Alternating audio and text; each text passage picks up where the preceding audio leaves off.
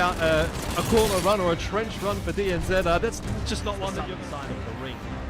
Heroes look pretty well set up there with all the locker room benches all over the place. And we'll go back over to MDY Black here and see how they're going to go.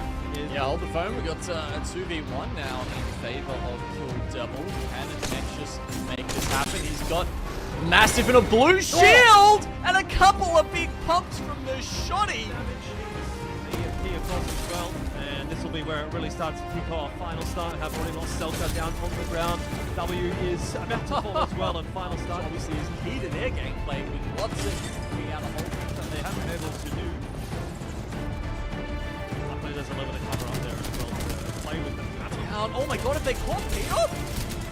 Usurp wants on Dublin's position after they went down to 2, makes them vulnerable, and as you can start getting a crack onto a player rotating underneath them. The Arc Star stick that won't quite manage to land, but Massive not doing a fair chunk of damage. If not even further up, they're going to worry about their next move. Might even get panicked by the engagement. Dublin wanting to get aggressive and wanting to try to take some fight. They're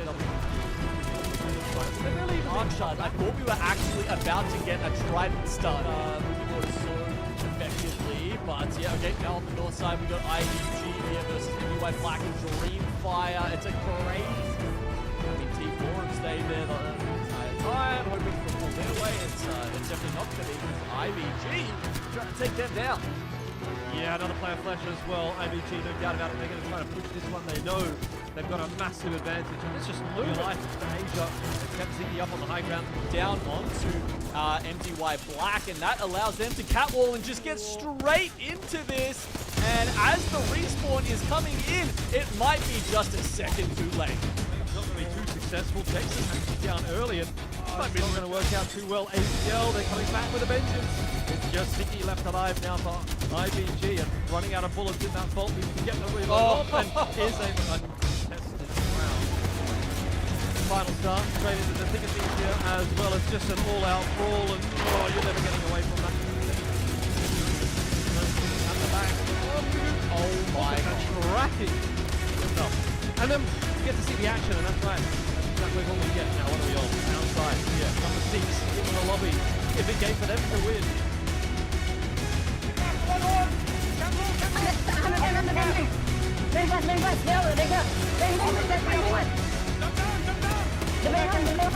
I killed him.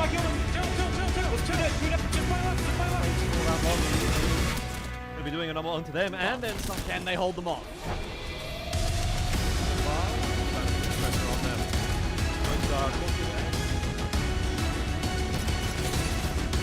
Wow. Didn't want to use the Bang for HP. On the wall. Not dead. Underneath in the lock and ready. They died. On your wall. Go left. Without, honestly, good. Straight out quiet. But, opens up with an 85. Philippos is definitely keen to get on in there, and that's one down, now 2, so Akuma, well, they've made short work of Kill Double there. More than building, so they're okay there for the moment, but this...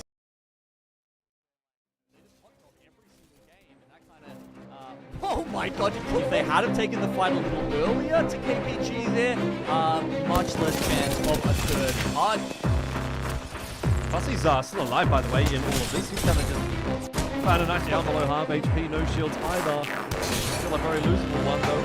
Charge rifle's not really what you want, but he's using it knocked off the start of the engagement, and outside might have the ability to turn this one back around. This is all over. Like the Unicorn who just get an eliminator right there. Overlook this payment. Might be following suit. Second here as well. PC!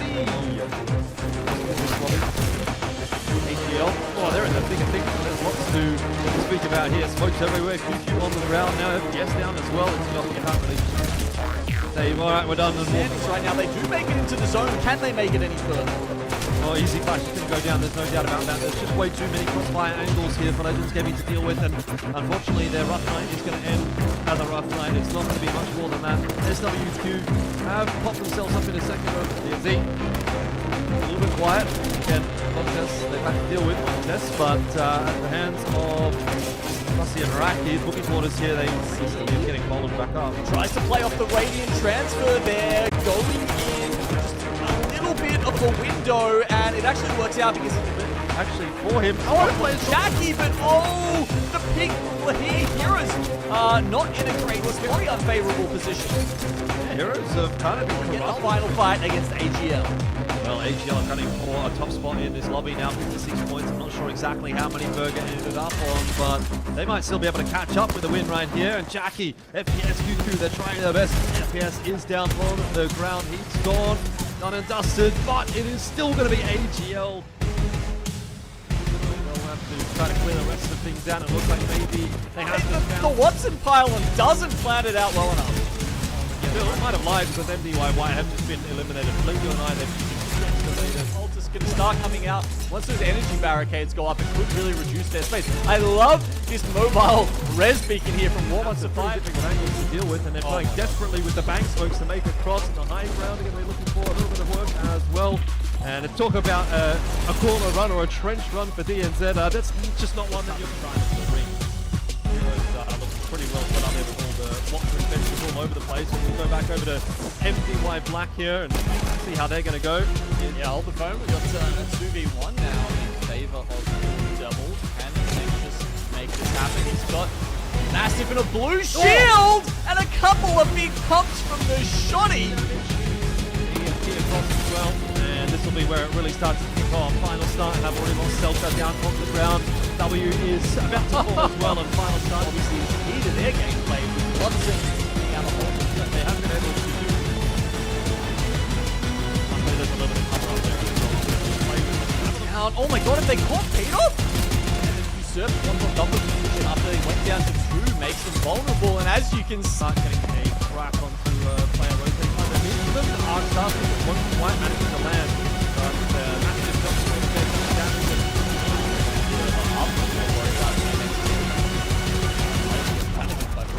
Dumpling wanting to get aggressive and wanting to try to take some fight. That WP and continue to look for these fights. And they're barely even being shot. I thought we were actually about to get a Trident stun. Boogie board so effectively, but yeah, okay, now on the north side we got IBG here versus MDY Black and Dreamfire. It's a crazy, I mean, these orbs stay there the entire time, hoping to pull their way. It's definitely not going to be because IBG will try to take them down.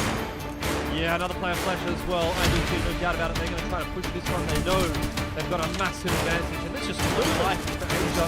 It's completely up on the high ground. Down onto MDY Black, and that allows them to catwall and just get straight into this. And as the respawn is coming in, it might be just a second too late. Too successful. Texas hanging down early. And might be going to work out too well. AGL, they're coming back with a vengeance. It's just 60 left alive now for IBG, and running out of bullets in that vault needs to get the reload off and is able to contest the round. Final start, straight into the thick of things here, as well as just an all-out brawl, and oh, you're never getting away from that bit of a danger. Pushing out the back. Oh my god. Cracking. Yep, up. And then you get to see the action, and that's right. That's exactly what we get. Now what are we on? Outside here, number 6 in the lobby. A big game for them to win.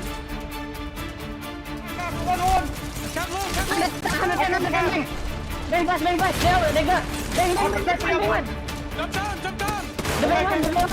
I killed him! Chill! Let's do it! Just play left! Place for that lobby. Going to be doing another one to them, and then Can they hold them off? so far, trying to put the pressure on them. Jobs are looking at. Yeah, Levy. Wow, didn't want to use the zip line. I'm batting. Tank 1 HP. Where are they? Right under On the wall. Counted. I'm ready for Underneath in the lock, ready, let's go, ready. They died. another team. On your wall. Go left. Oh, man, don't worry about honestly.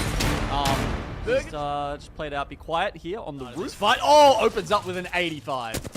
Well, Killer Boss is definitely keen to get on in there, and that's one down, now 2, so Akuma, well, they've made short work of kill double there. More than building, so they're okay there for the moment, but this is just chaos. Right? Is where, like, you know, they just hot drop every single game, and that kind of, oh my god, if they had have taken the fight a little earlier to KPG there, much less chance of a third party. Fuzzy's still alive, by the way, in all of this. He's kind of just Found a nice down below half HP, no shields either. Still a very losable one though. A charge rifle's not really what you want, but he's using it to off the start of the engagement, and outside might have the ability to turn this one back around. This is gone. Just like the Unicorn do just get eliminated right there. Overlooked Entertainment might be following suit in just a second here as well. AC!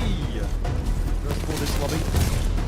AGL, oh, they're in the thick of things, and there's lots to speak about here. Smokes everywhere, QQ on the ground now, FPS down as well. It's just, you can't really just say, alright, we're done. And standings right now, they do make it into the zone. Can they make it any further? Well, Easy Flash is going to go down, there's no doubt about that. There's just way too many crossfire angles here for Legends Gaming to deal with, and unfortunately their rough night is going to end as a rough night. It's not going to be much more than that. SWQ have popped themselves up in a second over DNZ. A little bit quiet. Again, contests they've had to deal with contests, but at the hands of Fussy and Araki, booking orders here, they see the ability of getting Bolin back up. Tries to play off the Radiant transfer there, going in just a little bit of a window, and it actually works out because it's a little bit Actually, for him, oh, plays Jackie, but oh, the peek from Lahee. Heroes not in a great, very unfavorable position. Yeah, Heroes have kind of been Get the corralled. final fight against AGL. Well, AGL are gunning for a top spot in this lobby now, 56 points. I'm not sure exactly how many Burger ended up on, but they might still be able to catch up with the win right here. And Jackie, FPS QQ, they're trying their best. FPS is down for the ground. He's gone, done and dusted, but it is still going to be AGL. So they'll have to try to clear the rest of things down. It looks like maybe they have just found... The Watson pylon doesn't plan it out well enough. I might have lied because MDYY have just been eliminated. Blinker and I, they've decimated. All just going to start coming out. Once those energy barricades go up, it could really reduce their space. I love this mobile. Your undisputed champions of APAC-South in the ALGS. Such a good spot here. Provides any much coverage for Popcorn. Bradley kicks down and out already. Bristle strike there. Let's go down. 1v1. 1v1. Oh, what? Well, Shady, he finds the target. That's going to be a punishing blow. Tree is covered. Fly high to Senpai. The wraparound is perfect.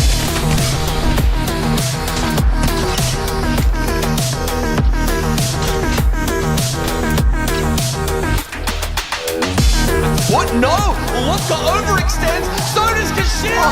Does get spotted out. The pings go down. Oh my god! It's the 360! What a beast! Hello and welcome everyone to the APAC-South Pro League. We'll be covering all the Apex action here in Split 1. My name is Lace, and we are here to bring you all the hype and passion from the APAC-South region. And it is the final week of our Pro League where our groups go head-to-head to solidify a spot for the regional finals. And we are the Long Shot production, and it's excellent to join you guys again on the Play Apex channel. Now, before we get ahead of ourselves, let's go and roll out the red carpet for our wonderful casters. I'm joined once again by the global sensation Genome and the goddamn legendary Elfish.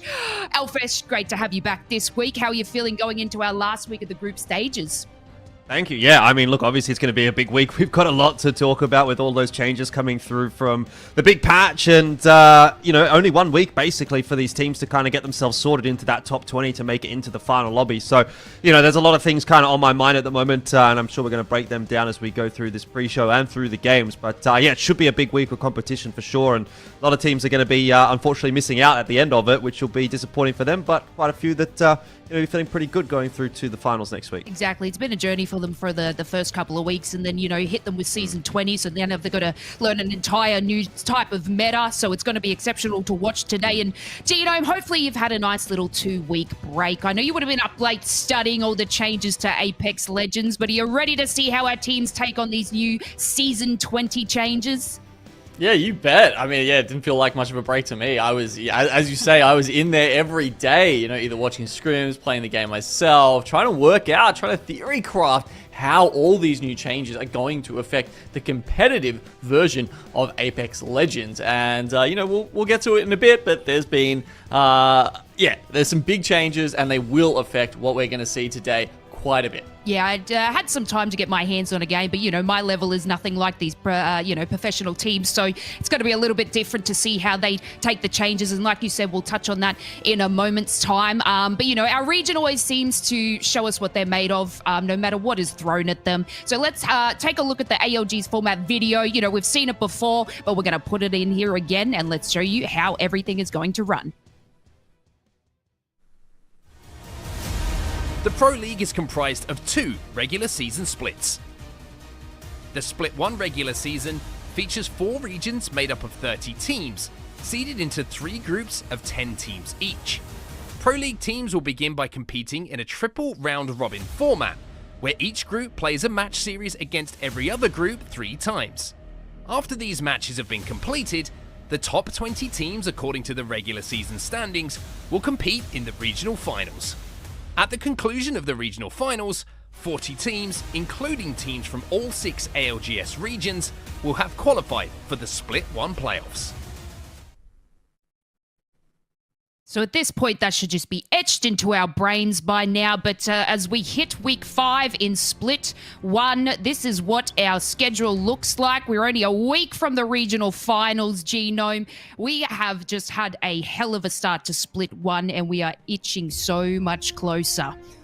Yeah, it's kind of crazy, right, that we're having this massive change at the end. Of course, that's why we did have a little bit of a break there, just to give the players a chance to work their way through those changes and see those reflected in the game ahead. But yeah, this week, and of course regional finals will be played with that whole new perk system and the new Evo upgrade system as well. Yeah, exactly right. But at the end of the day, what are these teams going to be playing for? You know, they got to get themselves onto the board. They need to accumulate some points because, you know, fame and fortune doesn't come easy to these teams. So we're going to have individual matches. We'll have the traditional ALGS scoring, you know, the traditional 12 points for first, 9 points for second, and so on. Of course, 1 point per kill. You know, we've seen teams like Wonton Dumply really focusing heavy on these kill points, making it, exciting entertainment. Elfish. But, you know, at the end of the day, we're going to have a bunch of teams in the series points. You know, we have ourselves a leaderboard, so they're going to be showcasing that now. Elfish, let's have a look at this tournament scoreboard. It has been an absolutely amazing start to our Split 1. Why don't you take us through? Yeah, I mean, I think the biggest thing to be looking at today is that 20th place cutoff position, which at the moment is Overlooked Entertainment, sitting on 38 points overall. I mean, feasibly, anyone all the way down to T4 could still catch that and could still manage to make it into the final lobby, which is kind of what everyone really needs to be focusing on, at least for the teams that are sort of on that bottom third of the scoreboard, because at the end of the day, like we've seen before, anyone can win in that final lobby. It really does come down to, you know, that match point format. So a possibility that, hey, even right now, T4 could still potentially win the entire season, as unlikely as that is. Obviously, they need to have a pretty good day today. I believe they're going to be playing in both lobbies at least, so that'll give them the opportunity to sort of play, and get extra couple points on the board. But yeah, realistically speaking, you know, most of the teams inside of at least say probably the top 10, probably the top 15 even, are looking relatively safe to make it through to next week, which I think for at least this week is probably the focus. But again, in terms of the overall standings for the split, you do want to be maximizing your points just so you can get as much prize money on the other side of things, plus potentially make your way through to land. So still a lot to play for everyone in the lobby at the moment, but I think really the meat and potatoes of the conversation today should probably be mostly about those teams sort of sitting around the 20th sort of overall placing position.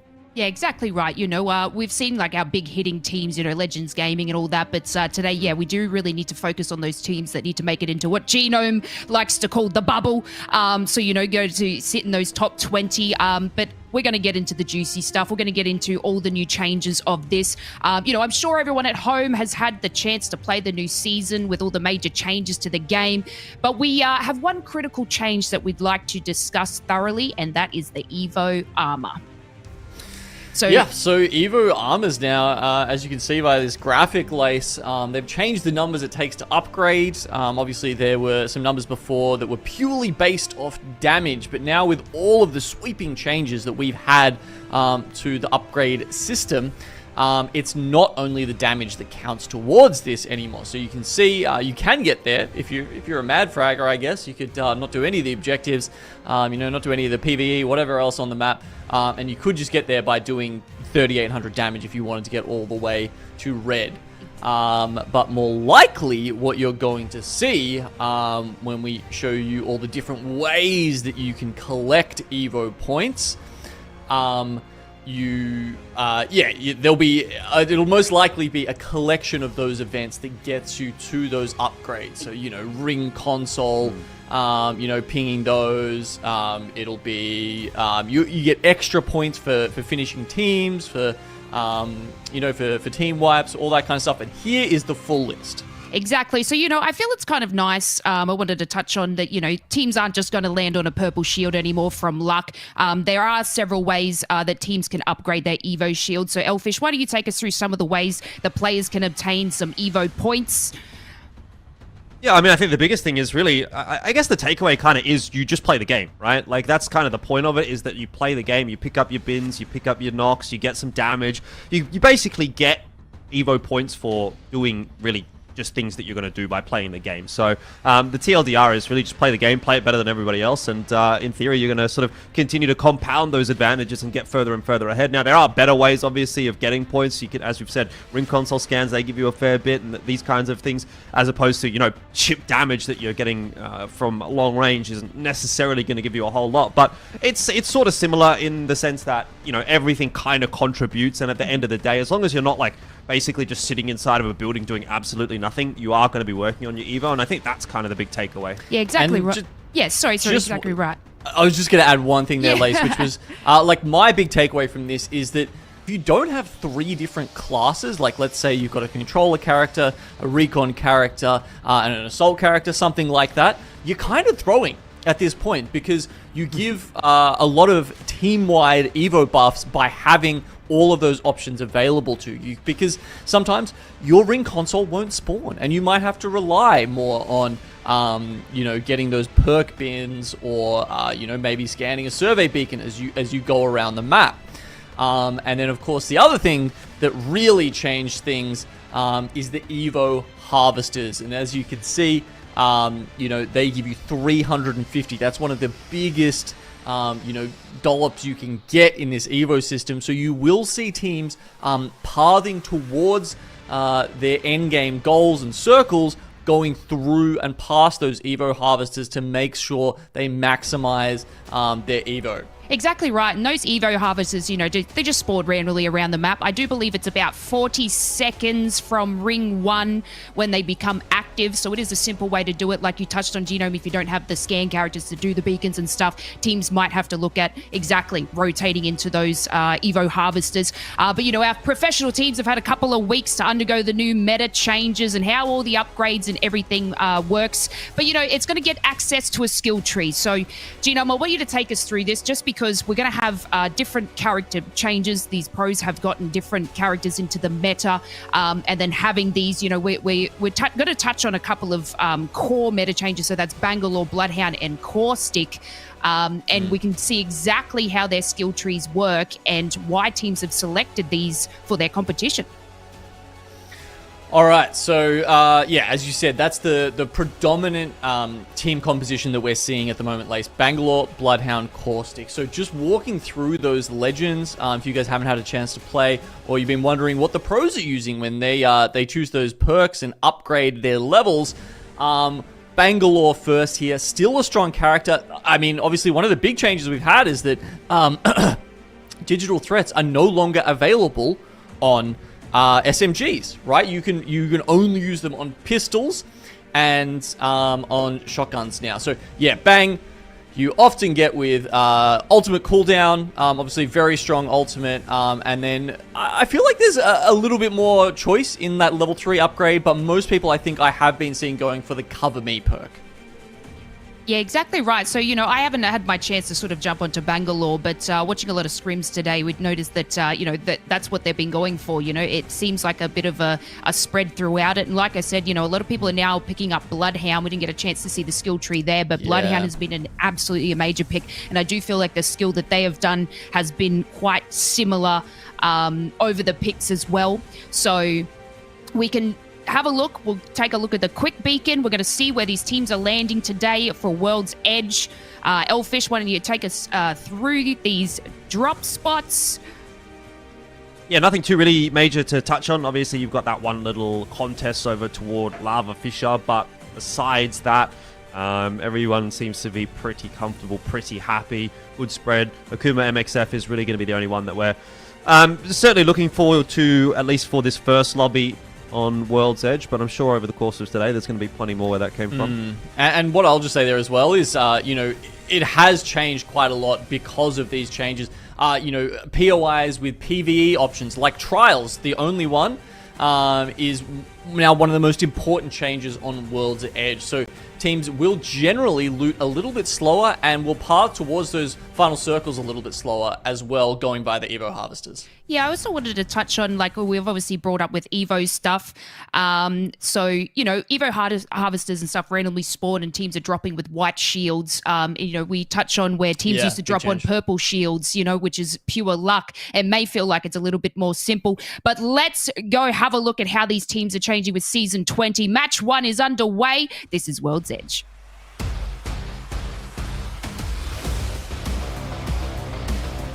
Indeed it is, and it's time for us to jump into Game 1, A and C lobby, and it's time to get a bit of an idea of what APAC-South is going to bring to the table with regard to all of these changes that we see coming through into the new season, and already contest is going to begin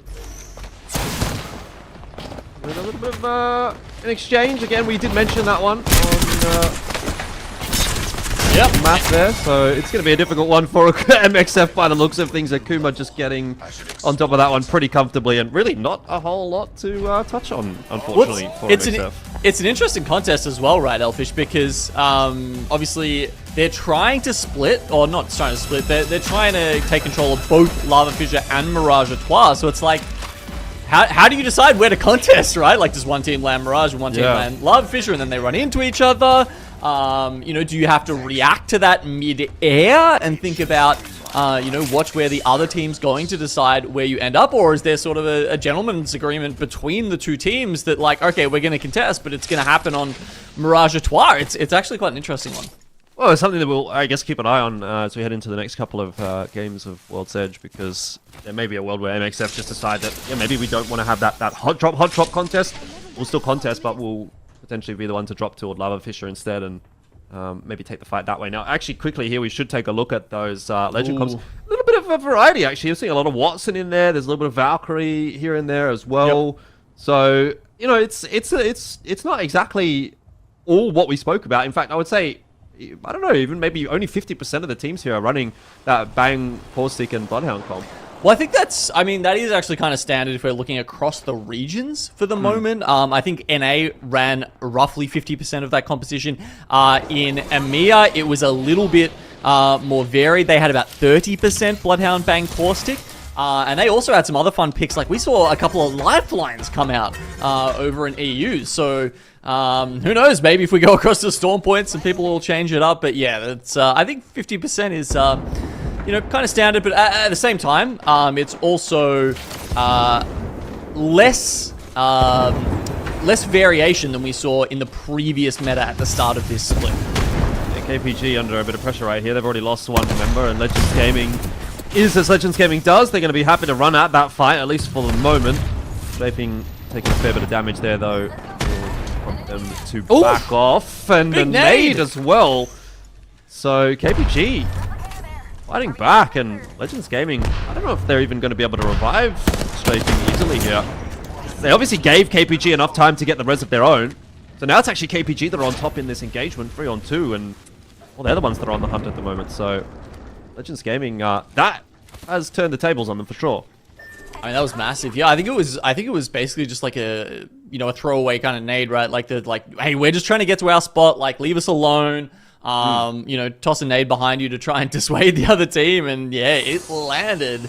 They're actually thinking about going back for the res now, because KPG, interestingly, didn't want to finish it off. They're too worried about getting their spot and getting priority in zone, so they have taken an evac over to Lava Fissure. They'll get a good spot, and Legends Gaming will walk away with their full trio back up and running. So honestly, kind of good news for both teams. Yeah, we're going to get used to seeing this, aren't we, now as well, where as soon as you walk into a building, there's a caustic trap somewhere around the corner. I mean, it's one of those things, I suppose. It's obviously information for the team that has got that caustic trap, and minor nuisance for the team that's walking into the building, but obviously, at least on World's Edge in particular, we're going to be seeing a lot of caustic, and maybe not so much on Storm Point, but even then, still been seeing a little bit of that here and there. And the issue is, like, the more caustics you see, yes, you kind of see more caustics, you know? 100%. It's almost like it's just like self-fulfilling prophecy, right? Where it's like, people just hate playing as other caustics unless you have your own caustic. You know, you hear people in the comms all the time, right? They'll be shouting out, like, if there's caustic traps or a caustic ult that's gone off, they'll be like, hey, okay, you have to push in. This is all you. We can't see anything. We're going to take damage. Like, you have to be the entry fragger now as the caustic. So I think you often will see a lot of those entry fraggers on that character. Well, it's an interesting discussion I was seeing as well, I think a couple days ago, about who should be playing the Bloodhound and who should be playing the Bangalore as well. Because, you know, should your Bloodhound be like your best fragger, or should it be your IGL because they can get the info easier? And there's lots of conversations going around about that. I don't know that there's been a consensus. Maybe you have a better insight onto that than I do. But from what I've seen, it seems like different teams, like, you know, they'll have different, like, certain players or whatever roles on different legends, if that makes sense. And there's no, like, across the board, we're going to have our controller player, for example, playing the Bangalore or the Bloodhound or whatever. Oh, Legends Gaming trying to go for their second reset of the game, and they get it. Strafing Flamer's revive timer is going to be getting pretty short at this time. Keep Going Gaming also going for a revive in the middle building of Lava Fissure. But yeah, going back to that talk, now that these teams have stabilized, I think there's actually good arguments on both sides. One of them being, you know, obviously you have more IGLs on MNK, and one of the big advantages that we sort of didn't get to talk about before of having Bang and Blood on the same team is now that with Digi-threats less prevalent, popping Beast of the Hunt and having that ultimate, you have Digi-threat sight at long range now, because Digi-threats couldn't even do that before, but Bloodhound ult does. So if you've got ARs and you're running and looking at that through smoke at mid to long distances, that can really help having your MNK player on the Bloodhound. But yeah, by the same token, you know, sometimes you want that ability to get out and scout forward quickly, and that's what Bangalore gives you. So yeah, there's a bit of an overlap here, and I agree, it's a hard problem to solve. I mean, well, I guess I feel like we're still pretty early on in that whole discussion, right? It's only been a couple of weeks since the changes and since these new comps have, or not new necessarily, but these compositions have started to come back to prevalence in the meta. So it'll be something that develops, and maybe in a few weeks' time we will have a little bit more of a set idea of where we should be at. Peju gonna have to drop the Bangalore smokes there to heal on up, copying a lot of damage for MDY White, who seem to have been putting in a bit of work. They've got one set of reds and a couple of sets of purples as well, so doing pretty well on that Evo so far. Yeah, that's incredible. Being given the opportunity really to use it just yet. There's going to be a Caustic ulti tossed on in as well. I wonder if they're thinking about pushing off the back of that. That is a lot of damage. What a great pickup. I'm not sure that that's going to really prompt much of an aggression though in the end from MDY White, because it probably just came through half a second too late to really punish. They're going to have a look. Target spotted. Oh my god, landing Monument and Fragment. Yeah, the fact that Phaeju's up to red already, pretty incredible. I can only imagine he got an Evo cache to get him up there already. I don't think it's even possible to sort of do enough, even grab enough like Evo harvesters and whatnot to be on there. Otherwise, also, you know, his teammates will probably be there too, or even just enough damage, because if you... He's only got 200 damage. Yeah, exactly. Right, so yeah, had to have been, I guess. Yeah. You get 1 Evo point per damage, so, you know, every little bit helps, but it's not going to be the biggest of contributors unless you're having like a massive game. And then I'd say probably largely it's going to be coming from your knocks and your kills anyway, so regardless of that fact, we should take a look at the zone as it's pulling back over toward Lava Fissure. Most teams have called that one relatively correctly. We saw the initial movements at least going in that direction, and the rest of the squads have kind of filtered into Countdown to sort of take the sloppy seconds in a sense. You can see Team Burger up there have been sort of quietly flying under the radar a little bit on the northern side of the map. Pricey, Way, and Sharky taking it quite a relaxed approach. And, you know, again, this is one of those situations where you kind of have to ask yourself, like, is this the right approach now as opposed to what we would have seen in the previous seasons? Because you might be having a bit more difficulty kind of getting the Evos. Like, they're all sitting on blues, which is not a bad place to be necessarily, but we have teams that are running around with, like, double purple and a red, for example, that have been fighting and that have been looting and doing this and that. You know, and you're essentially kind of, like, sitting in this one little part of your own territory. Maybe you're putting yourself at a bit of a disservice for later on down the track. And, well, here's one thing that we were talking about a little bit earlier. Bloodhound at mid-range with an AR. That Havoc doing some good damage.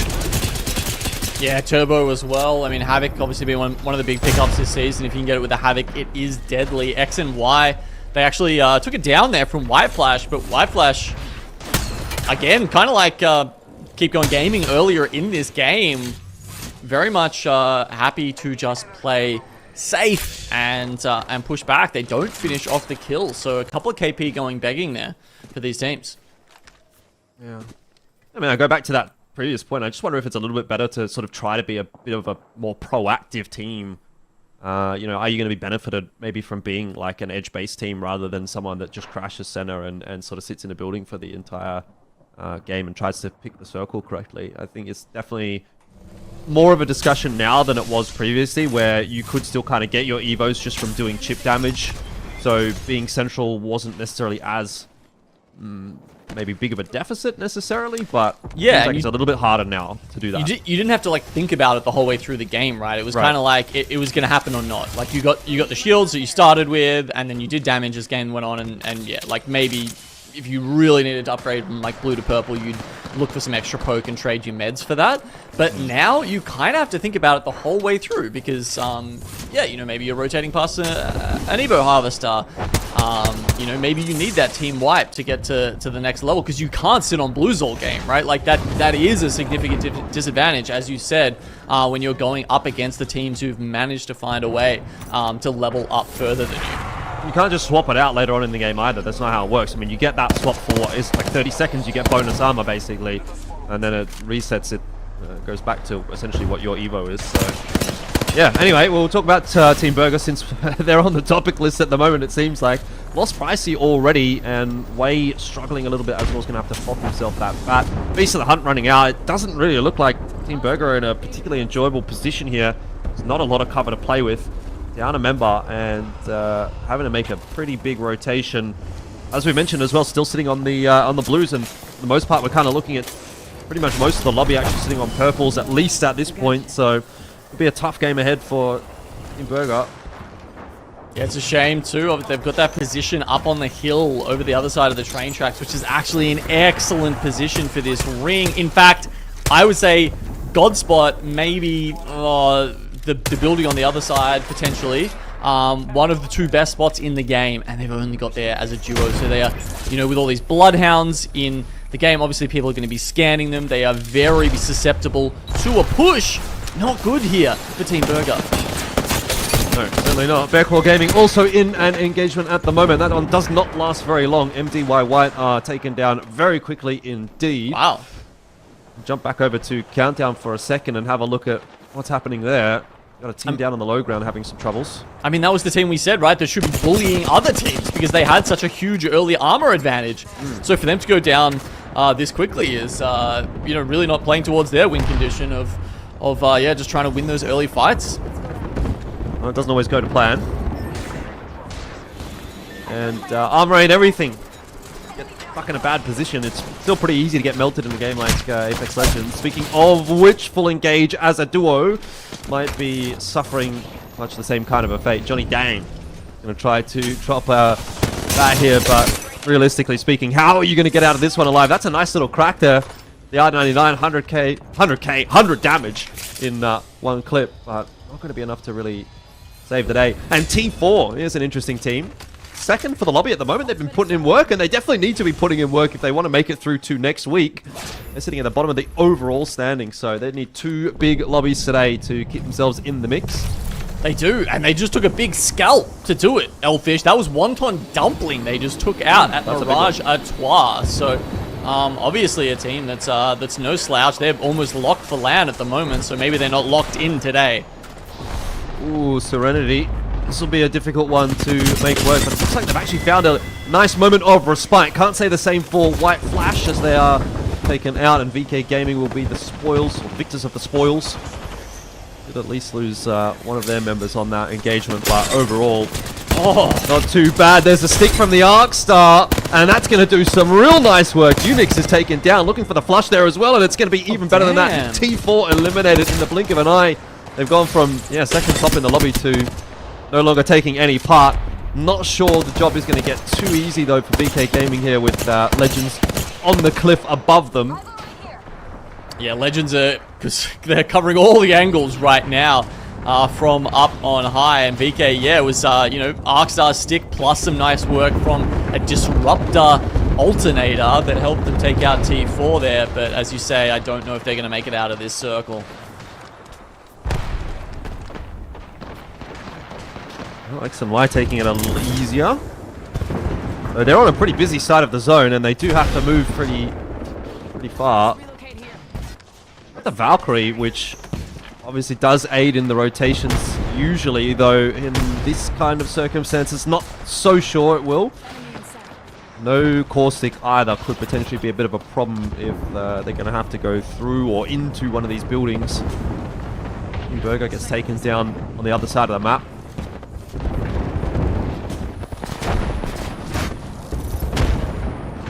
You can see where the ring's pulling up in the mini-map just to your left there.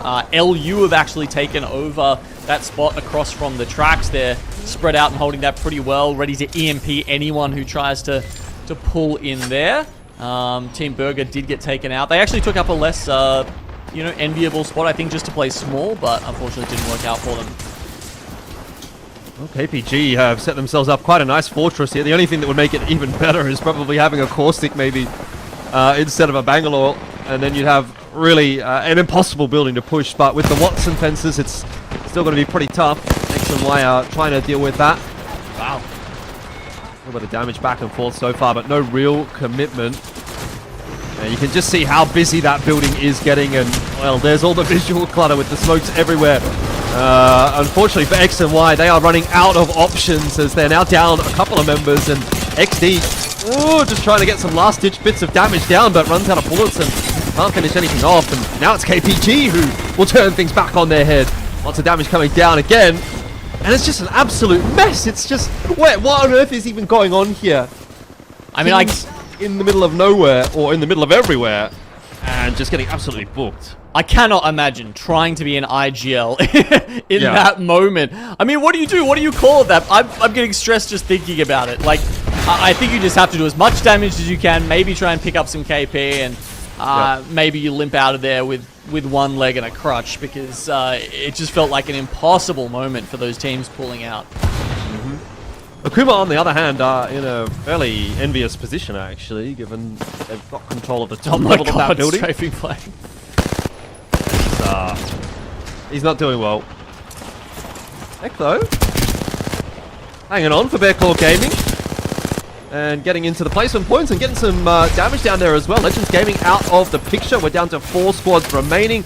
Heck is certainly going to get pushed in a second here. Akuma having a bit of a look as to whether or not there could be a third party around, but Killerpos is ready to take that fight. So far, no connections. And Heck is just trying to get out of there, but where do you even go? There is nowhere to go. All angles covered. Lightning Unicorn on top of the building. EMP is going to go through as well. Cause a bit of a ruckus. Set things up nicely for the final remaining 3 teams. Lightning Unicorn being one of them. They're getting a little bit more active now. They were playing back, just playing their spot on the north side, which made a lot of sense. But now that the other teams have had to engage, you can see them taking good spots. Jakute doesn't get the top of the building, but they've still got ultimates in the bag. They've got the Caustic ultimate. They've also got EMP and the Rolling Thunder. So you will see all of those used now to try and capitalize on this last dying moments of Game 1. Well, Akuma certainly seems like the healthiest of teams available. Nice couple of taps there with the triple take and maybe 1 or 2 more. Preemptive reload from Yukoi, but more than happy to chase this Caustic down. And might have bitten off more than could be chewed, but it is still Akuma alive in the one-on-one, I believe. It's Killerpaws. Yeah. Killerpaws versus Jack Cute here. Actually going for the revive. I think they're calling out that this is happening. Nades go in through the window. Way to bring around the Rosie. Killerpaws just jumps off right past Jack Cute. That still happens. I mean, he's got a 30-30 repeater. Not the ideal gun, but Akuma is still going to walk away with the victory in the end. That was a strange end zone, actually, but a little bit of fun, and there you have it. First game on the wraps. Oh, that was great. Akuma closing it out there with quite a few kills. VK Gaming also picked up a couple.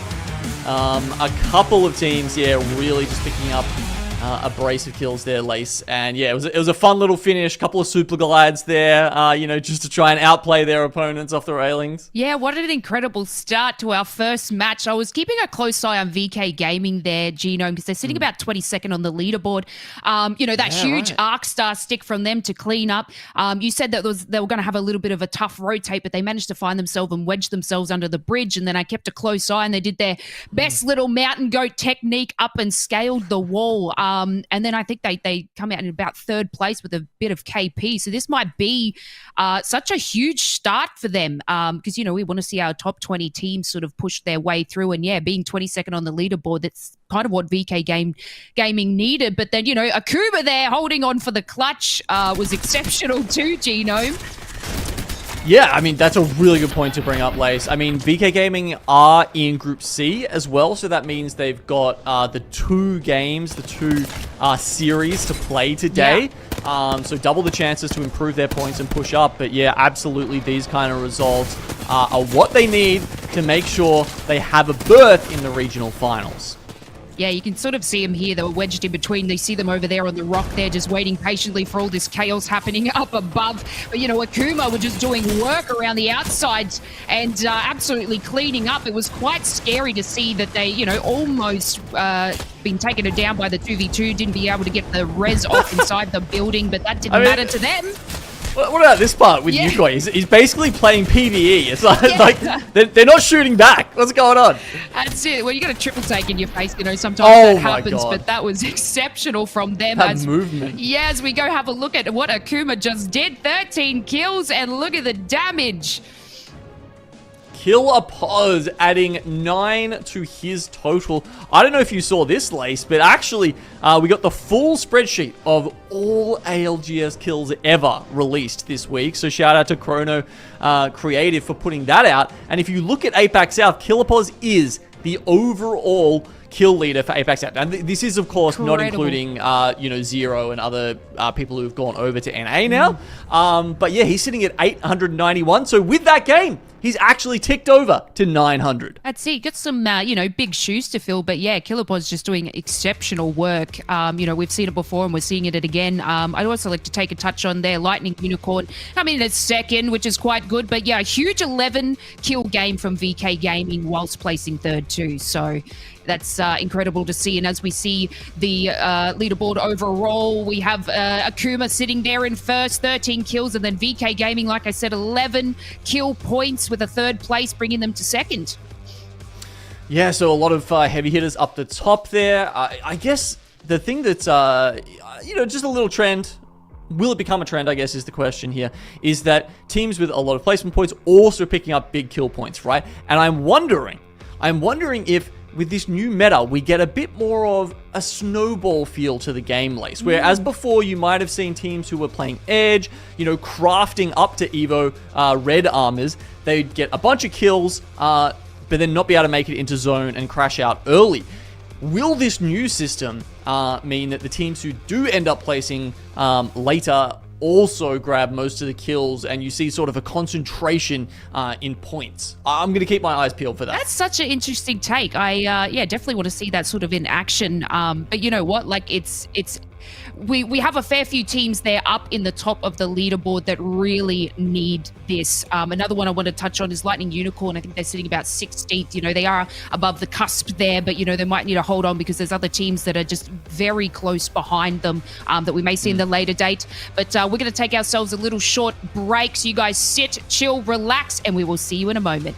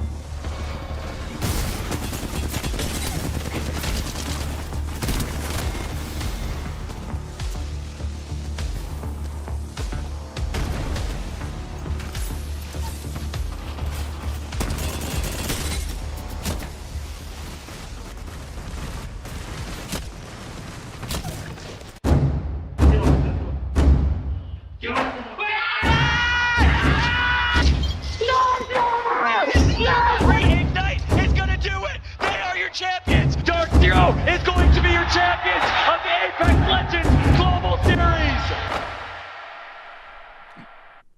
And welcome back, everyone. What an incredible start to week 5. This is Groups A versus C. You know, we've had our teams have to endure major changes to Apex Legends as we hit Season 20.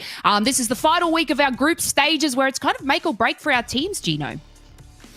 Yeah, there's definitely a couple down the bottom there that, we won't be seeing next week. We'll have to say goodbye to them after this. I think if you're in Group C, you've got 2 chances left to make a dent on that scoreboard and start pushing your points a little higher. But yeah, if you're in Group A or B, only 1 series left to make sure you crack that top 20. Exactly right. You know, we saw a huge game just from Akuma then. They're currently sitting 9th overall on the leaderboard. So, you know, I feel like they have themselves a nice little spot there. And, of course, I want to touch on VK Gaming again, who are about 22nd on the leaderboard. And they still have their next chance in the next group. So that's been really good. But, you know, as we see the scans come out and, the beast of the hunt, let's take a look at our Bloodhound Evo picks, because this is just going to be some interesting stuff, Gino. Yeah, so new season, new stats to go off. So Bloodhound, one of the legends I would say where the perks aren't set in stone, right? You're not going to see that 100% pick rate for certain perks because they're honestly, there's a bit of, a bit of push and pull, a bit of, some different options to go with here. So as you can see, most Bloodhound players who made it to level 2 went for the tactical cooldown there. That makes sense. You are essentially, it's good for the team. It's more of a team play. And then Raven's Blessing, if you're perhaps more of an edge style team, maybe the zone's really far away from you in this particular game, I think that's why you'd go for Raven's Blessing, because you want to enable your Bloodhound player more and give them a bit more fragging potential by having that ult up more often.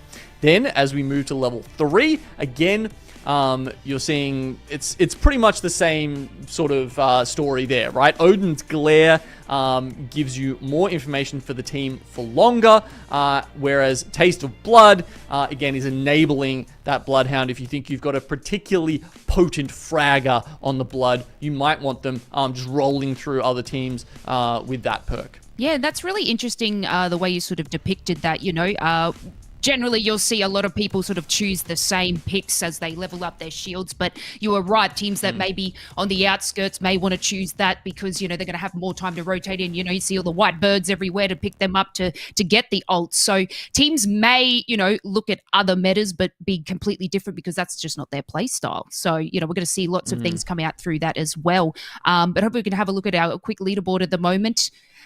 No, we're even just going to forget that because we are heading into match number 2. Let's forget about it. Let's going to see who climbs to the top. Let's take it away. This is match 2, World's Edge.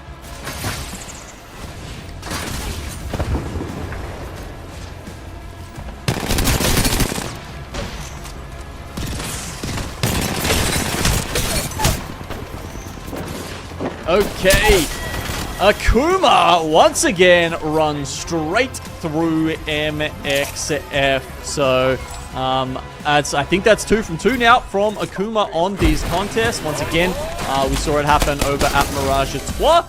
And then they will be pulling back up to go through, loot the rest of Lava Fissure and grab that survey beacon. Yeah, look, again, as you said, 2 from 2 for them and more than happy with things there. So, again, it's going to be one of those conversations, I guess, that we get to have all day long, but always a bit of a strange one when you're on the receiving end of those kinds of hot drops and you're just losing multiple times. Just starting to wonder, should you be doing that? Maybe just go somewhere else? Well, I think one thing I've noticed is teams are pretty stubborn. I'm trying to think if MXF, I think they were contesting elsewhere in previous weeks. I think they might have been, or maybe that's in other groups where they were contesting Lava Siphon. Anyway, sometimes if one contest doesn't go right, then you got to start thinking about, okay, well, let's go contest someone else, right? Like, I don't know, change something up. Because if there's no free POIs, you just got to give it a go. Yep, I guess that's true. Unfortunately, not working out too well for them. I'm going to see a bit of a different pull this time around. Going to go hard down to the south toward Lava Siphon. Seen a lot of the countdown Lava Fissure type of circles in the last couple of weeks, but changing things up, and we're looking pretty good in the spa there. This is the casting room, by the way, for those Yeah, who hold don't up. know. Why don't we get to cast from a spiral fish? It's the What's that? studio. What is that about? I don't know. I mean, you gotta get onto EA and see if they've got the budget for it. I mean, Yeah. I'm sure you can make it happen. What? You got a lot of faith in me then. You gotta just picture it as the next innovation in True. Apex Legends broadcasting. I mean, what's not to love? You know, it helps improve blood circulation. I'll even bring my swimsuit Loba cosplay. Okay. All right. I don't know if that's a selling point or not. Yeah. Maybe Twitch chat can tell us about that one. One, if you want to see, you know, Elfish in the spa. Maybe two if you don't. Oh, there's going to be plenty of ones in the chat. Either way, we'll take a look at the compositions. Seeing again, what was 35% actually coming through for the Bang Corsic Bloodhound comp. So not even the 50% that we sort of were initially talking about at the start of the last game. A couple of these obviously are duos, so that's going to change things up a little bit there as well. But still seems to be quite a spread here in APAC-South, which is always going to be pretty fun. Yeah, it was good. Yeah, definitely a bit of Watson coming out there. And I think that's... just seeing Akuma pick up a disruptor for the alternator. Nice. Yeah, I think part of that is because of how strong Watson upgrades are, right, in the perk system. I mean, Falling Stars individually, possibly one of the best perks you can get in the entire game. If you guys haven't seen that one, haven't had a chance to play with her yet, when the gen gets set up, the Interceptor Pylon gets set up, enemy ordnance coming into that, can be a knuckle cluster, can be a grenade, will spawn arc stars that you can use for your team. Yeah. I love Incredibly Arc Stars. Absolutely. Big fan. Not such a big fan of Watson, though. I don't know if it's enough for me to get convinced to play Watson. But I've actually been playing a bit of Rampart myself this season. that's an interesting choice. Yeah, well, I mean, dude, like, Sheila starts purring when you get the upgrades for that, and all the level 3 upgrade that allows you to your entire team to reload faster when you're behind the amped cover. Honestly, pretty incredible. You know, I mean, like I said, I've always been a fan of Valkyrie, and I think prior to that as well, I was a fan of Ashe. I've always been a fan of those like mobility legends. I was kind of hoping that Ashe was going to come back in, but I haven't really seen much of that. So, No. Which is teams were definitely thinking about it. You saw a bit of experimentation early on because the arc snare changes are pretty good. Yeah. I just feel like she probably needed a bit more for her ultimate because that's sort of enabling your team, and enabling your team is what you need in competitive pro level play. Yep. I did like that meta where Ashe was one of the sort of go-to picks. The mobility that ultimate allowed was it always resulted in some pretty fun fights. You know, you just see a full team like appear on a roof next to somebody. Always a bit of fun, but maybe in another day we'll get to see that. I'm sure at some point Ashe will come back into meta. It's been a little bit of a slower game so far, hasn't it? Still got 19 teams alive. Little note there as well. Of course, we have the return of Tom Young Kung. Say goodbye to IBG and back to our favorite hot pot. Yeah. Well, I mean, it depends who you ask. My girlfriend, she says Chinese hot pot is the only way to go. Every other hot pot is fake. So I'll just leave that I tried there. it out for the first time after Champ Birmingham. I literally had Tom Young Kung, and it was delicious. So I get it. Well, VK Gaming are going to set themselves up pretty comfortably. Love to have this kind of like downtime when you've got the Corsic on your side. Set up all of those traps. Lightning Unicorn on the move a little bit. And they might be getting into a bit of a stoush here as well. MDY are looking to push up on top of the bridge. We've got lots of ultis getting popped everywhere. Rockets, EMPs, everything going down. MDY, though, have lost a member. Rob Gaps picking that one up, though, being traded back straight away. We're going to need to see the rest of Lightning Unicorn trying to find a way to get into this fight. And, well, they're not doing a very good job of it, unfortunately. Jack Cute's gone down now as well. So, just comes down to Lala Bang trying desperately to survive, going up and down, using that terrain to the advantage. The Corsic trap will cause problems. And Lightning Unicorn eliminated. Yeah, wow, the armor swap there from Joey was crucial. Both of the MDY Black players were very low. Lala Bank, full health. And yeah, came up to Zip. You know, really needed to just grab it down quickly. But unfortunately, yeah, the finish in the armor swap came through too too fast, and that means MDY Black have been able to get off the respawn as well. So Morgenstern back in action. Yeah, MDY White not too far away. Doesn't look like they're going to be pushing anything. And T4, well, they're not doing too bad for themselves overall in the lobby, sitting there at 9th. But I'm not sure that's really going to be enough to get us too excited about their prospects going into next week. You'd really need to see them probably go top 3, top 5, something like that in both of these lobbies to be able to make it back into the top 20 of the overall standings. They started well in the last round as well, but just kind of got run over. So, hope to see a little bit more from them here. Leveled up. Better lock down and upgrade. Okay, apparently, you know, zone Evo charging is not completely dead, as we see Serenity all the way down the bottom here in stacks, just grabbing some Evo harvesters to push them closer to the Reds. Currently, they're 1,300 off. And they're just behind White Flash, who are about 1,000 off Purples themselves. So if they do run into the back of them, we're going to have, we'll have the drop. I like the feel of that spot. Let's go. I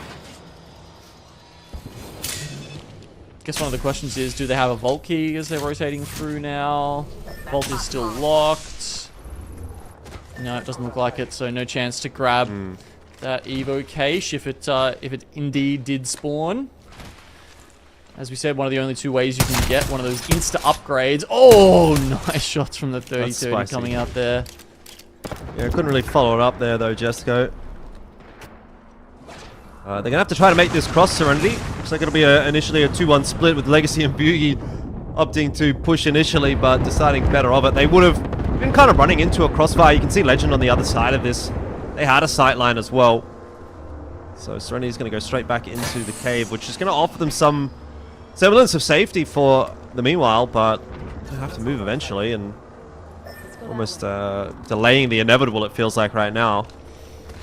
Yeah, I mean, they've got the ring info, right? They managed to scan the beacon while they were out in zone. There is one at stacks. So they know it's shifting over to the left. They just know that there's, as you can see, not really a lot of space there for them to get in. So looking for some KP over here towards White Flash might be the play. Target spotted there.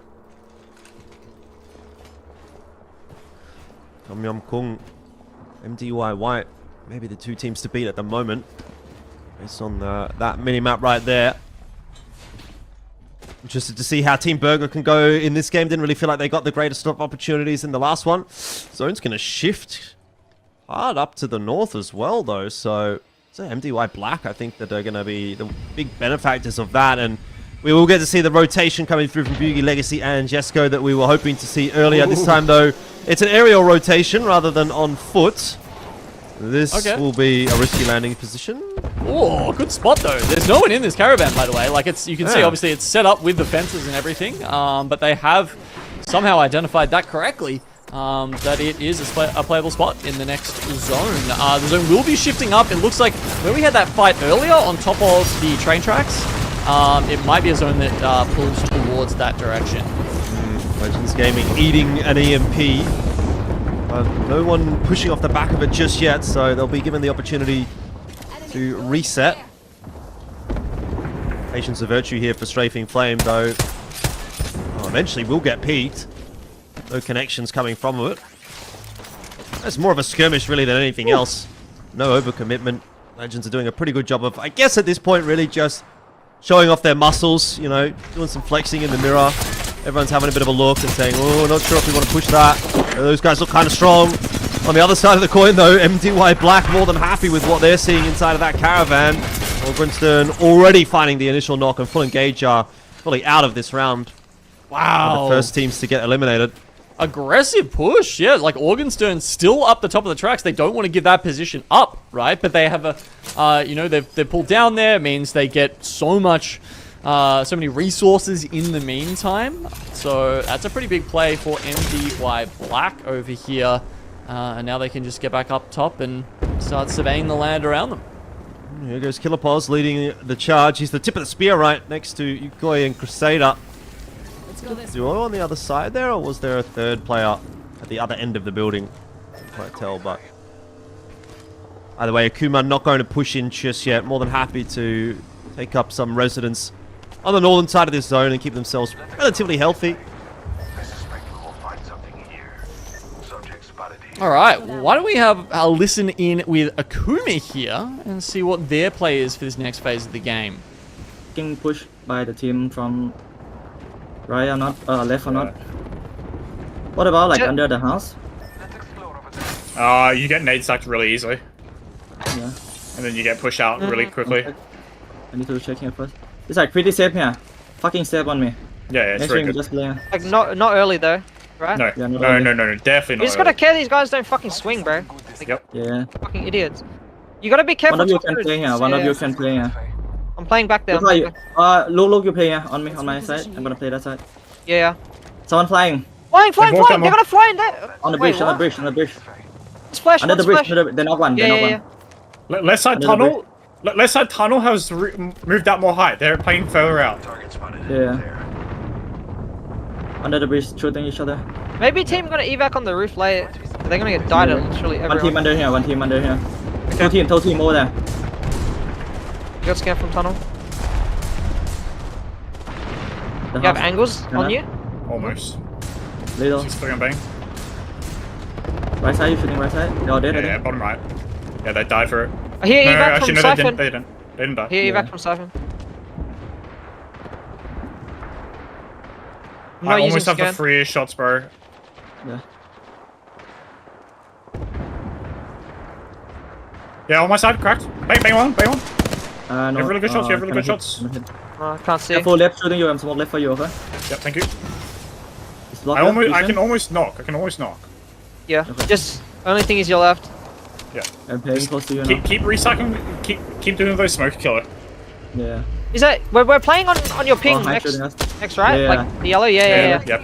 Let me put more chops down. I'm smoking top left now. Yeah. Underneath left, I think. I can scan them? Yeah, scan. Yeah, they're not playing here. Oh, they knocked one. Hey, knock! Wait. I'm not wasting nade. I'm nading. Okay, I'm watching. He blood ulted They as might well. push, they got push. Oh, bad net. We gotta be careful, we don't get... Yeah, look at them if you can. Next stream we can try to AF them to like third them. Can we try to break the fence? Hey, down here, red ping! We need another scan. Oh, one team dead. I've scanned. Akuma in a fantastic position here. The ring pulls very close to them. They only really have to worry about final start in the building next to them. Oh, you can see that big red banner at the top of the screen popping up pretty consistently. Now we're down to 10 squads. Team Burger looking much better this time around. We talked about them getting stuck on the triple blues in the last game. Now they've got triple reds. Sharky, Pricey, Way, all looking hot to trot, really. Legends Gaming maybe suffering in a bit of a different kind of a capacity. Easy flash with a big on spray. Has to pull out that hemlock in the end to finish off Heck. And, well, Legends Gaming are really in the thick of things at the moment. Fight's not they're done yet. just redlining it today, right? Every single fight. Like, they're winning a lot of fights, but every time we're just having to see so many resets by them. And they keep getting them off. I mean, last game, I think they ended up in about 5th spot. But it took about 4 resets to get there. So... Look, honestly, props to them for being able to win these fights and then continuously get back up and just keep going. Live by the sword, die by the sword. Dexa, of course, on the caustic is more than happy to be fighting in this kind of a situation. There's smokes and gas all over the place, but he does not care about that at all. Just holding that W key and trying to get into the thick of things, but Tom Yum Kung eventually going to be pushed back. Maybe they're more than happy with the pushing back that they've done, because they've now sort of taken up residence in this position underneath the pylons. Legends Gaming are still fighting. Yeah, nice little bit of loot they get from that fight as well means, yeah, you can see care package weapons on the way here. Serenity, they're just hiding underneath where Legends Gaming are right now, but Tom Yum Kung is right on the other side of them. Yeah, those barrels aren't lasting long either. They're just getting dropped off, but either way, Tom Yum Kung being pushed by the zone, also running into an unfortunate sticky situation, and will get taken out and eliminated. Zone's just not quite going to push far enough to dislodge the guy sitting under the bottom there, but Legends Gaming up on top are having a ball of a time. I mean, this is the perfect spot to have a bow check in, really, isn't it? Long range, high ground advantage. Nade's getting tossed down the bottom there as well, and Easy Flash looks like he wants to try to get aggressive. Getting those supporting shields tossed on through as well from Strafing Flame will make life pretty easy in the end. Serenity do get eliminated, and Legends Gaming are just farming in this round. Good spot for them. Akuma also with a good spot. They've moved up on the Siphon side and have taken the high ground over there. Final Start still in that building, as well as MDY Black still up on top of the train track. So 5 squads left alive now. Oh, another down onto Strafing Flame. We've seen that happen so many times today. A little bit of back and forth as we've only got 5 teams left alive now, so zone relatively large for the amount of teams that are still up. Action slows down for a little bit until we go back to Legends Gaming, who just don't seem to be taking their foot off the gas at all. It's Akuma that unfortunately got into their sights this time around. And Legends are doing a great job of controlling the high ground, aren't they? They are. They're doing so well. I mean, that was a very swift push to take out Akuma, who are in a strong position. Also having a look at Wonton Dumpling down the bottom. A horrible game 1 for them. They're looking to turn their fortunes around here in game 2. Nice little nade there on Tree Clean. Yeah, a little bit of spam coming through as well. Peak God, he's low, but doesn't have to worry about that at the moment. Just has to try to control the space. Done a pretty good job of that for now, but still another team below. It doesn't feel very good for Wonton Dumpling here. They're kind of the meat in the sandwich, and they're fighting hard to try to survive at this point, really. There is that moment of respite, though, that's going to allow the bat to come through, and instantly another crack. Legends Gaming are just not letting them up at all. The wingman shots, they're all connecting. Easy Flash is absolutely frying at the moment, and Legends are just... They've gone from like 15 points to 35 in one game. That was just utter decimation from Legends. Wow. Incredible work from Legends to pull back in. That was just a monstrous game by them. Yeah, indeed. Not really much more to say. I felt like we were kind of just watching the Legends highlight reel at this point. It just didn't stop at all, did it? So, I guess, yeah, I mean, really, I don't know what you thought about that one, Lace, but that really did feel like pretty much that entire end zone. It was like anyone else that you swap the camera to, they're kind of just getting owned, and then you swap back to Legends, and it's like, oh, these guys are farming. Just didn't stop. It's exactly why he's always the top fragger, the top damage dealer, just doing some 360 wingman kills right at the end. I think he had about 9 kills with 5 squads left, so I'm not too sure how much they picked up altogether, but it just seemed like they were swimming through the competition right there. Also, I think it was MDY Black that placed second Elfish. They're about 21st on an overall leaderboard, so that might have been a nice little game for them as well to sort of push them over that those top 20 teams that they need to go into the regional finals. Yeah, most definitely. I mean, something to certainly keep an eye on over the course of today. There's still a lot of work to be done, though, has to be said. And it's not even just about making it into that top 20. It's also about getting as high up in that top 20 as you possibly can.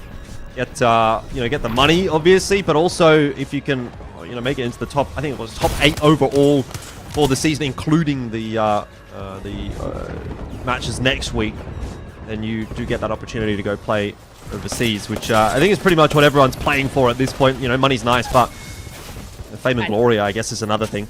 That's it. You want to make it to land, but $125,000, spread across our teams is exceptional. I think it's $20,000 for the first team, and Legends Gaming here, they're sitting at the hippity top of the leaderboard. No one seems to be really getting closer to them. Wonton Dumpling is just far behind, but their first game they didn't really pull out too much there, but they're creeping on up. But let's have a look at that. 22 kills, Elfish, from Legends Gaming. Easy Flash delivering 11 for the team.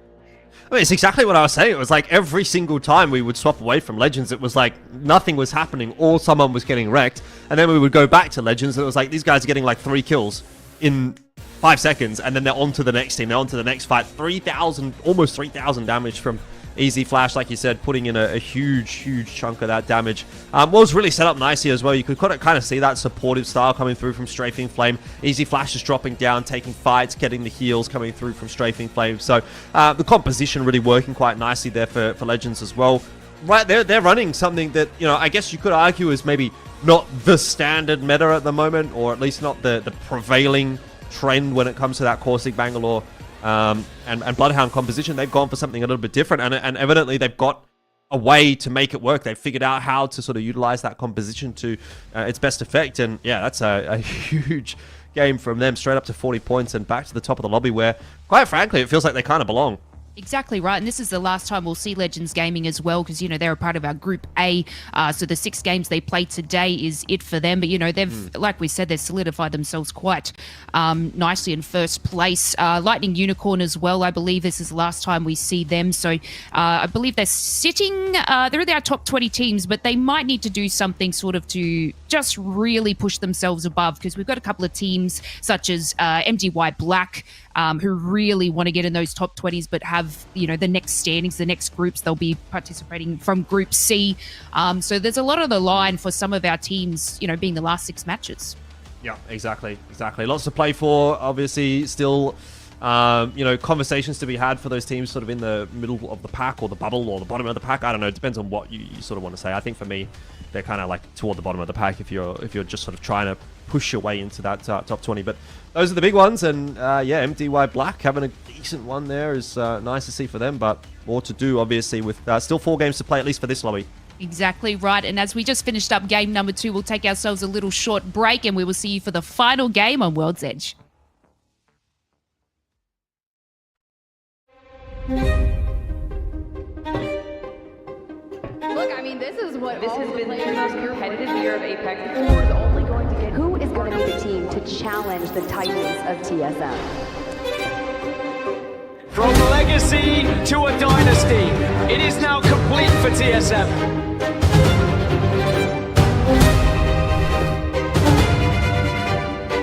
TSM up in the skies, house goes down from the heavens!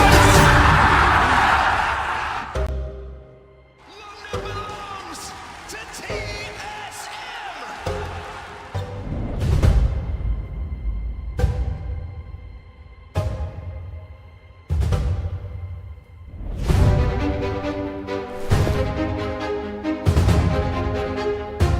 But Dark Zero are losing! They're taking damage, but no! Here comes Zero! Zero! The captain! Dark Zero are your champions! I think we're starting to see a bit of a rivalry develop in Apex Legends. As these trophies just keep going back and forth. Dark Zero, TSM, it's always one of those 2 teams. Unbelievable final we've had here today. 4-by-4 and eliminating TSM as the first team to go in the logic board. Optic Gaming might be about to break records. Dropped. Tries to move in and clean up the pieces. Optic will fall. TSM are your Game 6 champions. And TSM. This is going to be SAF versus TSM in the final fight. A chance for Legacy to become a dynasty with a hostile takeover. TSM are your champions. Do you fear me, pilot? I don't fear anything. Can you say the same?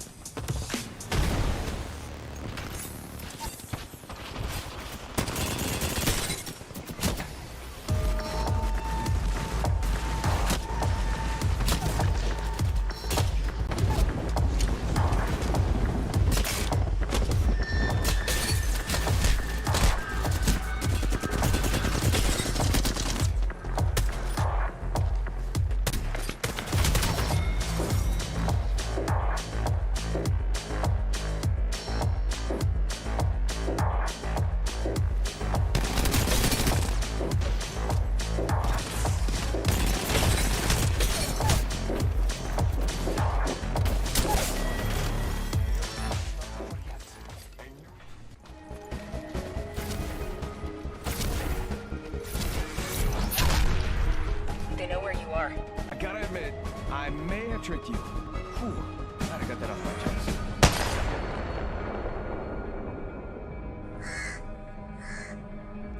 Tell Death I said hello. I will, Blanca.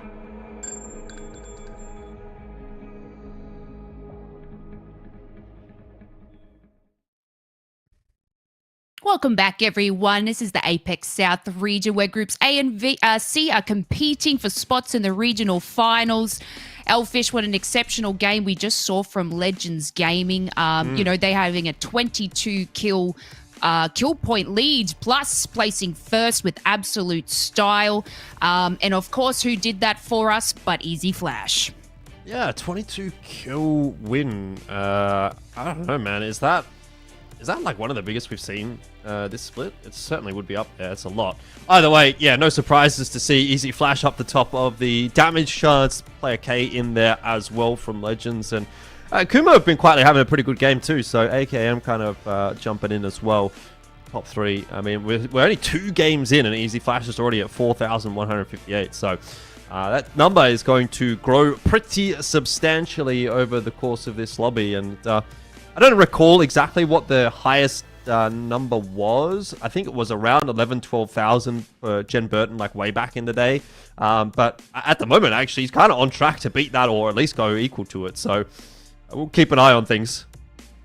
Yeah, exactly right. You know, we always see Easy Flash pull out some insane damage, and then to have, you know, Player K as well do it on the exact same team, you know that they're absolutely obliterating it. But, you know, we're going to get ourselves back into the action. We are in match 3, the final match here for World's Edge. Let's take it away. Yeah, indeed, it's going to be MXF and Kuma once again at Mirage Etoile. They're going to try to go head-to-head. It is, I will remind you, 2-0 so far for Akuma, though with a B2020 Crusader might not be super excited about taking a fight. Not exactly the gun you'd want off drop. So a little bit of a slower start to this contest. Yeah, the other ones have been over pretty fast. By now, they would have been over. Yeah, exactly. I mean, like P2020 Longbow, got a Just a Mozambique for Artoria here on MXF. This one's looking tough. Yeah, MXF already starting well. They got that 1-for-1, but Artoria's down as well now is unfortunately going to leave it down to just the 1-on-2 for MXF. There's a res happening on the roof. Doesn't really look like that is going to be Oh, they got it off! By Akuma, at least not initially. The B2020's out. They're trying their best. There's not really too much really to write home about. Unfortunate! MXF surviving for the moment, but Yukoi has the health advantage. He doesn't want to take the fight. Trying to shoot through the knockdown, but he can't get there. Akuma takes it in a clean 3-0 sweep, but damn, dude, hit a one. It was a 44 no scope and then a 106 headshot to almost bring that back for MXF. So valiant effort. Yeah, valiant effort, but at the end of the day, it's still going to be 3 from 3 for Akuma. So where's your value out of that? They would be on, I assume, 0 points for this lobby so far, which is not a nice place to be after 3 games. Either way, Akuma wasn't happy with that, as they can now kind of focus in on their looting. Get the ball rolling for game number 3. And look, Akuma, for their own right, I have to say, the fact that they've been contested hasn't really slowed them down at all. At least for the last couple of rounds, because they've been kind of almost matching Legends. Yeah, and I mean, like, obviously they got gifted the zone in game 1, right? Getting a Lava Fissure zone, but you know what I'm surprised about actually is if you look at this, Lightning Unicorn looting countdown. Why not send one guy over to like loot the top of Lava Fissure while all this nonsense is going on? Still half the loot. It's true. I mean, if you've got someone that's kind of like watching the broadcast or is like paying attention to where teams are dropping, you know, like you could actually sort of make that call. I guess it's a bit of a difficult one to call just on face value, because you can always say, well, what if they just decide to drop Lava Fissure and then we've got one guy that's like kind of entered into Lava Fissure on his own. But because you can make that decision like mid drop on the drop, right? Like you can just watch the dive trails and sort of like it's close enough together that you can veer away if you need to. Yeah, fair enough, but not something that we've seen. Maybe something for later on down the track, but I suppose there's not too many opportunities to see this exact same lobby again over the course of this split, so might not come to fruition. Either way, VK Gaming going to duck inside some relative safety up here by Survey Camp. It's on hand on the other side of that engagement that are just sort of firing a couple of chip shots in their direction. Well, nothing really too major happening up there. I mean, they managed to take out 951, right? And Casa has just retrieved with the crypto drone, grabbing the banner.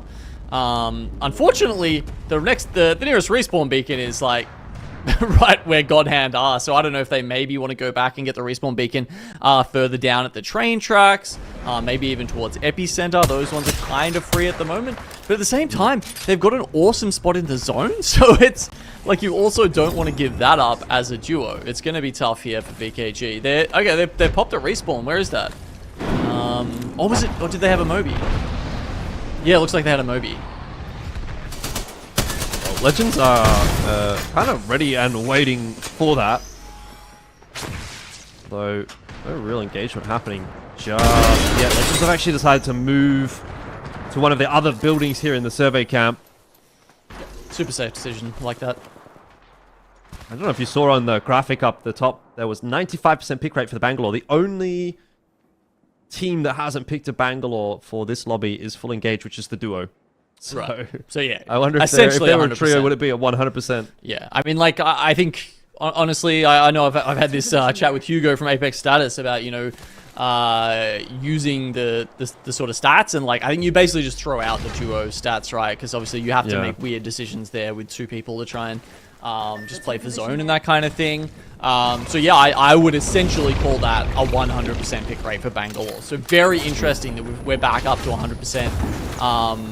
You know, when you think about those other metas that, you know, we saw Gibraltar or Wraith or Valkyrie at 100%. Now it's Bangalore. Yep. Well, everyone gets their time in the sun, it seems.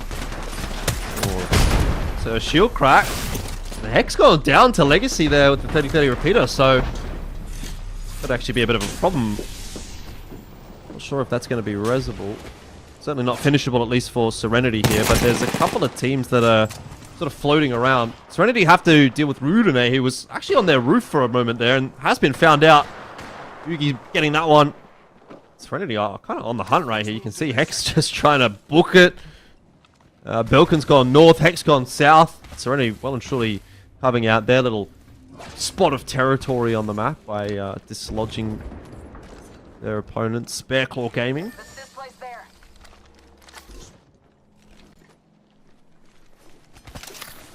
Obviously teams up in the tunnels here with the zone pulling very northerly. Keep Going Gaming, final start. Two teams we're looking at right now, and then further over towards the respawn beacons just outside of northern tunnels. You've got Lightning Unicorn as well. Okay, Hot Dog, they're going in for it.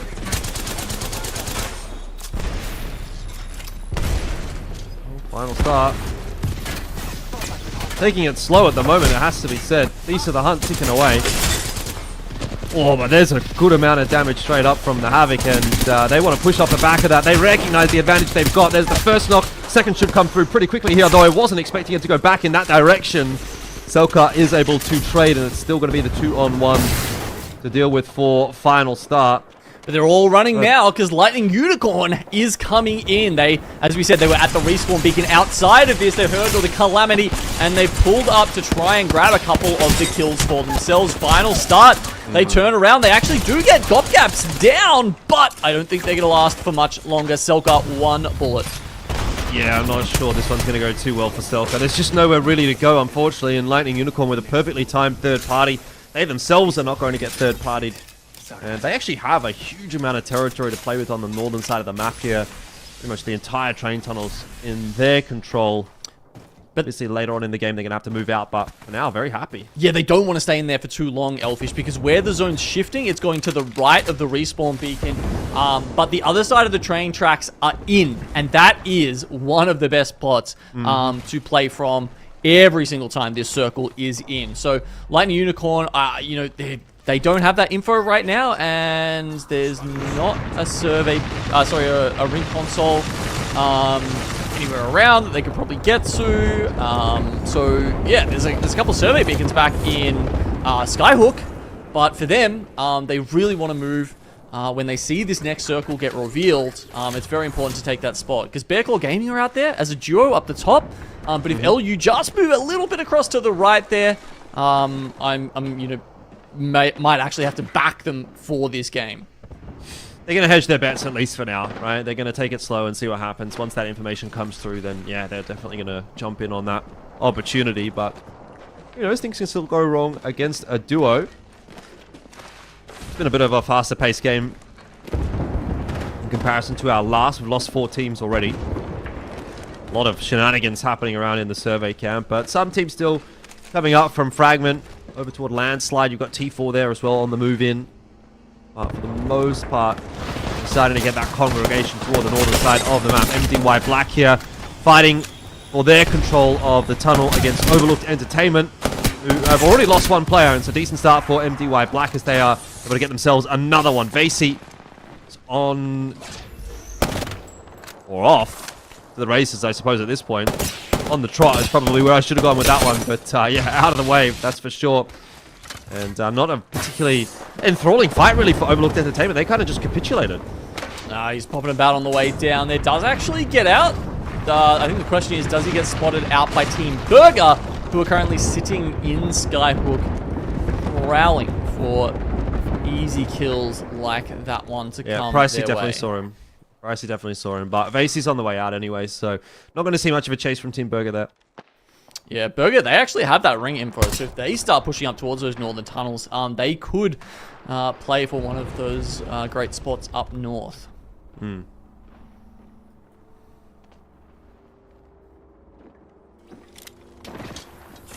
Couple of teams sitting in the epicenter at the moment. Got X and Y at the top, Wonton Dumpling down the bottom. Bit of a weird day so far from Wonton Dumpling. We had high expectations for them, but haven't really had a whole lot of praises to sing for them in those initial couple of games. And if I'm being honest, this kind of looks like it's going to be another difficult game for them. Having to come out from Epicenter. There's going to be a lot of teams to fight on their way into survey camp. Oh no. BC is on the run again, and this time he doesn't make it out. Way picks up an easy kill left Team Burger, and now they've got a minute to see if they can push further on. Of course, they've got the Bloodhound there on way, so they can just start popping these scans, clearing out positions in front of them. Potentially looking for that fight with the Lightning Unicorn. Back in survey camp, however, we've got still quite, well, there's 4 teams. Essentially 1 in each major building. Tom Yum Kung is one of those, or at least they're trying to fight their way in. They're actually going to have to settle for playing underneath for the moment, at least until they reset. Darkstar's getting tossed on in as well, and that's a good crack. Asia's also found the knock onto Bugi, so that'll be the go signal, I'd say, for Tom Yum Kung. Oh no. Jesco's dropped as well. The issue is going to be when you're fighting in a spot like this, there's always going to be third parties coming through, and X and Y will take that opportunity and try to run with it. And X and Y also have to be a little bit aware that Wonton Dumpling's going to be coming up behind them, so this is going to get messy very quickly indeed. Tom Yum Kung are still holding on. Asia! I've lost a couple of players. Asia's is just popping off with the hammer points Mozam through the smoke right now. Critical damage being dished out by the Bangalore player. I don't know if it's going to be enough to keep them alive, though. I mean, you've got Wonton Dumpling here that also want to sort of try their hand at this engagement, so they're done. Out of the frying pan, into the fire. Tom Yum Kung, kind of like Genome's last night, hot pot, but unfortunately not going to be lasting too long when they're on offer. And Wonton Dumpling will try to continue that momentum, rolling their way forward as well onto X and Y, who were causing them problems in Epicenter. Maybe they have to take a step back here to try and find time for that res. Players 3 for the rest of this game. Doesn't look like they're going to be given that opportunity, though. The fight continues, and eventually X and Y are out of the picture. God, what a disgusting I think Wonton fight. Dumpling might just have enough time for a reset here. That was kind of gross, honestly. None of those teams had proper time to reset there. You know, they were really just hoping to maybe hide behind a smoke and get something off, but not a lot of revives going their way. As we said, still quite a few teams over in survey camp. And the ring is actually pulled back. So, you know, we were I was sort of operating under the assumption it was going to keep pulling north, because we do see that quite a lot. But this one is actually pulled way far back in towards White Flash in the building. So that's an absolute lottery win there. for that Yeah, team. that's a very big, that's a weird pull, isn't it? It is, yeah. So them and Godhand just in fantastic positions now. Team Berg, as you can see, somehow did the do-si-do and got around Lightning Unicorn to get onto the east side. So they'll be okay sitting up the top there. I don't know how they got around them though. Then maybe they took the balloon from inside the northern tunnels. Yeah, possible. This is actually not a bad spot for Burger to be in. Not if they're going to get pushed by Lightning Unicorn. It'd be a lot of ground to cover for Lightning Unicorn. We'll see what ends up happening, but... Well, now, Burger feel like they're in the best position, considering that they have the quietest side of the zone. Legends, though, as they usually are going to be a team that's going to be in the middle of the fights. Hasn't been such a big game from them just yet, but that is about to change. There's a lot of teams floating around. Enemy there.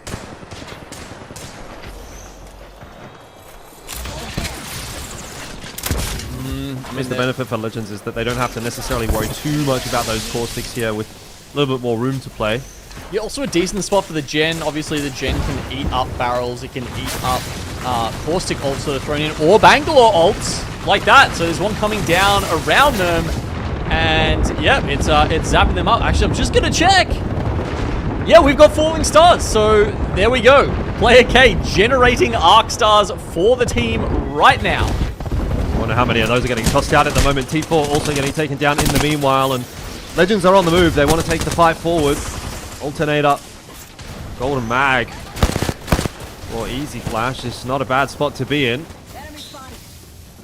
Yeah, they actually lost the second Gen though, and a caustic ultimate comes in, so they, in the end, they can't find a safe spot for the Gen, because we saw Player K popping an ultimate accelerant to get the second one up immediately. Now that's gone down, and now they're in struggle street. I mean, they're doing okay for themselves. The nades and all that sort of chip damage is causing a little bit of a problem, but it's not as if they're an immediate threat of going down right now. They've sort of carved out their moment of respite. Lots of boxes to loot. Oh, but there's a team underneath, and this will be where things start to go a little bit wrong. Legends Gaming having to fight for their lives. Somehow Player K is still alive. Eventually going to tick away, I think, to some caustic gas there in the end. It's VK Gaming that are trying to take this fight. I think they themselves are kind of on the back foot. I think they knew that without that help from the Watson, they had to go inside, but they couldn't because White Flash are in there with a catalyst. Too much goo, too much, you know, the doors reinforced as well was just slowing them down. And as you saw there, it was too long that they took to try and make that happen. And therefore, MDY White are going to eventually take that spot away from them. Yeah, it was VK Gaming that took it initially, but now it's in control of MDY White, who is the team that we're kind of keeping an eye on at the moment. Nice fight to win for them as well. They get the purple Evo for the last member. You do typically want to be at about purple, at least at purple, rather than sitting on the blues in the final sort of skirmish of the game. So they've at least accomplished that. And as you can see, they've got plenty of loot that they can hoover up there. Yeah, a bit of time as well to play with. Even some armor swaps actually coming out. I'm surprised that armor swaps are still in the game after the changes that we got in Season 20. I honestly wouldn't be surprised if they got that got changed and removed at some point. But for the moment, MDY White with all of those loot boxes are starting to set those up. Well, Wonton Dumpling trying to put some damage down as well. They have lost one member, but still sitting pretty for the moment. This is a great spot to be in for MDY White. I mean, they just chill. They really do not have to do anything at this point. As long as they keep their heads down, they are almost guaranteed at least a top placing. Unless someone decides to int them, but there'd be no reason for anyone to try to jump into that position. So I mean, yes, but they are on the outside of the circle. And they're going to get pushed out pretty quickly at this point, right, Elfish? Because you know, you've got teams like Lightning Unicorn who are sitting up on the rocks here, and just across from them, Burger are in a similar position, but they managed to lose way. He got fully finished, so it's just Pricey and Sharky sitting up there, a bang and a caustic, trying to pop some ult excels right now and get their ultimates online. They've actually got Wonton Dumpling playing, or at least one of the players playing right underneath. You see that? They're completely split, just Goo Goo. or Peak God are over there sitting under Team Burger now, and then a couple of those teams just shoved into the building. So honestly, I think Lightning Unicorn might be in one of the better spots right now. They've got quite a bit of cover to play. Don't mind the look of White Flash with this bow check either. It's making a lot of shots. One more for purple. Some There you go. really good chip damage coming through. Now the vision is obscured.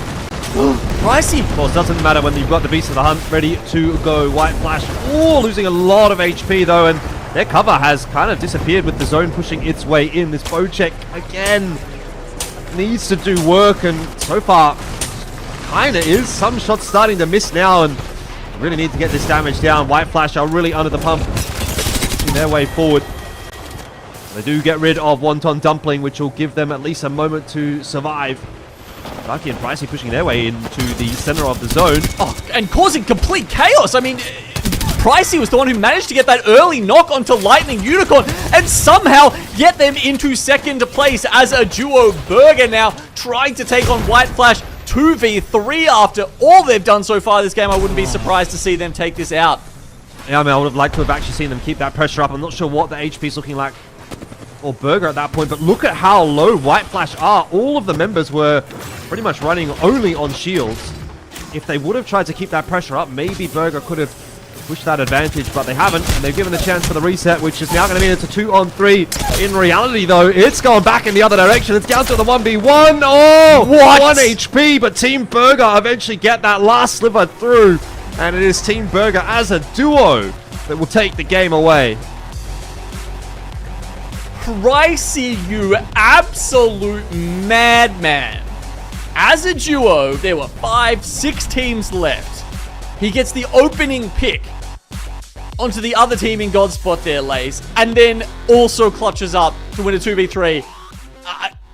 Wow, I mean, if that doesn't, you know, push them up and put them in contention for that land spot, I don't know what does, Lace. I know, some sort of switch flipped in their minds, you know, at the start of the split, Gino, we saw that they found it a little bit difficult to climb up, and then something happened, and, you know, it was one of their final weeks where they needed to really do something, and they've just come out today and absolutely smashed it. Something has happened within the team to make them one of the top contending teams at the moment, but yeah, everyone on Team Burger at the moment are pulling their weight, and it was exceptional to see. That was an incredible finish by the lads. I mean, you know, we even saw that sort of earlier transition that they had to make, going through from Skyhook to the tunnel. And, yeah, just, wow, smart rotations to play the north side there. You know, I kind of kept talking about how strong that position can be. And even with the weird ring pull back to survey, you can see why. Because you can just methodically work your way across the tracks. And then, yeah, even down into those power positions on the mountains on the south side there. Yeah, and it was just easy cleanup for them as well. You know, you saw like MDY White, they had such a short rotate from Fragment to Survey Camp. You know, you thought they might have solidified a little position there, but they were quite, I guess, low in retrospect when other teams were sort of pushing in. But yeah, Team Burger just absolutely cleaning up all the mess here. A lot of teams, you know, having half health, half shield, so it was just only a matter of time for them to take out this win. Yeah, I mean, you love to see Sharky on Bang.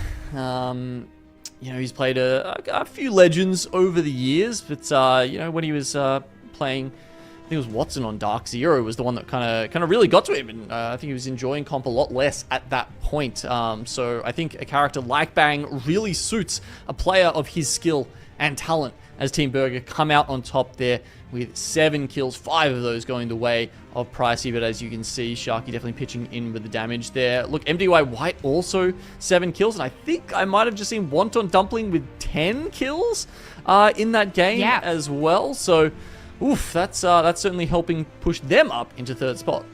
Yeah, it looks like our steamrollers are back. You know, the Wonton Dumpling love to collect kills and souls along the way. So it's nice to sort of see them push themselves up into 3rd place. You know, only placing in 5th, but, you know, a couple of kill points plus all their, you know, I guess great rotation from them. But yeah, a big props to MDY White. They are sitting quite low on the leaderboard overall, so having them sort of be in that little 3rd place was something nice for them. So hopefully they can keep it together in Storm Point, because, you know, they've got a lot on the line. Yeah, look, I mean, Overlooked Entertainment, they're sitting at 12th at the moment. They are on the bubble, right? They are currently making regional finals in 20th place. Maybe they just want a few more points than 12th to sort of lock them in there. It's going to be, I think it might be touch and go for Overlooked. Yeah, exactly right. You know, we've had some major changes to competition coming into Season 20, Genome. How do you feel our teams have done so far with the Evo changes? Oh, it's been really interesting to see, you know, some of those perks, even, you know, getting a look at some of those stats that we've had to show it's not even cut and dried yet between which perks you can choose. Here's just another example. We've got Caustic, obviously one of the most picked legends in this lobby, and you can see everyone actually going for the Particle Diffuser, so no one really worrying about the Parabolic Force. Obviously, you know, if you're setting up the barrels, usually you're in a spot, you've got there already. I think the throw range doesn't do a lot, whereas obviously denying area or hurting people with Particle Diffuser, really good. Interesting to see 10% of people going for Breathe It In. I would imagine, I'm just taking a guess here, Lace, but I'm guessing that would be teams who maybe got their purple quite late. And at that point, they're like, hey, let's play for this end game, and I'm gonna have to actually like sit inside my gas. I know there's gonna be people inside it that I can 1v1. But Residual Toxins obviously is running away with that. It's quite long. Like you really do. It's. I mean, if you think about Mad Maggie's passive, where she gets the vision on people after you hit them, Residual Toxins is kind of like that, but I think it might be even longer. So it's actually quite powerful in terms of a sort of like soft wall hack type, you know, getting that knowledge of where the players are. Yeah, and, you know, we saw a lot of teams using Caustic in, you know, earlier stages of competition, and then we saw a big break from Caustic, which has been kind of nice. You know, not one of my favorite picks coming up against one, but yeah, just to see Caustic sort of come back and into meta is exceptional, especially, you know, with the gas actually spreading and protruding a little bit, you know, more around the area. So it can be, you know, a perfect defense for our teams. But we're going to take ourselves a short little break. We will see you shortly for game number 4.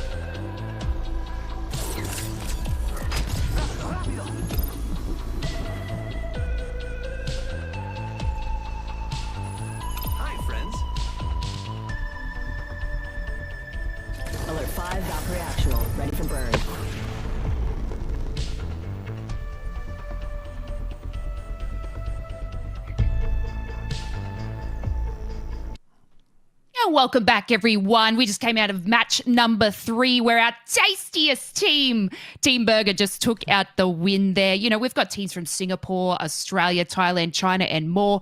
And as we gear up for our next match, which is Storm Point, just been exceptional gameplay on World's Edge at the moment, Gino. It's been some fun stuff. I mean, yeah, like 2v3 clutch there. Yeah, you can't ask for much better than that, especially with one of the fan favorites, Team Burger. I mean, who doesn't want to see Sharky back at LAN? Exactly. You know, we've pulled him out of the retirement home, so let's just chuck him back on the stage. Damn straight. Express ticket, first class, please. Whatever it takes to get that man back on the big stage, I'm here for it. Exactly right. But, you know, we're gearing up for Storm Point, which is, you know, our match number 4. We'll take a look at the beacon and we can see where our teams will be landing. You know, a lot of teams are going to make some different rotates due to a lot of our Evo changes. Why don't you take us through, Gino? Yeah, so there's been wholesale changes over on Storm Point, right? World's Edge is a little bit more cut and dried because, you know, Trials is really the only PvE spot you've got. Not the case here for Storm Point, right? Like, those PvE sections, the spiders, the prowlers that you can kill, even the flyers over, you know, down towards, say, down base in North Pad, are now actually a big deal.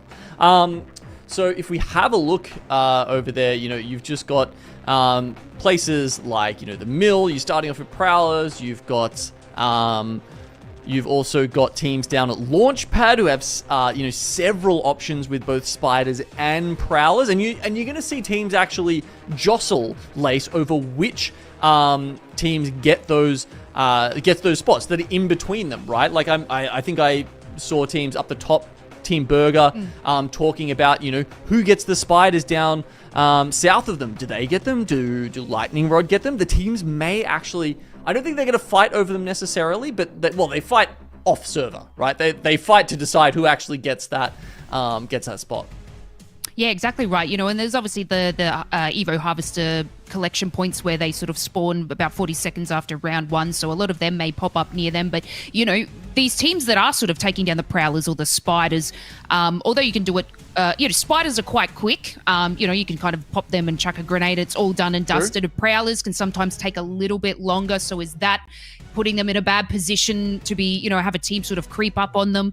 You do need to think about these sorts of things when sort of, you know, harvesting for these Evo points. Yeah, no, 100%. And I think, yeah, it depends. Like, even where you drop out of the ship now, that, you know, is also going to make a difference as well. Because as you say, if you've got teams who are rotating really quickly and you're sitting around waiting for the prowlers to come out, yeah, but I think rotates have slowed down across the board, so maybe that sort of evens things out, but it will vary between POIs. Yeah, and some of our contests, I want to sort of pick your brain on this. So obviously teams are not going to be able to drop on a purple shield per se from luck. Have you seen any changes to our contests because, you know, our teams are spawning with the same shields? Do we see that they're happening a little bit faster, or are they taking things a little bit more slow when landing with the team? Yeah, I think it definitely has had an impact because you are essentially, yeah, you just have whites. You know, it's really hard to sort of get blues early, essentially. Yeah, exactly right. But let's take a look. This is going to be our 4th match, Storm Point. Let's go take it away.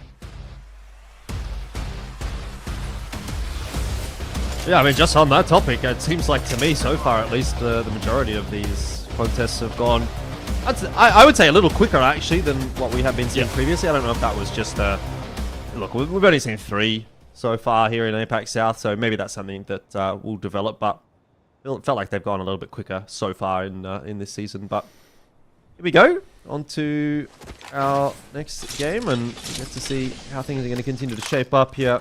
We do head on to Storm Point. Expecting maybe a little less caustic here, but just having a cursory look at the compositions myself, still seeing probably, again, 50% of the teams picking caustic. Yeah, look, a couple of things I do want to note as we pull in here, and you guys can, yeah, you can sort of get that sense of the legends. You know, I'm seeing a Newcastle pop up. That's definitely a new one. Is that, yeah, so look, I think it was Serenity that was sort of trying to claim both Echo and Coastal Camp. You can see here, they have just let LU split that. And the same over at Barometer.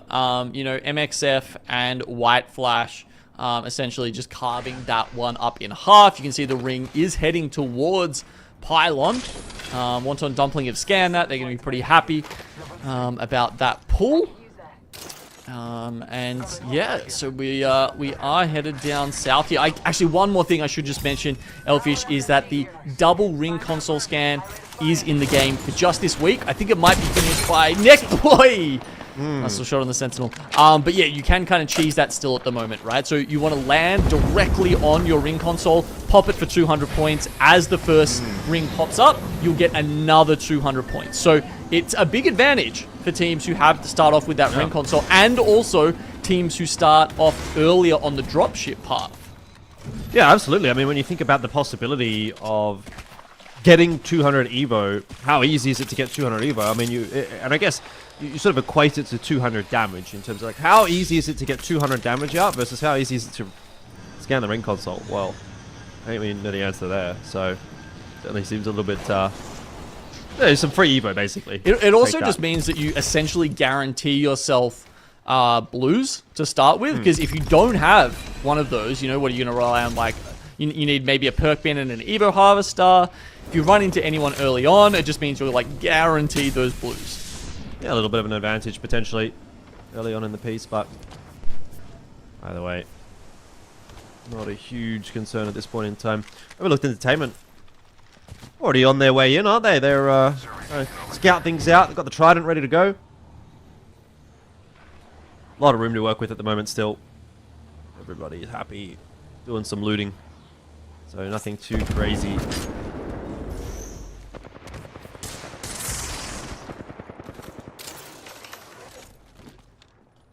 This is down at Launchpad here. We've got a couple of teams actually in there. So obviously one of them is Godhand. You got T4 pulling up from Devastated Coast, and then Serenity just holding one of the outer buildings here on the Launchpad.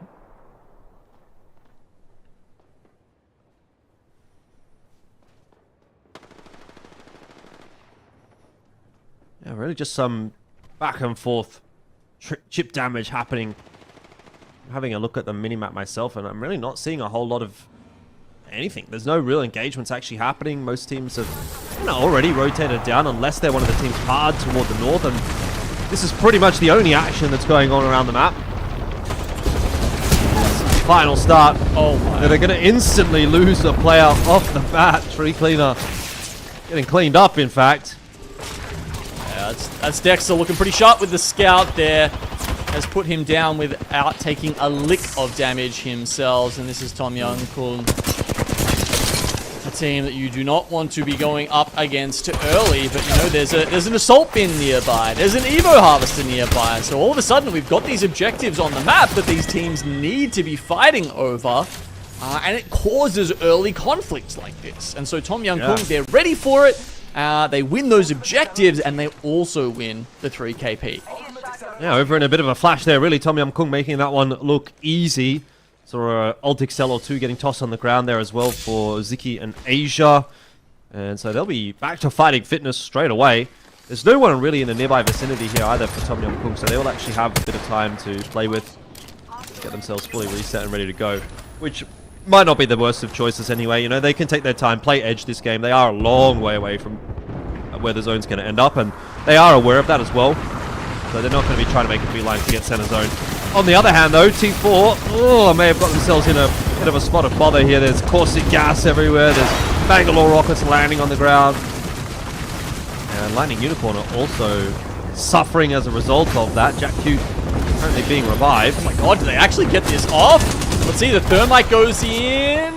Does it land? Well, at least stops them getting that bat off. And yeah, okay, there we go. The Arc Stars here probably going to be the end. They just have to wait for these barrels to go down. But it is slowing them down, and there's other teams now having a look. MDY Black from on top of the hill have scouted this out, but no, they're actually going to take a different fight behind them.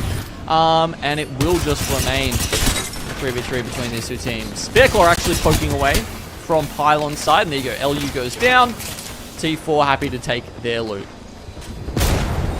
That got messy for a second there, but yeah, Bearclaw not interested in leaving the safety of their compound. Aren't going to get into the thick of things. We've seen this kind of a fight all too many times. It's Overlooked Entertainment up against MDY. And oftentimes the fights in this building tend to be a bit of a stalemate. Yeah, they do, don't they? It can take quite a while. But very hard to push. There's a lot of choke points, you know. Well, especially when you've got caustics involved, right? There's barrels behind every wall, every door that you're going to have to wait for. You're going to have to clear out. And then you've got the caustic ultimates, of course, ready to go. So Bigsy holding his for the moment, and so is Jojo. Ooh, okay. Morgenstern having a little bit of a look.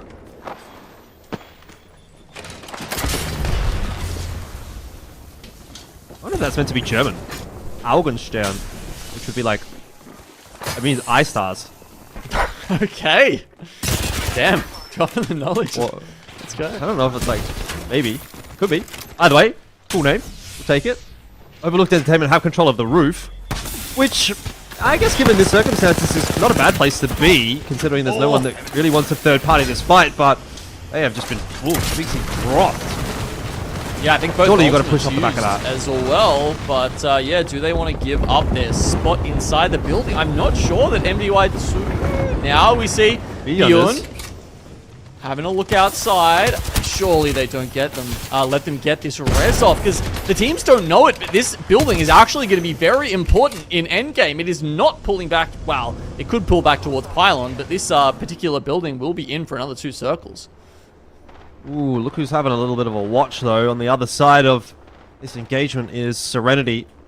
Haven't really fired off too many shots just yet, but they are going to make their presence known with Beast of the Hunt being popped straight away there by Boogie. And Serenity definitely wanting to push their way forward. Someone's trying to scamper away. It was VC. Will get picked up by Boogie on the back end there. MDY White do come out, or sorry, MDY rather, do come out the better for that engagement. But now they've kind of got to deal with Serenity, so it's out of the frying pan into the fire in a sense. Well, they've even popped a caustic ulti on the inside there, as well as Beast of the Hunt. So Serenity really trying to make this happen. The other 2 teams, as you said, kind of was playing to stall it out. But because MDY White weren't decisive, they didn't clean up that fight after they got the knock.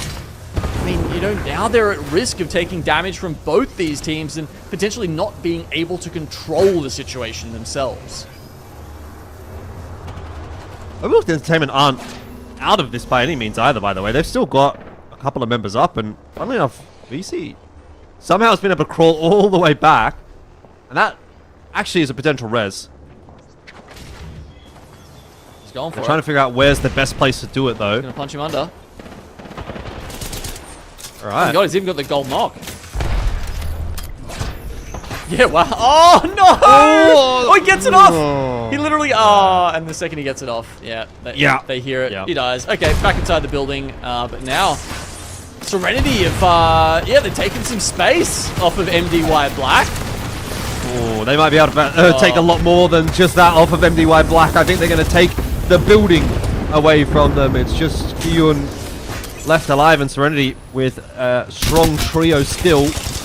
Matter of time, at least before they secure the building, if not even wipe MDY Black. Shots going through. Oh, the smokes aren't quite enough to save, but maybe that third party was. Oh my god, Beyond literally won. Literally 1 HP, gets the med kit off, and may be able to wrap this out, because I know it, like this spot, it kind of feels like we're out of the heart of the action, right? Because there's a lot of teams sitting over in Pylon, and also a couple up towards like mid-map as well.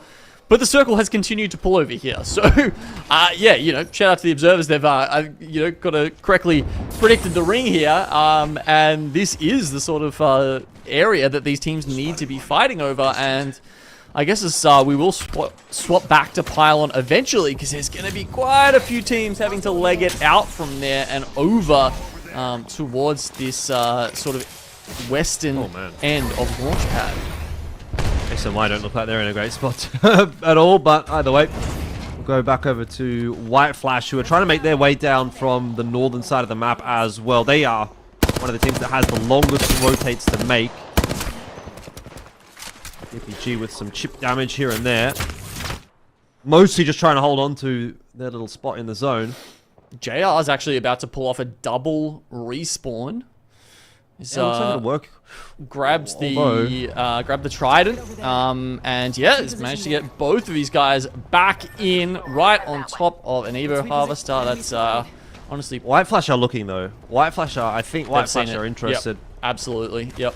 Proto, Sawyer, and Rococo on the red already are going to be gatekeeping them. I think you can see way those arrows are directed. But do they actually get away? They've rotated too fast. Zooming straight in. That was a trident rotate, by the way. They've gone straight into Legends Gaming though. Are they going to get away with this? Yeah, Legends are up the top, right? So this is it's like the Tri building. They're playing the spot in between the rocks up north. Send. Damn. Well, APG are trying to make their way through as well. Wonton Dumpling up in Pylon. Don't have to do too much moving and shaking at the moment. Got that high ground, so good opportunity with the charge rifle to do a bit of damage. Okay. Ooh, okay. There we go. This will be where the Newcastle comes into play, though. You mentioned that earlier on. Tell you what, that's value. Damn. Hitting shots with it. I mean, yeah, it's probably a gun you just you take while you're sitting up the top, because obviously Wonton Dumpling land pylon, so they can control that high ground. You sit up there, and then when you're ready to rotate, probably has another gun somewhere, you know, ready to switch that out. Yep. Don't waste ammo. Yeah, get some big hits like that. Charge the Evo. It's a good strat. 126 damage for Peak Gods against the purple, so won't take too long if he keeps hitting shots like that. But either way, X and Y, YC, XD and JR trying to take this fight to Legends. We talked about that rotation that was made. Looks like Legends do want to punish it, though they themselves are not at 100% fighting fitness, so I've had to slow down a little bit here. See if they can get that res. They traded with X and Y, though, so that may save them for now. You can see getting some fences up there just to try and get that done in time. White Flash, they're just poking at them from across here. We've got 20 seconds until the zone starts pushing in, and Legends Gaming will have to make a pretty risky rotate. Most of them are about 500 Evo points off upgrading to purple. So, you know, not super achievable via damage anytime soon unless they get into a real big battle here, Elfish. This is going to be a super tough rotate here from Legends Gaming. They're going up. You can see that is their evac tower right now. Teams trying to focus on that. Will they get it off? I don't think so. Yeah, they can't move. Well, we've got a listen in ready to go with Legends, so let's see how things are going in their camp. Side the caustic! Side the caustic! I killed him. Blood. Same team. We just walk in left, guys. We're walking in left. Yep. Walk in left. I think this guy. I thought of them. People here. I cracked one. Swing left. Tamar, please. Okay. Oh, bro. No. Alright, well, White Flash doing a bit of a number there as Legends Gaming go down. X and Y also getting eliminated, and we are into the final 7 teams remaining. We got triple reds. It almost felt like there was hope there in Strafing Flame's voice, and I was looking at the map, and I didn't really see it myself, but hey, I mean, why wouldn't you have that belief in yourself after the kind of games they've had so far today, Elfish? Doesn't work out for them this time, but no doubt they're still going to be picking up a hefty amount of split points with their performance in this group's A and C today. So, Burger, as you said, triple reds, they're looking fantastic. They've got a nice little spot to gatekeep. It obviously helped take out Legends Gaming there, and now they're looking for another target. They're looking for White Flash, and then you've got a couple of teams here over on the west-hand side as well, and that'll be, you know, T4, Bearclaw Gaming, MXF, and Wonton Dumpling. I tell you what, this Newcastle shield is really coming into play a lot in this game. It's a difficult zone to work with, so MXF are getting a lot of value out of that Newcastle, but might be coming to an end in a second here. Although it is actually Bearclaw that are on the receiving end of things this time around, it is, though, not really going to be too fateful for MXF either, as they're also dropped and right up on the high ground. Who is that? Someone flying through the air. Either way, Wonton Dumpling have landed in the engagement. This is just getting messy at this point. Wonton Dumpling looks to have come off pretty good and cleared out this side of the zone. So T4 down now as well, and into the final 4. But Wonton Dumpling, Kraber, 3 sets of perps, they're ready to go. Okay, let's go. Yeah, I mean, they only just upgraded to purple in that fight as well. Oh my lordy. And we have a Kraber Eva combo now. Well, first Kraber shot, not quite going to connect. An exchange of some ammo going on. 4 full squads Wonton Dumpling up. can afford to... Well, Wonton Dumpling can afford to play this one a little slower. They're up on the high ground, zone's moving in at the moment, but they don't have to go in just yet, so let these other teams do a bit of chip damage against one another. See if you can hit a Kraber shot here or there. Team Burger, they don't really have that luxury. They're kind of fighting for their lives every step of the way. So Burger sitting at full reds. We've got Serenity, 1 red, 2 purples. Wonton Dumpling, 3 purples. White Flash, 1 red, 2 purples. So I don't think... Wow. Actually, Serenity have done enough that they may be able to upgrade here. The rest of the purples probably not going to get there for this fight. There's actually an Evo Harvester like smack bang in the middle of this circle. But yeah, you'd have to be a madman to go for it at this point, I'd say. Oh, Sharky!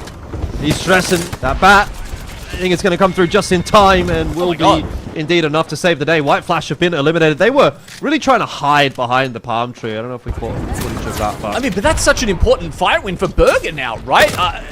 Like, it's so risky because the other teams can send you, they can take shots at you while that fight is occurring. But now the Team Burger have cleared that side out. They're actually in a prime spot to take this one out.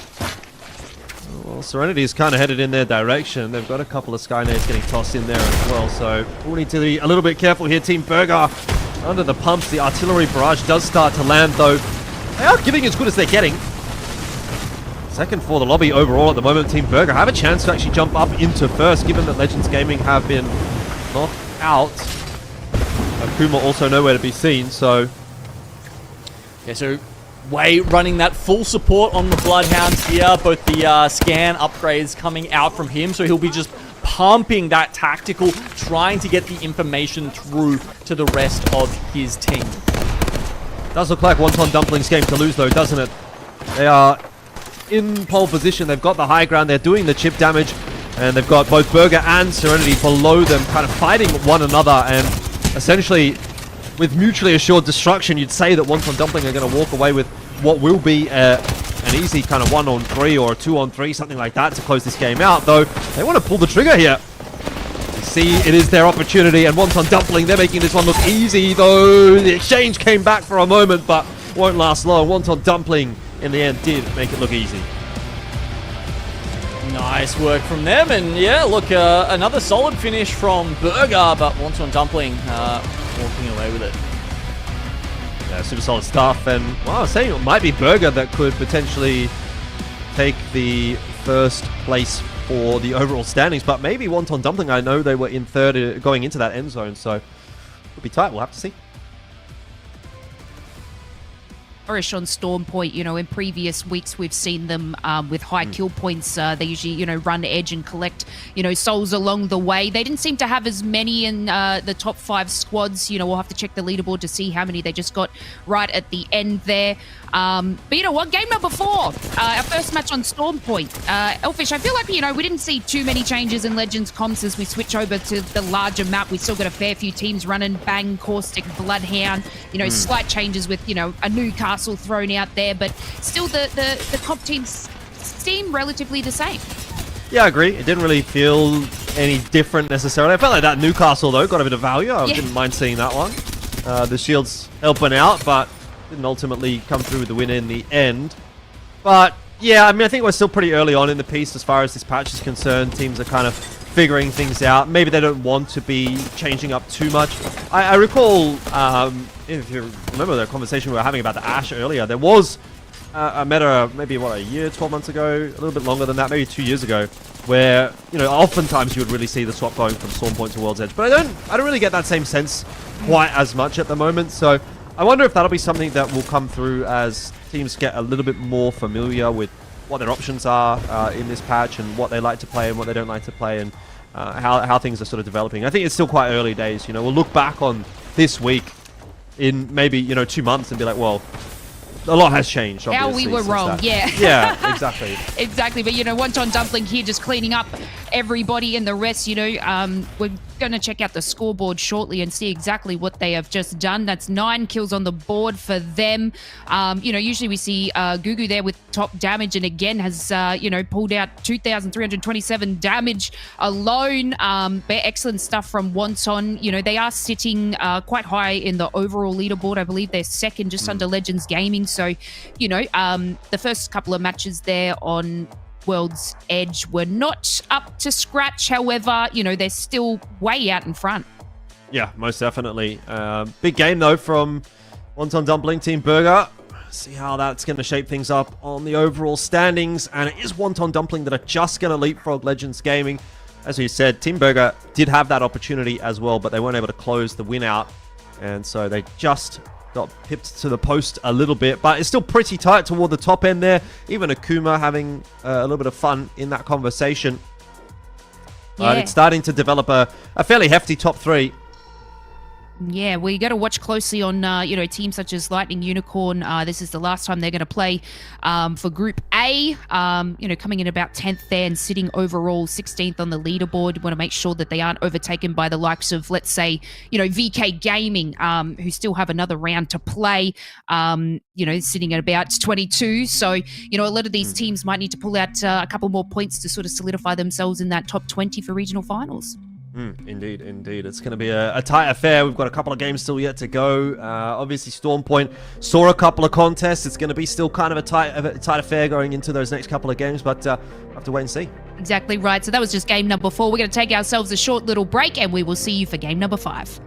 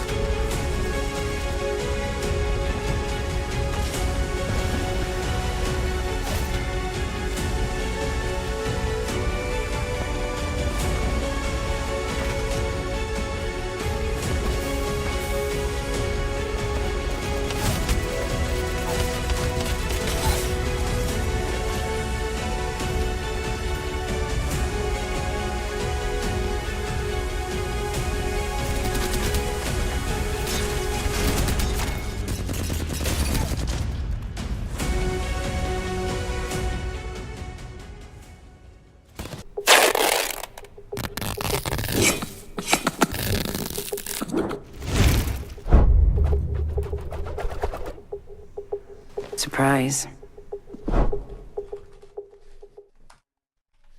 Yeah, welcome back, everyone. You're witnessing APAC-South in all of its glory. Groups A versus C are in the firing line at the moment as we see our teams compete for the top spots going into the regional finals.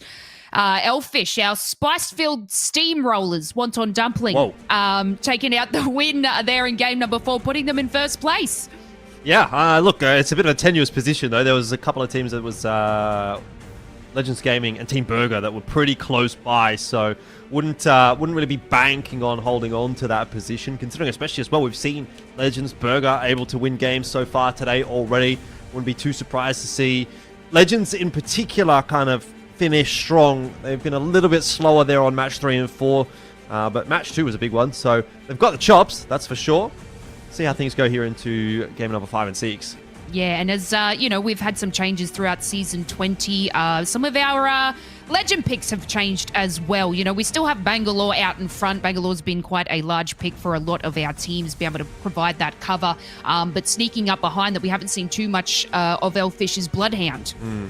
Yeah, I mean, look, we obviously haven't really had too much time to talk about all the legend picks that are beyond the top 3 there, but you're kind of getting a little bit of variety in there, which is kind of nice to see. It feels like Bloodhound almost at the moment. I think if I was choosing a composition, I'd be picking Bloodhound as well, just because of there's so many smokes, right? There's not only the Bangalore smokes, but there's also the caustic smokes that you have, or gas, I guess, that you have to look through. So I just feel like if you don't have a Bloodhound, if you're not running a Bloodhound, you are sort of shooting yourself in the foot. But we have seen teams having some success without it. But yeah, for me personally, it feels like kind of a no-brainer to be heading in that direction. Yeah, exactly right. And, as the removal of the digi threat from SMGs, we still see a lot of our teams running SMGs. It is still, a top pick weapon. Not a lot of people using the pistols or the shotguns, which use the digi threat now. So Bloodhound, you can tell why is being chosen as a crucial part of the team composition. I also sort of wanted to touch on our team Wonton Dumpling. Yes, they've overtaken Legends Gaming. They're quite close on the overall leaderboard. Only about I think it's a 10-point difference there. So, we might even see Wonton Dumpling, if they can keep it together. They are heavy hitters on Storm Point to be able to take over Legends Gaming. This is the last time we're going to watch Legends Gaming compete, because they are Group A, and Wonton Dumpling get another chance, I believe, being in Group C, so B versus C. So we could even see a major shift in our overall leaderboard. Yeah, most definitely. I mean, especially if things continue in the way that they are. Like if Wonton Dumpling can top this lobby, they would be getting 25 points. Legend maybe get, let's say, 21 there. So that's plus minus 4. Wonton Dumpling would go to they're 10 behind now, so they go 6 behind with the lobby to play.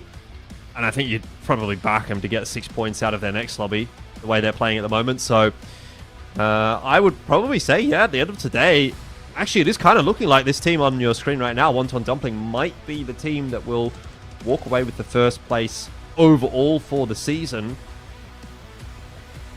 Boogie Borders Heroes we're going to get to see for round number B versus C, and that could happen relatively quickly as well. Those two teams are pretty solid, so I guess it's anybody's guess, but yeah, obviously, you can still sort of draw a bit of a conclusion that maybe Wonton Dumpling are in the best position at the moment to take first of this split, which would, first going into the finals, which is obviously a nice place to be.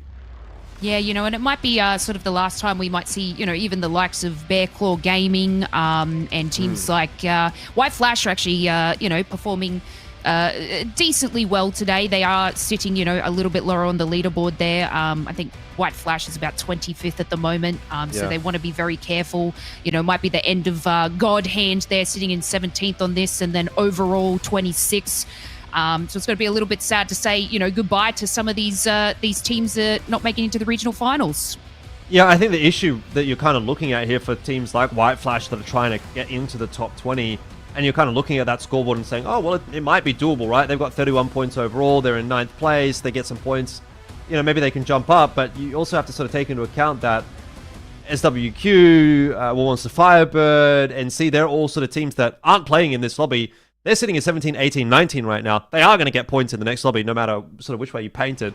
So you kind of have to be going above and beyond right here to account for the fact that those points are still yet to be gained by the teams that you're trying to catch. And obviously, at least in the case of White Flash, they don't get to play in the next lobby. So Yeah. it'll be a tough day for them, I'd say. But, you know, maybe VKG, for example, they're going okay today. They could be in with the discussion. MDY Black as well. You talked about that a little bit earlier on as well. A few teams that are kind of keeping themselves in the conversation, but yeah, a couple that you could almost, if you're really being honest, kind of already strike the line through. Yeah, so VK Gaming, I think, still have a great chance. You know, they're going to be in the next group as well, being in Group C. So they have been doing a little bit better. We haven't seen too much of them in the earlier weeks. So to have them sort of performing a little bit better today and then having, you know, that next lobby of 6 matches, it could be such a crucial turnaround for them also. Lightning Unicorn, again, you know, the last time that we're going to see them compete today as well. They are sitting above the top 20, but again, like teams such as VKG Gaming having that next 6 matches could also shoot themselves above that. So it's going to be such a close game, and it's going to be very exciting to see the overall standings. Yeah, I mean, we're going to have to be going back and forth still over the course of today. And usually when we get into that second lobby, the final kind of like lobby of the regular split, we're like almost doing like mental arithmetic as we're going through like the last 3 or 4 games. And we're saying, okay, well, if this happens and this happens and this happens, then this team and this team will qualify. And if that happens, then this team will qualify. And you kind of get into that point where it's like, well, you know, you can talk about the theoretics, you can talk about the possibilities as much as you want. But at the end of the day, you kind of do just have to sort of watch, wait and see what's going to happen. And ultimately we do sort of get to the end of the day with the top 20, and obviously once you get in the top 20, like anything can happen. Seen it in the past in APAC-South. Team Grape, that's the right name. I think it was Team Grape back in the day, just came out of nowhere and won a split. So yeah, it can happen. And one of our favorite things to have a look at is our, you know, our little ratatas, throw your Pokeballs. It is the ratting stat that we have here. You know, some teams sort of drop in and maybe lose a couple of their team members and have to play their best rat game. So, you know, you've got your Koi there with a nice little ratting time, Elfish. Yeah, doing a pretty good job. And we talked about this in the last week, I think, as well, how important that can actually end up being. It can be the difference potentially between, you know, maybe let's say in this case, maybe making the top 20 and not making the top 20. Obviously not the case necessarily for Akuma, who are sitting pretty comfortably in 9th place overall, and they're probably going to get a lot of points out of this lobby too, because I think they were sitting in 4th for this lobby, so they'll be quite solid, even though they're not playing the next lobby. But yeah, for teams that are sort of sitting in those like tight positions that can really be decided by 1 or 2 points, then yeah, those extra placement points that you gain can be a big difference maker for sure. That's it. And these teams are, you know, excited to place and they're excited to go to LAN, but we are itching and rearing to go. Let's take it away for game number 5. This is Storm Point.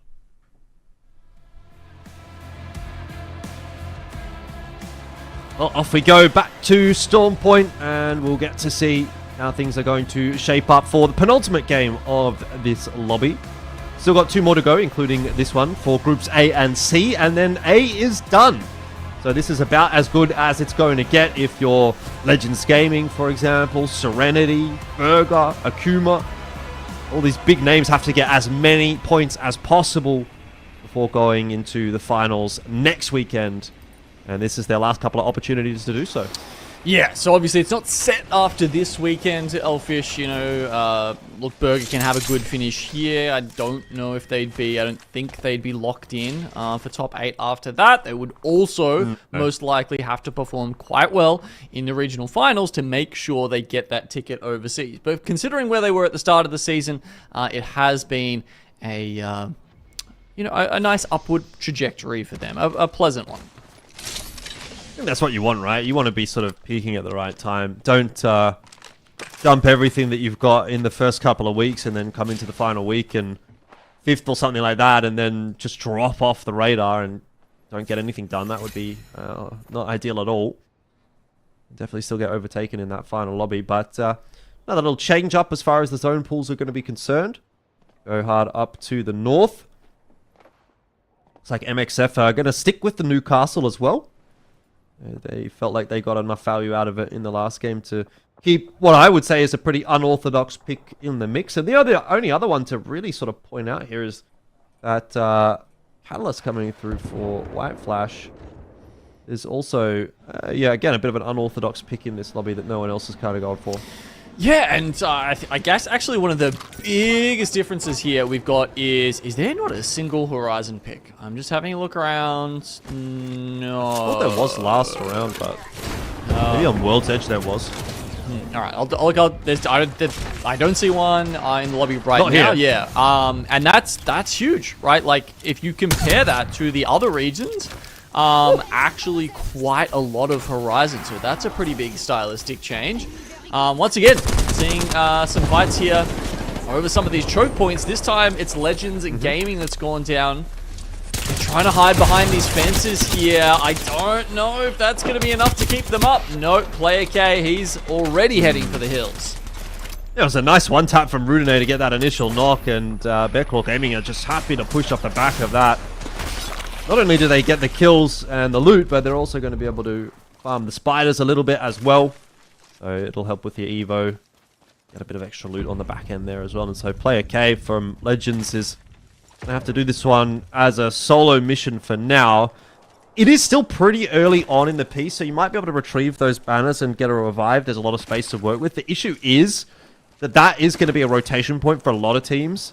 So I'm not sure that he's going to actually have an easy time of recovering those banners. No. It'd be pretty tough. They've got the conduit though, right? So, you know, probably more likely to just, you know, go to the wall, craft over there, and there's very conveniently a crafter right next to the respawn beacons. So, and actually no one around there at the moment. KPG are coming through if he does it quickly enough, as they kind of do the spiders over there. I think he'll actually time this pretty well and then potentially get back into the ring. So, I don't know, man. Legends Gaming are like, they're the cats of APAC-South right now, because every game it seems like they've got 9 lives, right? Like, they just keep getting up again. Yep. And I'll keep an eye on that and let you know, but definitely looking like they're going to be able to do that. The banners have been taken and the beacon's about to be lit, I guess. The dinner bell is going to be rung, but yeah, like you said, KPG are kind of miles away from that respawn, so it doesn't look like it's going to be much of an issue at all for Legends, which is, yeah, again, quite impressive how they keep managing to swindle those kinds of things. But either way, taking a look at where potentially this zone is going to end up. You got the ring touching on the northern side, so it should continue to pull in this direction toward the trenches. It's always a fun final zone, I find, those trenches. I mean, it's good to have Bangalore, obviously, in these kind of situations, which, you know, as we've said, is pretty universal across the board in this lobby. But yeah, you know, if you lose your Bang player, they go down for some reason, like, how likely are you to get a reset? Not very likely.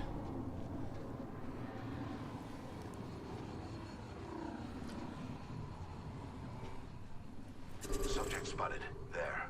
Well, X and Y are certainly taking their time about things, having a scout toward the mill. Waiting to see Serenity exit before they push their way forward. It's kind of the leapfrog type gameplay that you do tend to see a little bit in Apex Legends, in Battle Royales in general. One team moving away from a point of interest, and then the next team occupies it. And then they move away, and the team behind them takes it. So on and so forth.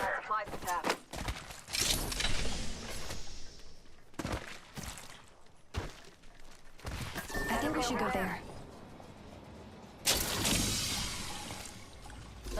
Okay, so just sitting in the middle here, trying to pick up some extra loot. Gonna get a little bit closer with an Evo Harvester and a couple of these bins.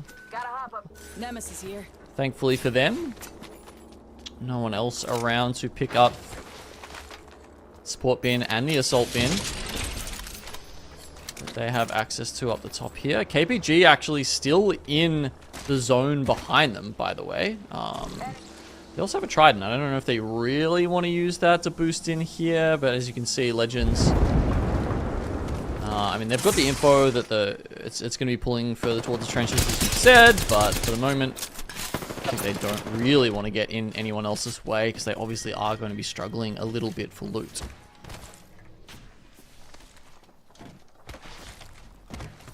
Ooh. Actually, a potential checkpoint zone here, Elfish. It's not something that you see every day. I like the checkpoint zones, though. I've got to be honest with you. I like the verticality that comes with it. very difficult zone to play, particularly if you end up on the low ground. So for teams that are still kind of making their way in and maybe have that information, they're going to want to get in there pretty quick. BK Gaming have the right idea. They want to take control of the height. Might be easier said than done, though. Kassa will be working his way up, and that'll be an easy one, actually. So maybe it was easier done than said. Yeah, White Flash very much on the run now. Other teams starting to sniff around. Wonton Dumpling taking the zip up towards the coffin building there, as you can see, and then Serenity also down towards the sort of the middle ground, I guess you call it, down where the bins are, and also moving up to try and take one of those buildings. So definitely a couple of teams actually thinking, hey, I know these are rare. Most of Checkpoint is, you know, not eligible to be a final zone, but they are willing to play from there. It could still pull north of the mountains. I'd say next zone probably will tell us whether that's going to happen or not, but interesting possibility. Yeah, it looks like a bit of a 50-50. I mean, I would even argue that more of Checkpoint is actually in the next zone than not. Yep. That doesn't always necessarily translate to the direction the zone's going to go into.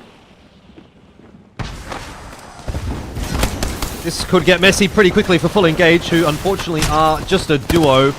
And I don't know if they're going to last very long off the back of that. That's Johnny Dang out of the picture, and Full Engage very quickly taken out of the game by Overlooked Entertainment. Just not really the place to land when you're a duo, unfortunately. X and Y sniffing around, though, as well. They get the scan on them after that comes through, and although Overlooked Entertainment didn't take any losses in that fight, they have been caught off guard. X and Y, though, I wonder if they've bitten off more than they can chew. This is starting to get a bit of a messy area of the map. You've got MXF firing some cross shots across as well. So X and Y are going to have to back up. And actually, X and Y take the bigger loss because their teammate, JR, was actually finished off. Whereas Overlooked Entertainment actually being able to find the revive. And they're still healthy with 3. How did that happen? That turned around so quickly. Overlooked were inside of the bunker. And they were the team that was not getting third-partied. X and Y were getting third-partied, so a little more to worry about. Yeah, I guess just the long-range, you know, sentinel shots and whatnot coming in from further in towards the trenches.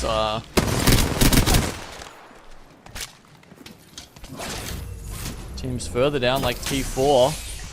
There's 2 of them. They're just going to double send it towards the single remaining God Hand member. But beautiful tracking there from, ironically, tracking bad. Actually means he turns this into a 1v1, trying to make it happen with the nades there. But, oh, the Arc Star slow. Oh, I mean, that's so sad. Right? Like, tracking unbelievably good on the first person, but then you can't do much. Like, once it slows down your mouse, it's just so hard to get those bullets on track, and that means that T4 walk away with it and get the res in time. Insta-res for T4. Happy with that. And, well, there's a good way to farm some Evo. Actually, am I crazy, or are we seeing reds way earlier now than what we used to? I mean, apart from teams that would fully farm reds from, like, multiple Evo crafts, even then it feels like it's come through earlier. I guess maybe not, but, like, I just feel like we're seeing reds earlier more often. Yeah, I mean, I guess the difference is it's only on one team member, because to get there early, you obviously need to hit an Evo cache, and those only come in single denominations. Whereas before, if you saw teams on red, like, you know, say X and Y, that would often do that. Yeah, it's a full team coming at you with 125 shields. It's a little quirk, I guess. I wonder if we've got any info on where that next ring is going to go now that it has pulled in. It's a bamboozle. It's a bamboozle. I still haven't got it yet. But we'll see. Yep, is going north of Checkpoint. Ooh, on the other side of the mountains. I see. Yep, so we'll talk about that in a sec, I guess, when we get that up on stream, but that's gonna be a spicy one. I mean, a lot of unplayable terrain still inside that zone too. Like, a little bit of Checkpoint is still in, though, and that means even though there are quite a few teams in Checkpoint, like Wonton Dumpling, Legends, and Serenity, whoever wins that fight will actually have a sick position where their back's probably completely cleared, and then they have the mountains on either side of them as they walk into, say, Zone 5. So it'll actually be a very powerful spot to play from. That said, you have to basically win the checkpoint fight, which is maybe easier said than done.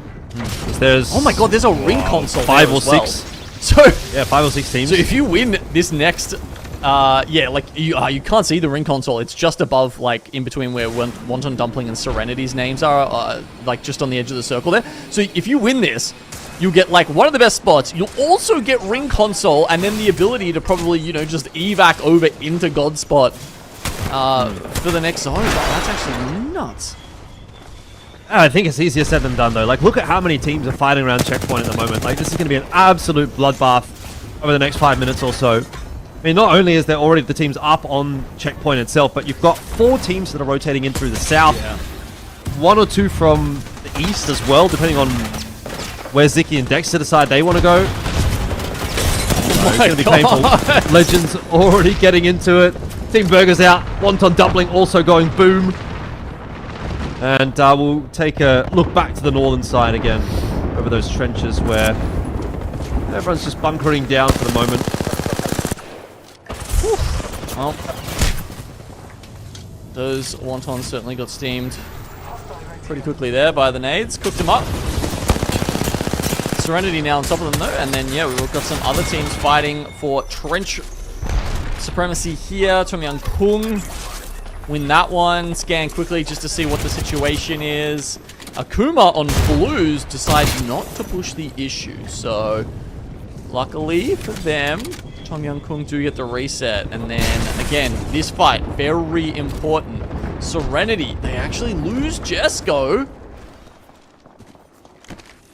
so they're gonna go. Yeah, they're gonna give him up. Yeah, they're just gonna go hide down in the middle somewhere here. And now Legends, they've beaten off everyone in the buildings around them, can start looking at those other teams that were sort of sitting down the bottom. You were talking about a lot of teams rotating through checkpoint from the south. So you've got a duo of White Flash down there. You've also got Keep Going Gaming. Oh, chucking, yeah. White Flash are about to get cooked. Oh my god. Wow, those thermites didn't quite hit. The EMP does, though. Arcstar also hits, so White Flash are not in a very good spot there at all, but MDY White is going to come in and start causing a ruckus on the northern side of checkpoint as well, and it's going to be T4 that are going to be eliminated. Double res. Has to be a quick res here from Mingyu because there's a few teams around in checkpoint, but no one paying attention to MDY White. They've got bigger fish to fry, so that's actually a stroke of luck for MDY White. Oh my god, Serenity got back up as well. I don't know if maybe one of the team members dropped off, and that's how they got the res there. But yeah, again, Legends Gaming, we've seen that quite a few times today. Like, teams just not definitely prioritizing their own health over going for that 1 KP and getting the finish. So yeah, Legends Gaming, still a couple of teams, maybe 4 or 5 teams, going for that amazing position we've talked about here in checkpoint. Just got to play the long game, don't you? We've got a lot of util getting tossed over there, but no real connections just yet from KPG, who have the zone at their backs, and that zone is moving pretty quick, so they're going to have to run on in. Players to the left, going to be the focus of fire. It's White Flash out early. KPG out of the frying pan into the fire. You got Legends above who are able to rain fire down upon them. I'm not sure that there's going to be too much Lang can do about this. Yeah, Legends, they need to look for the angles here. They have such a good spot being up top right now. They start dropping to get those finishes. Don't want to drop anyone in the meantime. Easy Flash goes low, but they do have the conduit heals here. The Radiant Transfer does come out. Okay, that's one team down. Now you've got MDY White. They're full sending onto Serenity, who have been just trying to live in their smokes, and they've actually been taking a lot of fire from the trenches side, and that allows MDY White to take them down. But angles, again, from Legends Gaming right up on top. These are so hard for teams to live down here. I think Legends Gaming are going to run away with this one. I would say so. They've got to push it as well. They know that. They know that they've got the advantage, and they're going to continue to put that damage down onto MDY White. They've slowed things down a little bit, though, but MDY White aren't being able to find the revives. That's the important thing. Mingyu will be finished off by player K. And it's just the one member of MDY White, which, look, Legends are well aware of, and as you said as well, he's going to evac their way out. Fascinating. They didn't take the ring console scan, though. Maybe just not enough time? I mean, it wouldn't have helped them a lot, right? Like, it's only the tiny spot of the ring, but, yeah, it was that, essentially that play we talked about. Man. Just ripping the evac and getting straight in, and it's worked like a charm. And see how big that alternator pylon was for them as well, because as soon as they landed, tons of nades getting tossed in their direction, but alternator pylon safe. And back to full health here, Legends, and actually potentially being pushed there by Overlook, but Overlook can't actually really commit to that fight because the third-party cross shots are coming through. So Legends have found themselves a bit of a spot of safety for the moment. Behind that bin, at least, they will have some cover from the trench. No one can really push up over the top. Oh, the ARC-Stars, look at that. He's got so much space in the inventory. Please feed me more. Chuck a bang ult. See what happens. Well, I'm sure some of them will be at some point. Kumba look like they're doing it tough at the moment. So it's unfortunate that the Corsic is the one on the ground because there's a lot of gas going around at the moment. Crusaders found position of safety. Might be able to get the res there. Oh my There's another god. arc star. Zap, zap, zap. Yeah.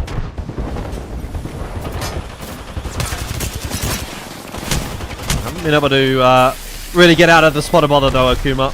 And eventually they do get taken down. Tom Yum Kung was on the other side of that, just pushing their way in to that bunker. So down to 4 remaining teams. It's Legends, Tom Yum Kung, Overlooked, and Final Start. Who, I don't even know how much we've really said their name today, but this could be a big game from them. We've seen Tree Cleaner a couple of times, not usually in the best of circumstances, but they're playing very scared behind this this tiny little bit of wall, and even that is about to be out and unplayable. So they try and hide behind the next piece of cover, but yeah, they're really going to run out of that soon.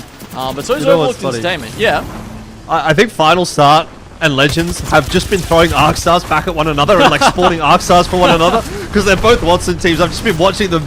It's like a tennis match. An Arc Star goes one way and then it gets thrown back the other way. And it's like, oh, now it's your turn. Anyway, Legends are going to start the push. And Final Start have been pushed out of their position as well by that zone. Player K knocked instantly. Easy flash down as well. Oh, what on earth just happened to Legends? They got booked. Final Start will be okay for the moment to find that res by the looks of things. The scan revealing 6 hostiles, but nobody pushing. Looked like the Radiant transfers were a little bit too late there for Legends Gaming, so the Conduit unfortunately not able to get that healing back up in time for the team. Now they go in. Tom Yum Kung. Yeah, I think it might be Tom Yum Kung, though it is Dexter and Ziki. Dexter's already lost all his HP. It won't matter. Tom Yum Kung, the champions for the 5th game of the A and C lobby, and they do it with ease. Very nice finish there from the Thai lads. 11 kills as well. So, bang, Bloodhound Caustic wins it again. Yeah, Tom Yum Kung, you know, we haven't really seen too much of them today. They've been sort of getting knocked out, you know, in under the top 10 positions. So nice to see them sort of solidify a win. I believe they're sitting about 9th on the overall standings, Genome. So it's nice to see, you know, that fantastic team do something there. You know, another team that we've been sort of having a look at, Final Start, like, you know, Elfish said, we haven't really said their name too much. They're sitting quite low on the leaderboard. So unfortunately, you know, that play there may not be enough to sort of push them into some of the top spots as well. And again, great game from Final Start. Yeah, not too bad from them either. I mean, 5 kills they picked up. Legends Gaming have just been so consistent today. It's been a real treat to watch them playing the Watson Conduit Bang comp again. You know, Strafing Flame always cooking something up. There's always doesn't like to see it doesn't seem to like going with the meta all that often, Lace, but always seems to make it work. And yeah, another 9 kills and a 4th placement for them. That's another pretty impressive result. Yeah, and just Legends Gaming absolutely cleaning up here. You know, they get themselves and solidify some kills. We, you know, saw them and witnessed them before have a 22 kill game on, you know, World's Edge. So they're always going to collect their kill points. Even if they're not, you know, placed in first all the time, they're still going to be up in the top of the leaderboard just with kill points alone. Yeah, exactly. And for a team who's so good at closing out games and finding their way into the final circles, like, yeah, I mean, the evac rotation here, we saw it a mile away, but it was still an impressive play. And obviously it was that, you know, management of the checkpoint situation and steering their way through 4 or 5 teams that were pushing them and fighting them in that scenario that allowed them to make that sort of final rotation there. So here we go. Match 5, 4K damage for Tom Young Kung and 11 kills, almost 4K for Legends as well. Yeah, and you know, it's awesome to see some of these teams, you know, that have, you know, sitting quite low on the leaderboard sort of make their way up the top there. You know, unfortunately we see like Lightning Unicorn, for example, they're in 12th position. You know, they're not too high in the overall standing, sitting about 16th. And this is their last time I think they play, because they're Group A at the moment, Genome. So, you know, they might need to do something a little bit more crazier to put themselves in those top positions. But again, Legend Gaming's out in front, overtaking Wonton that were just sitting in front previously. So they're kind of just going toe-to-toe at the moment. Oh my god, so we've seen Tom Young Kung go up by 8 places after that game into 5th spot. So that was a huge game for them and their chances going forward here. Of course, yeah, you know, with the org going by the wayside, these guys, you know, want to be making it to LAN and sort of getting all the support and, you know, extra cash that's on available to them on the big stage. And we know they've done it before, and they definitely have a chance to make those final lobbies. They have that skill. Yeah, what an exceptional game for them to push them up to that position. You know, we still got one more match there left for them, so if they can do it again, they might even see themselves creep up a little bit further. You know, our teams are very close together, 46, 45. You know, that's not very far and few in between, you know, because Legends Gaming and, you know, Wonton Dumpling are just dancing around each other as well. So all close matches. But we're going to take ourselves a short break and we will come back. It's going to be game number 6. This might be the last time you'll see our Group A compete. We never know, but we'll see you shortly.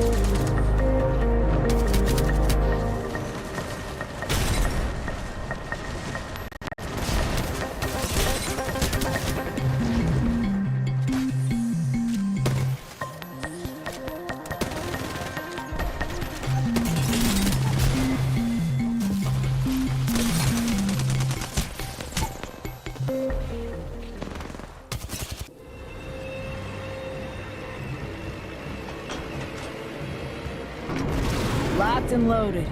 Drop shocked and rocked. Say hello to the 4-0 first. For Alt.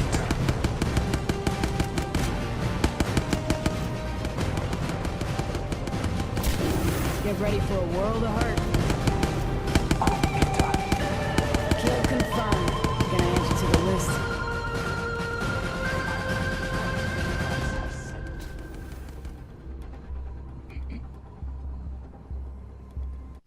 Yeah, welcome back. You've just been witnessing Groups A versus each battle it out in our final week of the group stages. You know, we're 1 week from the regional finals. You know, the games we're seeing today are make or break for a lot of our pros. But, you know, not only that, there's a prize pool in the back of their minds as well. You know, $125,000 for, you know, spread across these teams. So not only do they want to get themselves a spot, you know, at regional finals, they want to get themselves some dollary dues. Absolutely, yeah. That's it's starting to get down to that end of the season, Lace, where, you know, teams will be thinking about that and start plotting their way towards that first place prize, which I think is 20,000 US. So not too shabby. You know, when you take it over to LAN, maybe it buys you a little holiday afterwards as well. I see, you know, 125,000 USD is more for Australians as well. So, you know, we have a lot of teams from Australia. We have a lot of teams, you know, China and Malaysia, Thailand make up our APAC-South region. So, you know, all these teams are excited to see victory, regional finals and the prize pool. We are going to, you know, shortly head into our last match on Storm Point for our groups today. But, you know, we've been touching on a lot of things Season 20, Genome. You know, we've had a fair few changes in and amongst that. You know, we've been chatting about the Evo shields, the way that teams can sort of get these Evo points as well, which is, you know, a massive change for competition. It's a huge change, Lace. It's meant that I think, yeah, across the board, I would say we're seeing lower levels of shields, right? It almost felt like purple was kind of guaranteed. Past maybe sort of zone 3 in previous times. Whereas now you're seeing blues late into the game. If a team hasn't been able to get purple, but they have a really good spot and they just want to sit there and sort of not poke, it actually takes quite some time to get those purples online. So, and as you were mentioning beforehand, it also means, you know, contests have changed. Early game fights are sometimes happening on just whites. And that means, you know, you can get one clipped. You know, it's not just the rollers. Not just the rollers pulling out the one clips anymore, Lace. That's exactly right. You know, we can see some teams, they may just sort of take more of a full send approach because they know you got the same armors. But I have noticed a couple of teams not actually take a contest and they'll want to go and upgrade their Evo shields. They don't want to be taken out by that one clip on white shield. So, you know, it's only 50 health. It's not a lot. You can be absolutely obliterated by, you know, a couple of bursts of a prowler. So you got to be extremely careful in taking those fights early on. But let's have a quick look over here. We're going to see a couple of our Evo upgrades. You know, we've been chatting about some of our, you know, meta picks where they've got different changes, but we're going to have a look at Conduit, which, you know, Gino, we've seen a couple more people pick up Conduit on Storm Point. Indeed. So here's the stats for that. Shout out there to Esports Engine and EA who've been working on us to create these graphics. It's been awesome to get these stats online. You can see with Conduit, very obvious choice for level 2, right? Battery collection, it's nothing more than a nicety.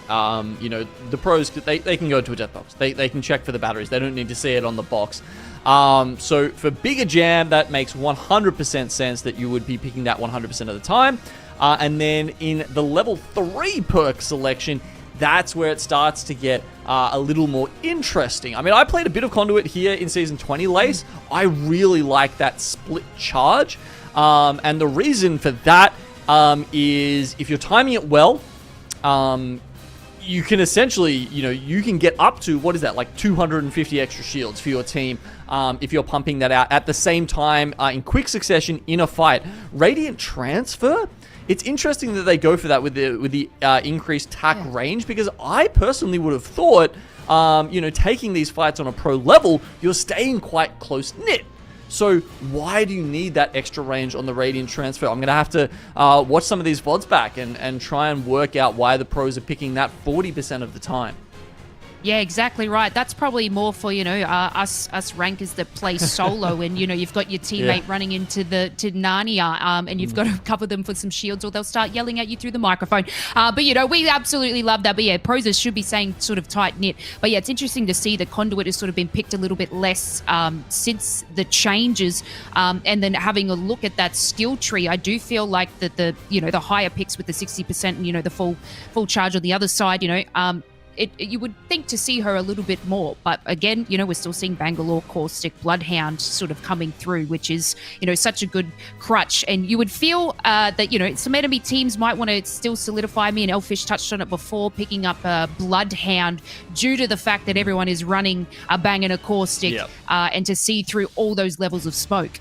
Yeah, you kind of need to do it, right? The scan is just incredibly helpful here, and it almost feels like it's been quite a while now that we've, there's pretty much always been some kind of scan character in the meta. Obviously, Seer was there for the longest time in year 3 of ALGS, and now that he's been, basically nerfed into the ground, we are seeing teams pick up Bloodhound quite a bit more. But even, we were, sort of picking up on that Nox vision before being one of Caustic's most picked perks as well. So even there, we're starting to see some of, just that any ability that gives you the permanent outline, not permanent, but, outlines on enemy players, very, very important and well picked. Yeah, exactly right. So, the legend picks, are always a good staple, but let's go have a look at some of our heavy hitters here. Again, we've always seen Easy Flash on the board. We always talk about it, but, very close behind Gugu. Gugu does an amazing job at obliterating a lot of the competition, Genome, and you can definitely see why, Wonton Dumpling, I call them the heavy hitters, the steamrollers, and Gugu is a big part of that. Yeah, no doubt about that. And obviously he's been picking a lot of Horizon. I don't think we've been seeing him as much on Horizon today. I feel like, when we were talking about that before, no Horizon, at least in Storm Point. So considering a lot of people said that, characters like that were a crutch for some of these controller players, Lace, it's good to see him still out here and still doing well, being a little bit more flexible. Because I think once you get to the tippity top of Apex, you can't be a one-trick. Yeah, exactly right. It's you've got to change with the meta, and we have been seeing that from quite a few of our teams. And yeah, it's been actually crazy not to see a lot of Horizons. You find that if you go into like the rank setting, you will find Horizon is still a top pick, but it's, our professional teams are showing us that you could choose these other ones and get it organized. So it's really good to see some different changes. I wasn't very happy about Caustic coming back, but that's totally fine. We're going to see some more. This is going to be our match number 6, our final game on Storm's Point. Let's take it away. Final game indeed, at least for this lobby, and you guys don't need to worry about it because we've got plenty more coming for you after this lobby as well. We'll have the B and C lobby, so another 6 games of ALGS right after this one. Well, we'll have a little bit of a dinner break, but it won't be too long, so you've still got plenty of games to watch this evening if you're keen to stick around. But at least for now, we'll focus on what's happening for A and C, and for the final game on Storm Point for this lobby, how things are going to shape up. Those contests haven't really panned out on this map at all in the first couple of games, and can't imagine that that'll be changing up too much here for the third on the trot. Nope. Sticking to their sides by the looks of it. I mean, sometimes you do see it change up in Game 6 just because teams are like, well, if we do it in Game 4, they'll expect it in Game 5 and 6. And that way, sometimes you can just sort of, mess with them in that last game. But yeah, I wouldn't say necessarily. That said, Ring does look like it could be pulling to Devastated Coast. So it could be a fun one. Even the building, the high building on the zipline, you can see that's in currently. Obviously, we've seen circles. This one doesn't seem quite as deep, but if that stays in for quite some time, we've obviously seen that that's an incredibly powerful position, especially if you can, chuck a Watson or a Caustic up there as well. So, I mean, what else is there to talk about? I mean, look, we don't have any early contests. I think it's interesting to see how a lot of these teams are now playing with PvE. I mean, look at Godhand over there at Launchpad right now. You can see how split they are. Dracoy is off doing the Prowlers. We've got Tracking Bad off doing the Spiders. And then Yesh is the one just picking up a lot of the loot over in Launchpad itself. Meanwhile, you've got other teams who get access to Trident. They'll often just send a solo driver around to be grabbing any Evo harvesters that are out in the sea oftentimes. So, like, you know, there's one way out past to the east of Launchpad right now. I'm not sure if they have got that one or they will get it. But yeah, like, you know, certainly teams like them and Northpad will be looking for those options for early upgrades for Evos. Ooh, we're getting a nice little rat play up here by KPG. Oh, that was a 3-2-1. I don't think they actually got the knock though, did they? He survived on 1 HP, so they're gonna have to continue that push. And now without the element of surprise, things get a little more difficult. The horizon, the elevator is in effect. But where is the prey? Yeah, Wade's actually got out.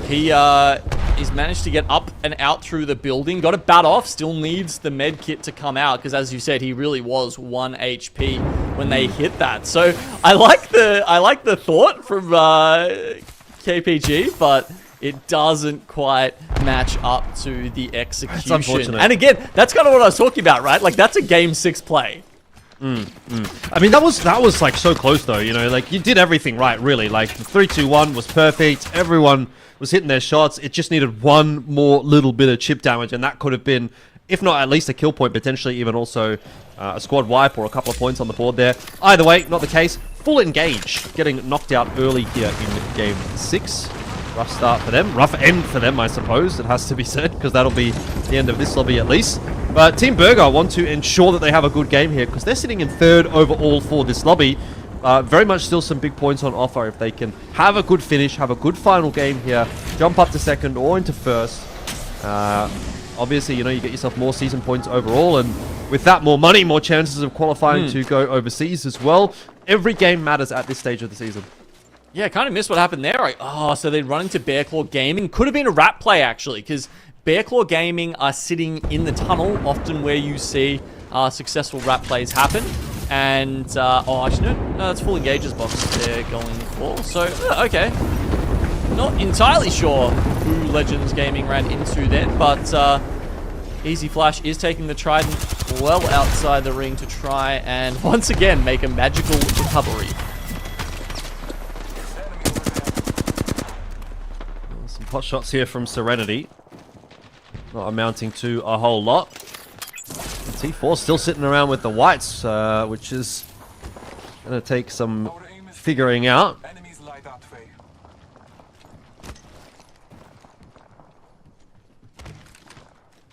Not seen too much from T4, unfortunately, today. I mean, 10th overall for this lobby. It's not a bad performance, really, but again, considering the circumstances that they were the team that came in last on the overall standings, they probably needed a little bit more. Unless, of course, they go on to maybe win the next lobby, but that seems a bit of a stretch. And this is their game to do it, Elfish. I mean, you know, they land Devastated Coast, where the zone seems to be pulling. This is their time to shine. And a lot of teams, you know, they will grab just one big game if they get a zone pull to them and make their series off that. Here's some revenge on offer for Team Burger. They already got that initial knock on one of the KPG members. It's actually 2-on-2 though. Again, the Horizon Elevator coming into play for Pricey, who's just farmed and cleaned up. Keep Going Gaming. They were the one that 3-2-1 Team Burger earlier on, and they have paid the price because Burger has turned around and fought back, and you can see some shots into the death boxes there, but maybe that was a little bit overzealous from Team Burger because there is a third party from Tom Young Kung hanging around. Actually, they're playing it safe. They're playing it safe. They're going back. Yeah, they were definitely having a look at it, but they don't want to take this fight into the zone. I mean, Burger, they're a couple hundred at least away from their purples. And Tom Young Kung are actually probably closer overall. Neither team able to get that level 3 upgrade just yet, but interesting that they played that one so safe. You know, Tom Young Kung, obviously a team that loves a bit of a scrap. Wants to get in there. They've just spotted out Final Start in a Trident, actually. As we see Legends Gaming. So he did manage to get the respawn off in Cenote Caves. Oh, wow. Well, Team Burger. Oh, no. Yeah, Final Start moved in after that, so they've sort of taken up that vacuum that Tom Young Kung left. It doesn't really matter. It's still either early way. days. It's early days. They'll be alright. Plenty of meds available. It's going to be a rough rotate here. Wade trying to pop the med kit so he has even the health to safely take this evac balloon. I think they popped 2 there just to try and, you know, secure their route through this next place. Looks like they will be going through command center. That's actually pretty free right now, so should be a safe rotate in. And then they actually, I think there's a bit of space up the north side of this ring. Just depends if they run into, say, Tom Young Kung or XNY. As you can see there, they might go past, maybe even get a ring scan at Stormcatcher, and then make their way in as the ring is continuing to pull down towards MDY Black, who have taken over the high building there in Devastated Coast. Just keeps going in the direction of Devastated Coast, doesn't it? At least as much as it possibly can. It's not going to be able to get there completely. A couple of teams up in Launchpad that also have the information it's headed in that direction, so we'll be thinking about making their moves soon. X and Y, on the other hand, have bigger things to worry about, and it is just XD that's trying to clutch it out right now, and it seems like a fruitless venture as X and Y will go down. Bearclaw Gaming happy with the spoils of war, but need to be careful themselves because there's another team hanging around. That was Tom Yum Kung, I believe. But again, Tom Yum Kung, as we saw in the previous instance where they could have potentially third-partied, have once again decided not to, and they're going to go on their merry way and continue their rotation. So both teams safe. Okay, looks like Team Burger have just got the player scan off. Let's see how that affects their decision-making. We could like zone wrap. Yeah, we need to get there before these guys like in zone. Down the bottom, go for it. Yeah. They're in the building. They're in the bottom building right now. Dude, are you retarded? Yeah, just go zone.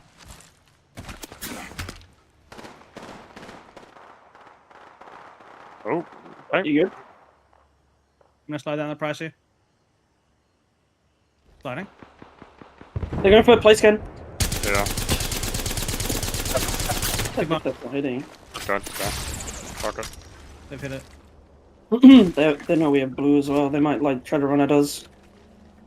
It is what it is then. Fight them. I have no health mats. They've evac. They're evacing. They might take our spot. We need to go. Yeah, I'm going. Sliding down. Let's get to cannon. Yeah. This whole side was free, right? I didn't look. Yeah. If anyone was Stormcatcher or anything. Yep, it's fine. They might even. They're ready to fight. Dude. Oh, fucking neck, bro.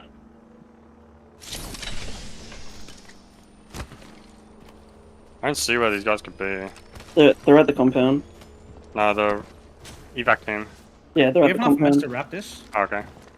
I got 4 syringe, 1 medi. I have 3 rendered out. No, it should be easy, I right? have no health meds. I can drop you syringes. What's third I looking just like? got 2. I got 4 syringes. I have 6 syringes now. Alright, chillin'. A lot of people will start entering in the zone. Yeah. I mean, we definitely could wrap. There were 2 teams launchpad. Let us follow it. Yeah. I wonder if we could hard wrap all the way around. That's what I was thinking. We got a minute. We have a minute. Let's go. We could go now. Okay, Team Burger opting to go for the zone wrap. Luckily finding a couple of health meds there for Sharky to continue on. Pricey feeling his age with the neck. I get that. Have been to the physio recently. It's hard times out here. Yeah, indeed. Indeed. Especially as you age. Something that you hear a lot. You don't really take it in as a young lad, but starts hitting. 28, 29, I reckon. Oh no. Starting to struggle. Ooh, Tom Yum Kung also, speaking of, are struggling a little bit. Ziki with the Beast of the Hunt should be alright to get out of there, but the teammates maybe not quite as happy about how things are playing out. So Bearclaw Gaming will pick up a couple more kill points, which are going to be pretty useful at this point, given that they're 13th overall still for this lobby. So still kind of needing to get some points on the board. I don't have much time left to do it. This is the last game. Oh. Nice long-range PK shot there from Belkin actually to finish that one off, as the other 2 teams or two of the teams in Launchpad start to fight. Burger are pulling up to this as well. They have completed the zone rat now, and they are in on top of it. As you said, you know, those were important kills for Bear Claw Gaming. It's been a very slow day for them, unlike someone like Team Burger, who are really hitting their stride here, up at 50 points so far.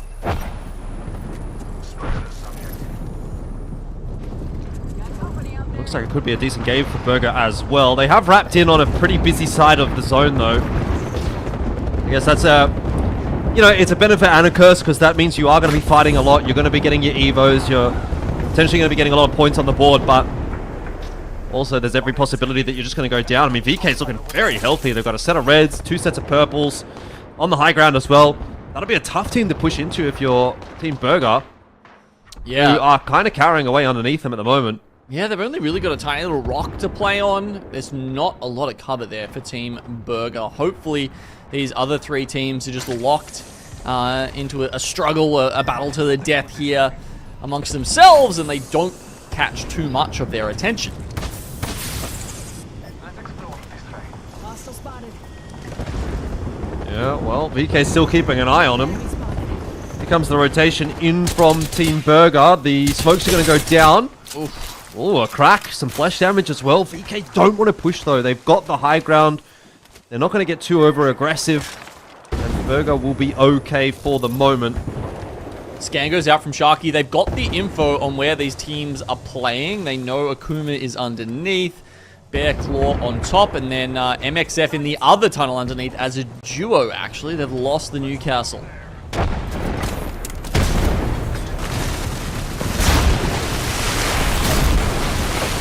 This is looking rough for Bear Claw Gaming.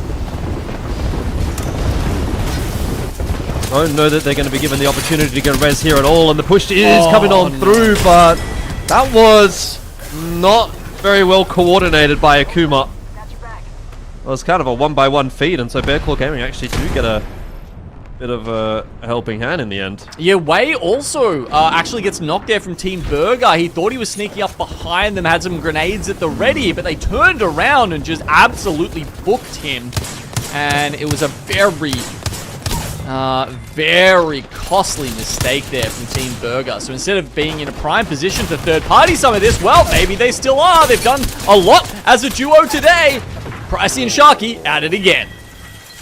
Yeah, MXF are doing a great job of holding onto the tunnel at the moment. Watson certainly helping out with that. They've got the alternator pylon there as well as the fences. There's going to be a res through as well. So it's looking quietly like a pretty good game from MXF so far. Got Team Burger on the other side of this one, but there might be some free points on offer. Price is so low, and Sharky is out of there. He's kind of got nowhere to go, to be fair. MXF are also getting absolutely booked by that Bangalore ulti. He's getting... Oh, dearie me. He still managed Team to get Burger's some been eliminated. Yeah, he did. He but was... I don't know if MXF is going to last much longer either. No, they got absolutely destroyed by the Rolling Thunder there by Sharky, but I don't think they got finished off, unfortunately. Ooh. Now they're gone, but because obviously Burger go down first, so they won't get credited with those kills. Wonton Dumpling also getting taken out on the other side of things, so with that in mind, it seems like it'll probably be Legends to take the first spot out of this lobby, with Billy Bakuma, Wonton Dumpling, and Burger all eliminated so far in this game. We'll be unable to catch them. MDY Black far too far away in 5th there, so Legends Gaming will take first for the lobby. So MDY Black, they've parlayed that position in the high building up onto a fantastic spot in the zone, essentially the only team in the zone right now. Legends Gaming, as you can see, also in a solid spot there, and then you've got another 14. It's a bit of a fruit salad up north, basically. Elfish, a couple of teams just sort of really struggling, and here we go. Godhand gets mopped up. If LU can reset here, they actually might be in a decent spot. T4 also trying to make their way out of this. And then you've got a solo Feiju. You just got to hope for the best. All right, well, Legends are looking pretty good at the moment, top of the lobby. Let's hear how they play out this final game. At the hand! 30 flash on hand! Bang ulting, I'm bang ulting. Yeah. I'm playing close on bang ult. Careful there, pound. Trying to nade. Walking They up. run back, they run back. They run back. Are we sure? Yeah, yeah. It's free! It's free! We win this fucking game! Look back! Look Yeah, behind us! Argent on me. Okay. Good gen. I'm dodging bang on. Look behind us, Walk it please! in, walk it in. Left. Yes. Bang! No, no, no! Bang, bang, bang! Bang's on! Conduit! Bang!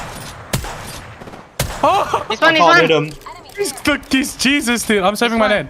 Just take the conduit. I got him. Nice, nice. We're fine, we're fine. Look for kills. They're fighting! They're fighting east! We have to take this! Really? That's safe here. That's safe here.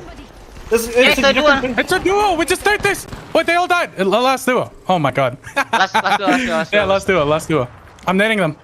I'm gonna ult this. I'm walking I'm up. nading them as well. They're swinging left. Yeah, I'm nading left side. I'm swinging left here. I'm swinging left. I hit him 30. Ban me. I cracked him. Nice! Nice! Fucking go, boy! Let's fucking go, I cannot scream, bro. I'm on the internet cafe, bro. I cannot scream, bro. 14 points! I cannot screaming, bro. Wait. Oh. For 6.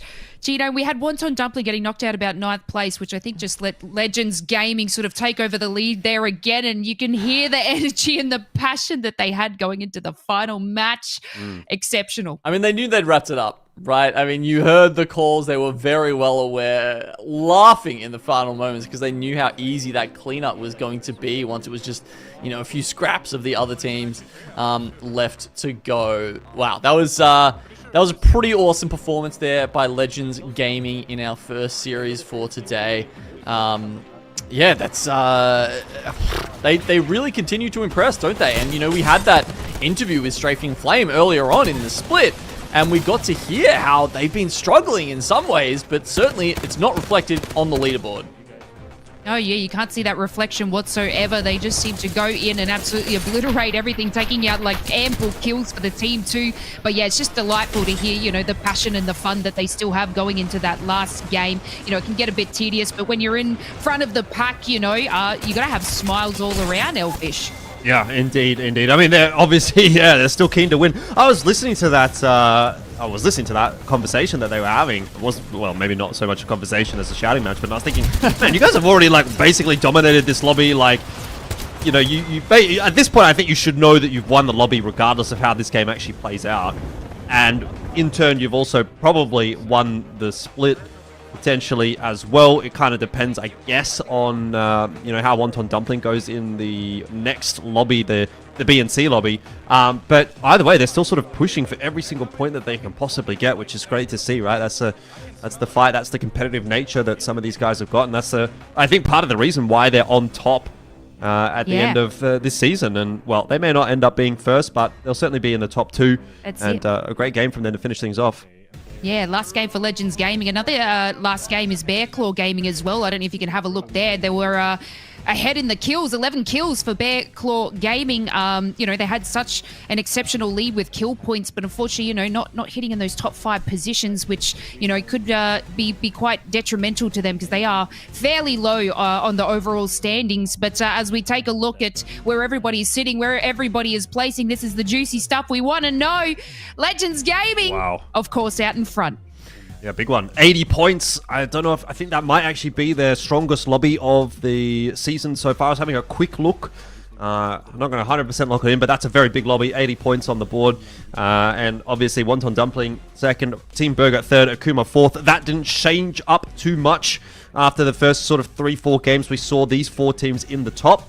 MDY Black did a pretty good job for themselves. T4 as well, has to be said, top 6. That's a pretty good shout for the lobby. I don't know how that's going to affect them for the overall standings, whether that puts them within striking distance to make it into the top 20 overall. For T4, that's kind of the conversation that they're thinking about at the moment. I think that's a guess, probably done enough for them if they have a really high placing in the next lobby as well. But obviously it's a tough ask, so we'll see how things go when we do get into that next lobby. But yeah, overall, a couple of teams that we expected to be toward the top end pretty much doing what they were expected to do, which was, yeah, win the lobby, which is, you know, Legends Gaming. Definitely Wonton Dumpling have been good this season. Team Burger, big names in there as well. They all do well today. But yeah, a couple of the other teams that were sitting towards the bottom end of the scoreboard overall have actually kind of upheld their end of the bargain too, and kind of keep things interesting going into that next lobby. Yeah, Lightning Unicorn, I think, were one there that I'm going to note. You know, they were in 16th. They had an epic start to the season, then had a couple of, 2 split point rounds. So that's something like, I don't know, 18th in the group, which is obviously horrendous. But now a bounce back, and they're pushing further towards definitely making regional finals, I would say. But, you know, maybe even an outside chance to make it towards LAN, or perhaps just try and grab that match point victory and send themselves straight overseas. Yeah, it's just, you know, like you said, they did start out quite strong in our first couple of weeks in the split. And then, yeah, had a bit of a mediocre sort of push there and not collecting enough kill points. But, yeah, just seeing them be able to turn it around is absolutely exceptional. One of our favourite logos of all time. I definitely know I love Lightning Unicorn and all that they do. So I really hope that, you know, this is enough to sort of put them in those top 20 squads. But like you were saying before, Elfish, you know, T4 are right down the bottom there on our overall standings, and although having a cracker of a game there, they're going to have to do something crazy in our next lot of 6 matches. Yeah, most definitely. I have to have a bit of a deeper look into it over the break and see exactly what they would need to do and where they'd need to place. And you know, I think there's a few teams that are probably in a position where it's like, well, if you don't win the lobby, you're not going through to next week. And the fact that you're toward, you know, maybe like 28th, 29th sort of position overall for the season, chances are you're probably not a team that's going to be of the caliber to win a lobby. So it's going to be a tough ask to do, but, you know, it's always sort of relevant to talk about it when it is mathematically going to be possible. And at the end of the day, it's going to take a lot of work for some of those teams to make it happen, but not the case for Legends, obviously, sitting on top of the pack. I mean, 2 firsts, right? One map away from grabbing a bonus point there, and even on the other side of it, they were, what, like 35 points ahead of the next team or something? So, again, about 15 points away from getting a bonus point that way. So, that in itself tells you this was a pretty dominating performance here from Legends Gaming. Yeah, and when we add on, I guess, those series points, what's that, pushed them about to 109. But, you know, Wonton Dumpling still have, you know, that chance to play again. But it's, you know, even if I guess they take out the next win, that still might not even be enough to take over them. So it looks like, you know, Legends Gaming have kind of solidified themselves that first place, which is absolutely exceptional. And, you know, we're going to see some other teams competing. You know, a little bit fearful for like the likes of VK Gaming, you know, who really need to sort of push themselves a little further, because, you know, you're going to have aggressive teams come in like Dreamfire and Boogie Borders. So will they have the stamina to compete in another 6 matches and really push themselves above those last, you know, the top 20 teams? I'm definitely looking at, you know, War Monster Firebird for our next series, who started off, again, like Lightning Unicorn, started off the season very strongly, and then, you know, a real precipitous fall off after that. But, you know, still every chance that they can make this regional final. And with such a shakeup here in Season 20, I feel like that really gives an opportunity. It's like it's almost like a mental reset for a lot of these teams who might need some sort of motivation, some sort of just way back into the split. Yeah, we always talk about that, you know, there's playing the 6 matches and sort of getting yourself into it, and then playing another 6. A lot of teams can either, you know, feel the fatigue, or it can be on the opposite end of the spectrum. It can be, you know, their warm-up games for the first 6, and then the next 6 they absolutely dominate. So it could go either way for the teams there. But, you know, it's been absolutely amazing watching, you know, Lightning Unicorn perform, and Legends Gaming, of course. You know, this is, like I said, the last time we see them play. Team Burger as well. We're not going to see them in the next matches from here on out. And a couple of other teams, but, you know, it's crazy. It's absolutely crazy. And, you know, we're jumping into Season 20 with all these changes, Elfish, and, you know, we've watched our 6 games going into this. Do you feel like a lot of these teams have solidified the changes? Do you feel like they've kind of got these changes under the reins, as we would say? Yeah, I mean, it's an interesting conversation to have. I think it's probably a bigger conversation than what we can really afford to have on a platform like this. But my gut feeling would be that it's still probably a little bit too early to tell exactly where things are going to land. I mean, the teams have had, a couple of weeks of scrims, and I've been seeing scrims like every single day, basically. People are playing a lot. They're trying to sort of get skilled up, get ready to go. But I wouldn't be hugely surprised to see things changing over the next couple of weeks. And also, presumably there's going to be some, patches, little minor fixes here and there, these sorts of things, like certain things are going to be buffed, nerfed, etc., changed. So things could definitely sort of change up over the next couple of weeks. So I would say for now we're in a good spot, but I would expect things to change. Yeah. And, we've got something a little bit special for you guys. You've been watching this team absolutely dominate the competition, Legends Gaming. We do have Strafing here on the line, probably going to give us a nice little outlook of how they've just been playing. We heard the giggles, we heard the passion, and now we get to talk to Strafing. Hello. Hello there, Strafing. How are you feeling taking out the win in that last match and absolutely dominating across this whole season? Myself and the casters were just, feeling the passion from you guys, having a nice laugh at the end. Were you sort of taking it seriously, or were you just having a bit of fun? No, I mean, we absolutely take it seriously, right? We want to finish out on top, and it's been great, getting back in the groove of things and finally locking in a win again after our previous performance last week. It was a little bit uninspirational, so bringing it back this week and playing really well. That 22 kill game at Siphon, that felt really good.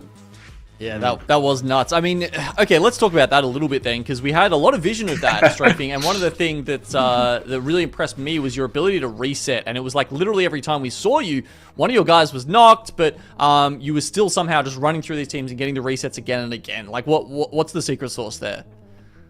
Oh, we've actually been working on that specifically. I don't wanna be given any secrets, but I'm gonna give credit to that one, for that one to Dan, our coach Neil.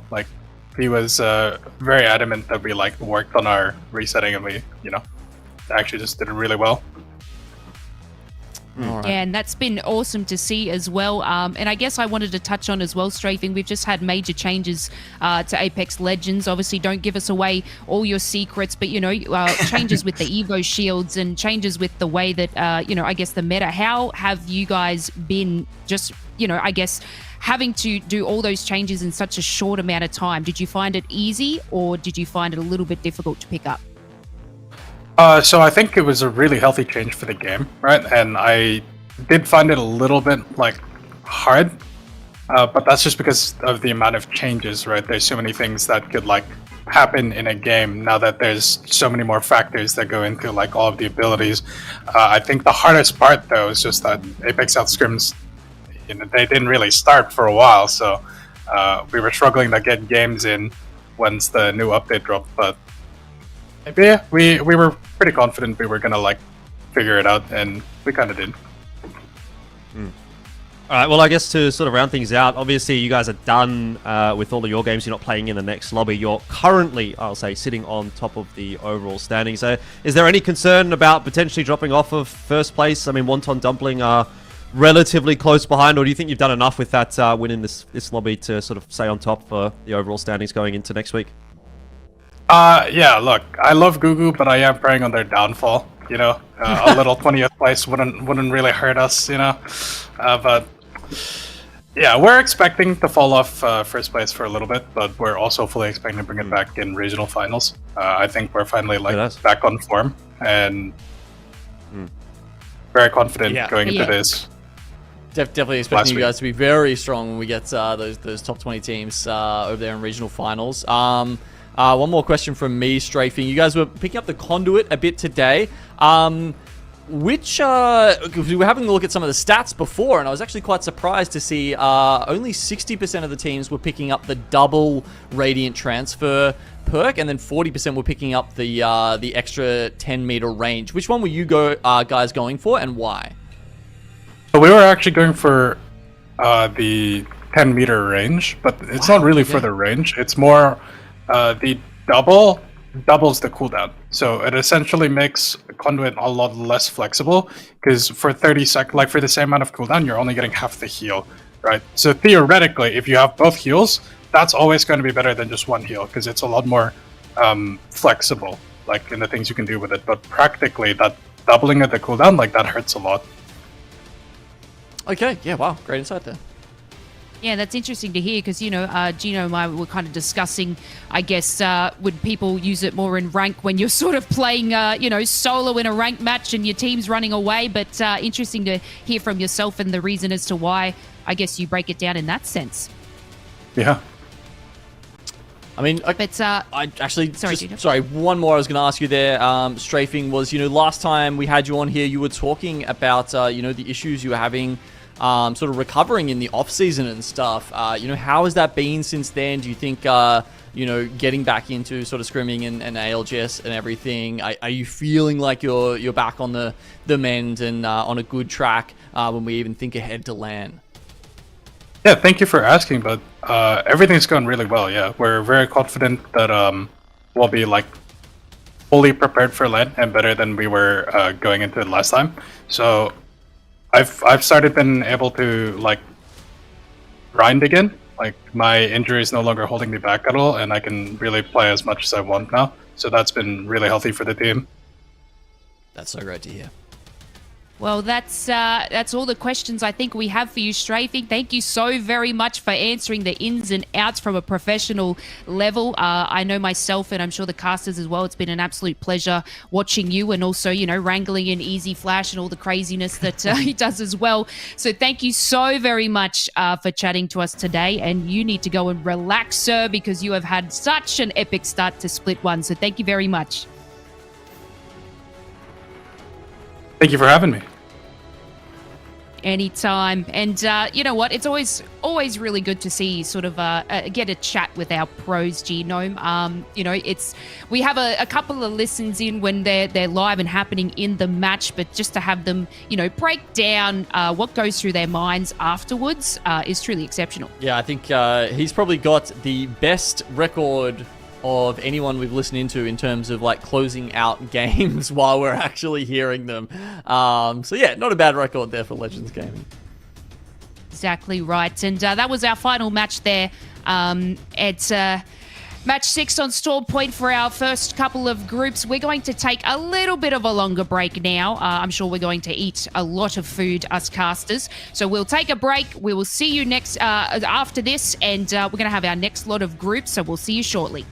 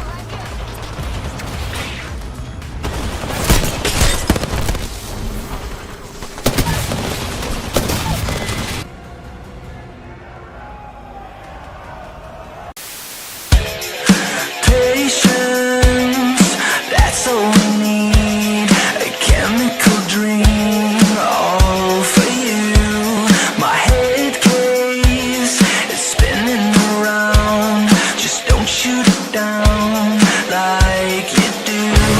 So bar the front door and don't let it in. I am the poster child, a sucker for original sin. I'm such a bore, wish I could wind my neck in. I don't deserve it, but I savor every touch of your skin. These fucking problems, you're following me. Maybe I'm the problem, maybe it's me. Find me at the bottom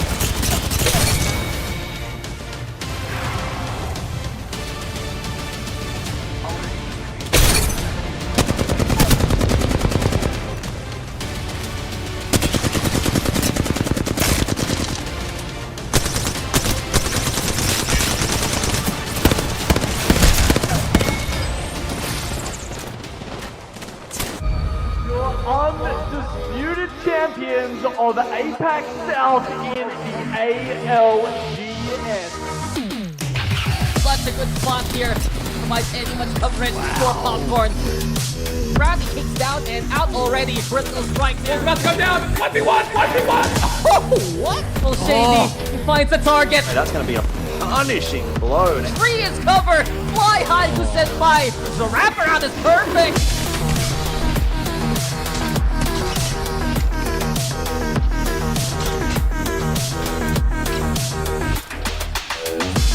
What? No! Lotka overextends, so does Kashira! Does get spotted out. The pins go down. Oh my god! What a beast!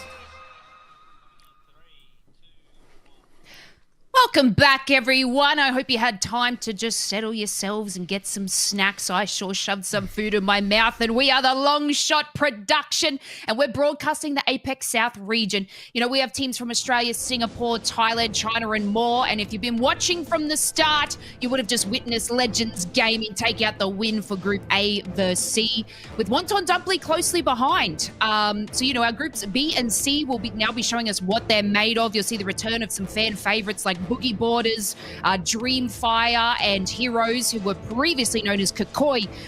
Gino, we'll need to keep a close eye on some teams that may be on the cusp of making it to the regional finals. Well, it's funny that you even say, you know, with Wonton Dumpling just coming behind Legends Gaming as well, Ace, because if you look at the overall standings, it's the same picture there. So, you know, 1 and 2, very consistent, and you know, 14 points behind them actually at the moment. So obviously Legends Gaming aren't playing in the upcoming series, and yeah, that's their chance essentially to overtake them and try and make it to first place going into the regional finals.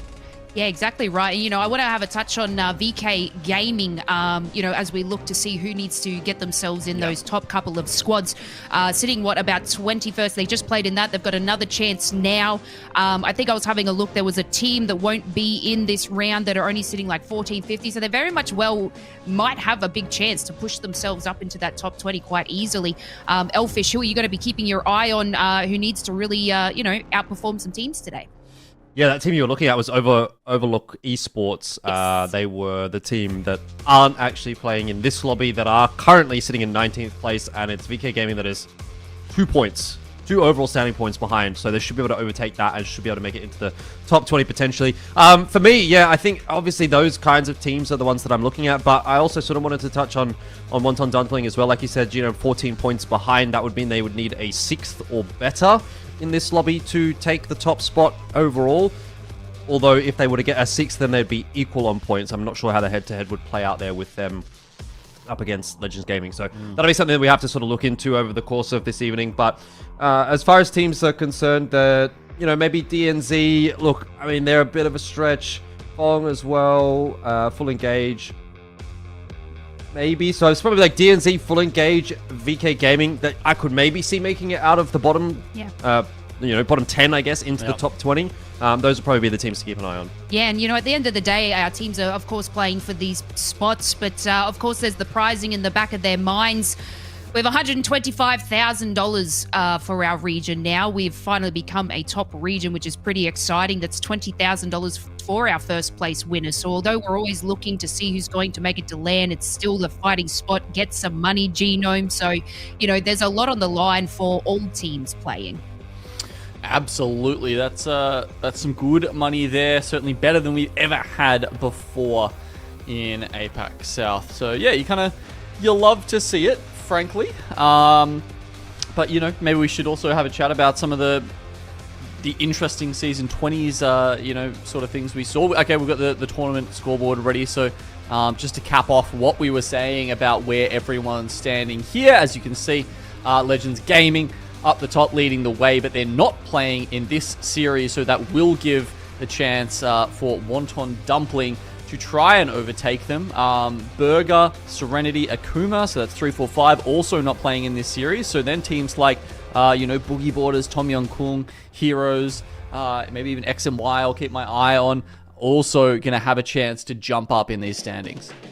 Yeah, you know, you've got Wonton Dumpling there. They've been playing 6 matches. Fatigue could hit them, and they might not even, overtake Legends Gaming. So we still need to sort of keep a close eye. Like you said, only 14 points ahead. And then, we have a look at the bottom. And I know Elfish was saying Overlooked Entertainment won't be competing in this round. And then we have VK Gaming. They just need to get a couple of points, and they can put themselves in that top 20. We obviously see the likes of Dreamfire back as well, sitting, kind of in that medium spot. Which I do believe that they'll probably be able to solidify themselves a spot today. They had a bit of a rocky start to the start of our split. We're, very excited to see them play out, but they didn't really give the show that they were used to, at champs and stuff like that. But in the last couple of weeks, they managed to pull it together, Elfish. Yeah, definitely. Actually, one of the other teams here that we were talking about quite a lot in the previous lobby was T4. We were saying, if they can have a good couple of lobbies here, they might still be able to make it into the top 20. Mathematically, still technically possible if they were to win this lobby, get the 25 points, go to 49. Maybe there's a chance, but it seems unlikely. So there's that. And the other thing that I actually sort of have been looking at here as well, and I know we keep going back to it, is Wonton Dumpling again. Of all of the lobbies that they've played in this season, in this split, in only one of them would they have not scored enough points to actually top. Like if they would have scored that amount in this game, in this lobby today, in only one of those lobbies that they played so far would they not be able to overtake Legends with the result that they got. So every other result that they've had enough points if they were to get it again today to overtake. Because they've had a lot of seconds. They had a couple seconds. They had a first. They had a fourth in there as well. And then there was, I think, like a 7th or an 8th or something like that. It was an 8th. So their worst result has been an 8th overall, and that was only once. Everything else has been far better than that. So I think they're probably a good shout to make it through to first place, even if they are, as you say, a little bit fatigued by having played earlier on today. Yeah, so I guess, we're going to have some new teams sort of joining in, the Boogie Boarders, and like we've touched on before, Season 20 changes are here. We're going to have some new teams that are going to have to show us how they use these new changes. We've obviously had 6 matches where we've seen, a lot of people kill spiders or take a different rotation to make sure that they can get a higher shield because, it is a massive change to the game, Gino. It's huge. It's affected almost every part of it, and I think the thing that people weren't expecting, Lace, is that coming into Season 20, the perks is what everyone was talking about. Yeah. But if you look at how competitive is playing out, the Evo changes and the upgrade system that goes with it has actually been, upgrade as in, how you accumulate those Evo points, has actually been more impactful because the perks maybe have changed a little bit how useful some of the legends are. That's why we've seen a little bit of a resurgence of Watson.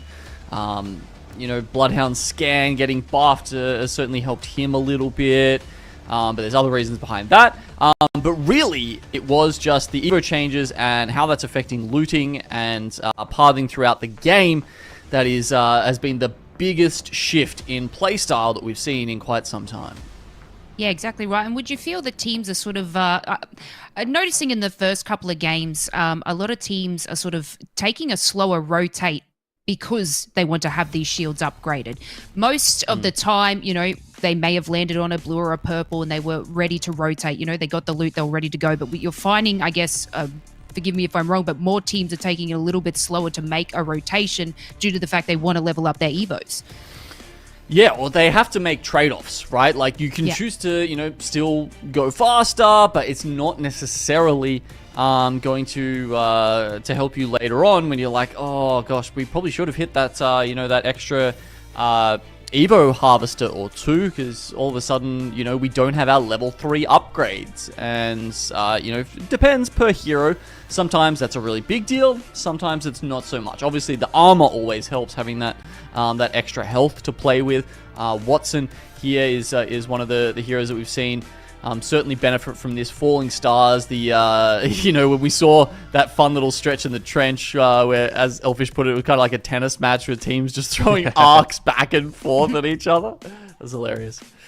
Yeah, I don't know. I didn't even really realize that they were doing it for probably a good 5 minutes as well, by the way. It wasn't as if it was just a one-off thing, because as soon as Legends got into that trench, as you were saying, you know, there was like an ARC-Star spawning in, and then only like a few minutes later did I realize that there was another team in the trench which also had an alternator pylon up that presumably was also so the whole time, yeah, it was just back and forth. It was pretty fun. Good stuff. Love it. Yeah, it's interesting to see the way that they grab these legends and make them happen. And, you know, we were talking about before where, you know, we have our major picks, which is the Bloodhound, the Caustic meta, but it not changing across maps that much.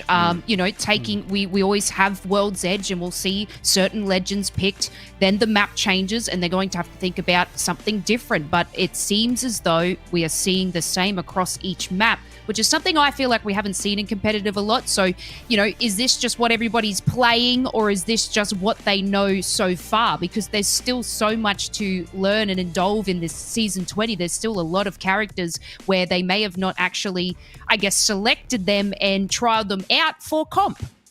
Yeah, I mean, I think there's probably an element of that, right? Where you have to have you know, there's going to be certain players, certain teams that are like kind of just seeing what's the meta, what people are playing and going, all right, well, that's what we'll play. I guess we'll just play that. But, you know, have they had enough time to kind of explore all the options? I don't know, maybe not. But, you know, you do also sort of have those players that are going to have like certain comfort peaks that they're going to want to go to as well, and maybe they've explored a little bit with that, but have they really gone in depth with it? Maybe not. Yeah, so while we are sort of discussing all the changes, let's have a look at where our teams will be landing. We're going to head to World's Edge first.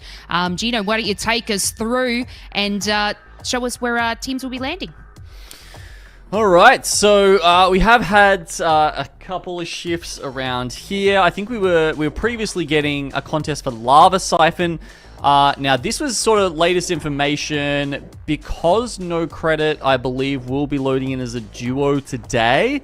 I don't know if that means they get Lava Siphon anymore because, you know, why would Kill Devil and DNZ fight over Harvester if they can just go and bully a two-man out of one of the best POIs on World's Edge? So I kind of do expect that to change, even if we haven't had that info drop on us yet. Likewise, Full Engage over there, obviously we've seen in our first series today, also a duo, but, you know, no one's going to try and take Geyser away from them, right? And then looking further around, you know, Boogie Borders not having to worry about a contest here. They do or should get Lava Fissure and Mirage Trois to themselves. And yeah, that's kind of what I'm seeing pop up here on World's Edge. Yeah, I guess we've seen a couple of changes. You know, Boogie Borders, like you were saying before, you know, had Mirage Trois, and then, you know, someone was always at Lava. To have those two spaces to themselves is a little bit of a change, I believe, Elfish, from the last couple of weeks. Yeah, a little bit. It's one of those things that, again, just sort of changes based on the lobby as well. So you kind of do have to be a little bit aware of that. And, you know, it'll be something that will change again going into next week. So you can't get too comfortable. It's always moving and shaking. Exactly right. And we're going to gear up. We are now in our groups B versus C. This is going to be our first match on World's Edge.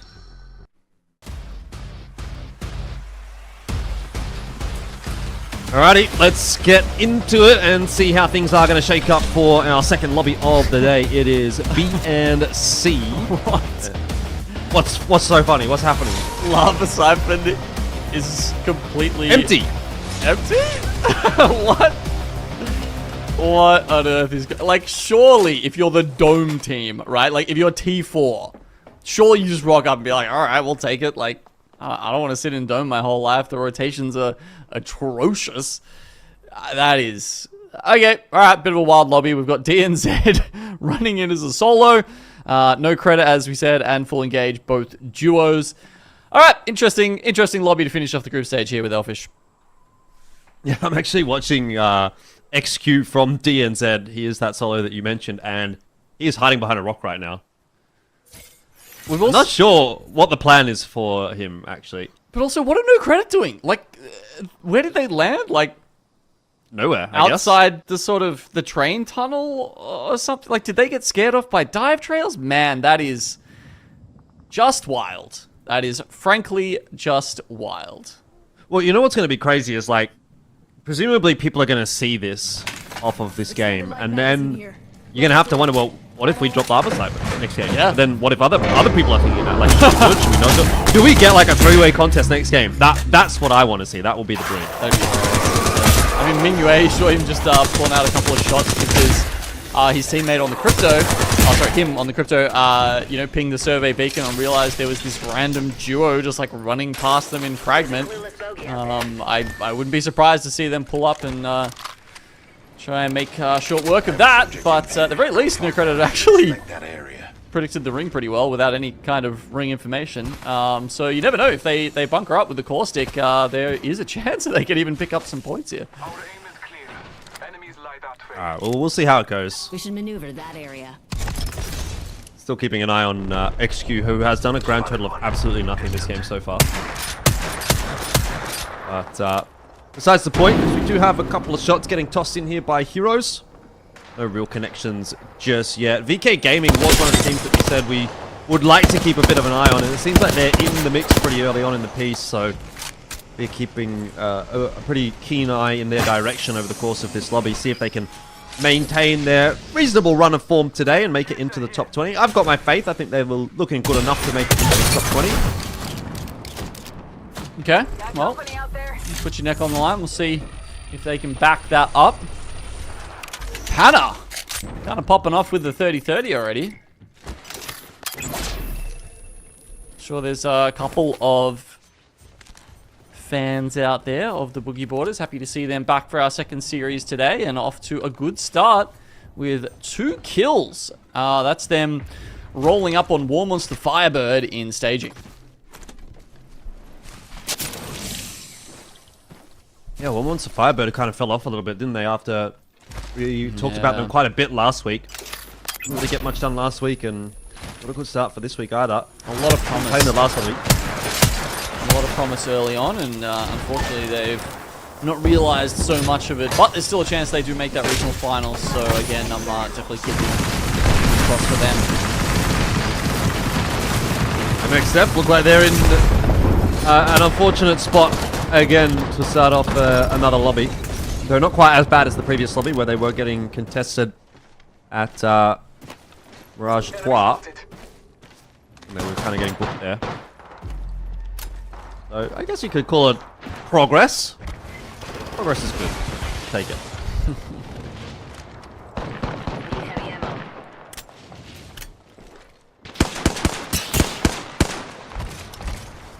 Having a look at some of the picks through this lobby, obviously with a couple of people missing, it is slightly harder to tell.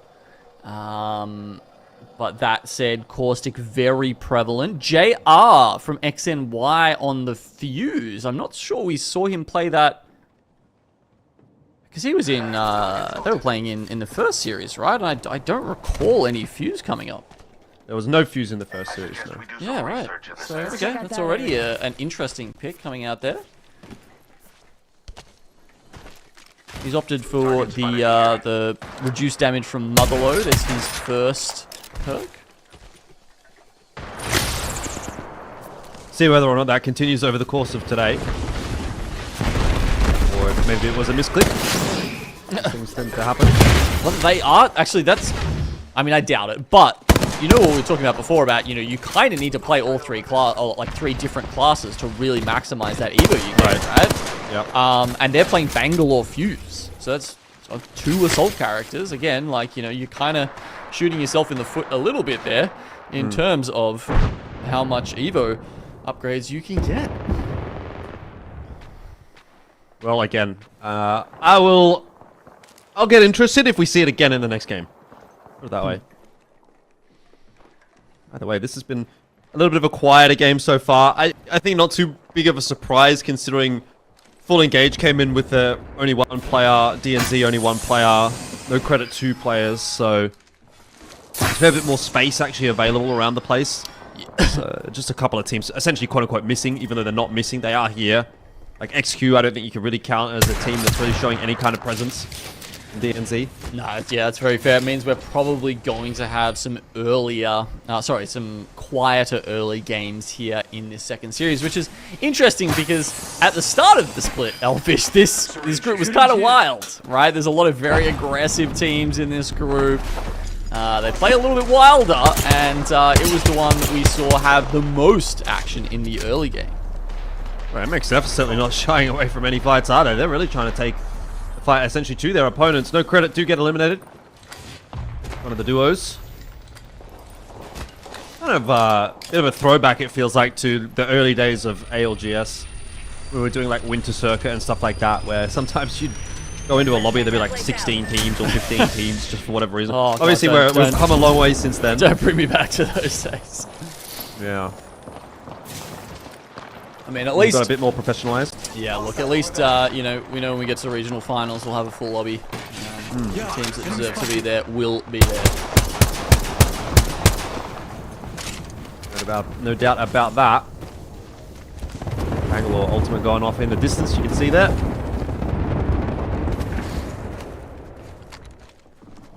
BK Gaming still yet to get a point on the board. Never mind.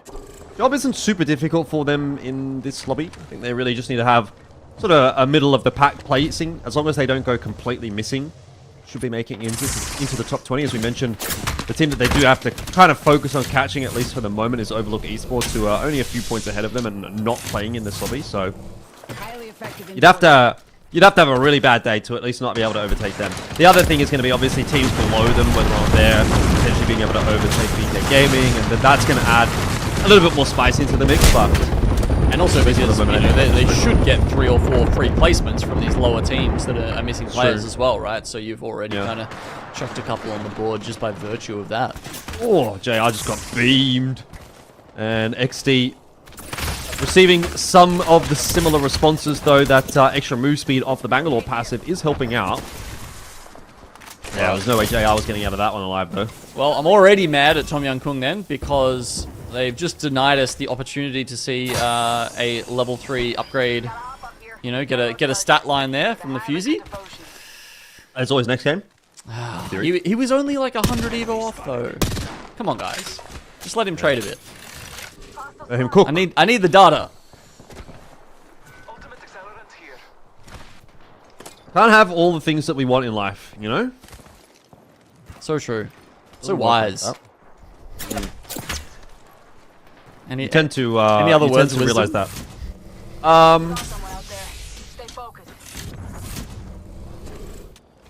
No. I was trying to think really hard of something. Wow. Brain empty. No, it's just one lone glorious thought that just came to you. Oh, compound interest. That's all you need to know. True. Okay. Yep. Hashtag not financial advice, but yeah, no, it's you know. I mean, if you're 15 years old, just look at compound interest and salivate. It's kind of like surely there's an Apex analogy we can make here. Kind of like when you get blue Evo off of getting free ring scans, and then you fight a guy who has white Evo, and then you beat him, and then you get purple Evo, and then when you've got purple Evo, you run into a guy who's got blue Evo, and then because you're stronger than him already, you get even stronger. Yeah, yeah. I was thinking more like old school. You know, it's like, yeah, you drop pretty much the same thing, but like, you know, say you drop on a purple armor, and then you can start bullying people. All of a sudden, it just starts snowballing from there, right? Yeah, exactly. I mean, that is kind of the esports word for compound interest, isn't it? It's a snowball. Snowball, yeah. I've been using esports terminology with my girlfriend a little bit sometimes when we've been like on public transport, and we'd be like on a bus that's like running late, and I'd be like, man, this bus driver's W keying a lot. Like, what are you even saying? Wait, she doesn't know that yet? You guys have been together for ages. Nah, she does. But it's like not like instant, like, you know, it's not normally in your vernacular if you're a normal human being. That's unlike us, of course. Exactly. Yes. Anyway, we did get a little bit of an insight there as to the zone pulling. It's going to move in the direction of SWQ, who are out toward the eastern edge of World's Edge. Just be something new. We don't get to see this kind of a zone pull all that often. Boogie Board is on the move as well. Little fun one. North of Overlook, SWQ. Yeah, they're the kind of guys sitting in God spot right now. Zone's pulling to them, set up with their backs to the mountains. Very good spot. Other teams all kind of moving in a lot, especially from the west. Teams like Kill Devil here. I think they're kind of hoping someone's going to come in from behind them and they can hold the bridge, but I think they're going to be sorely disappointed.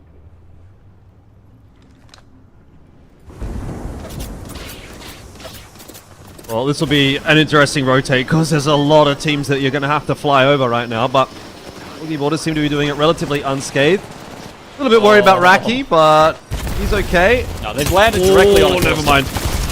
Yeah, that's not looking good at all, is it? That is going to go in the blink of an eye. Panna, there's no chance of even getting that bat off. Rip.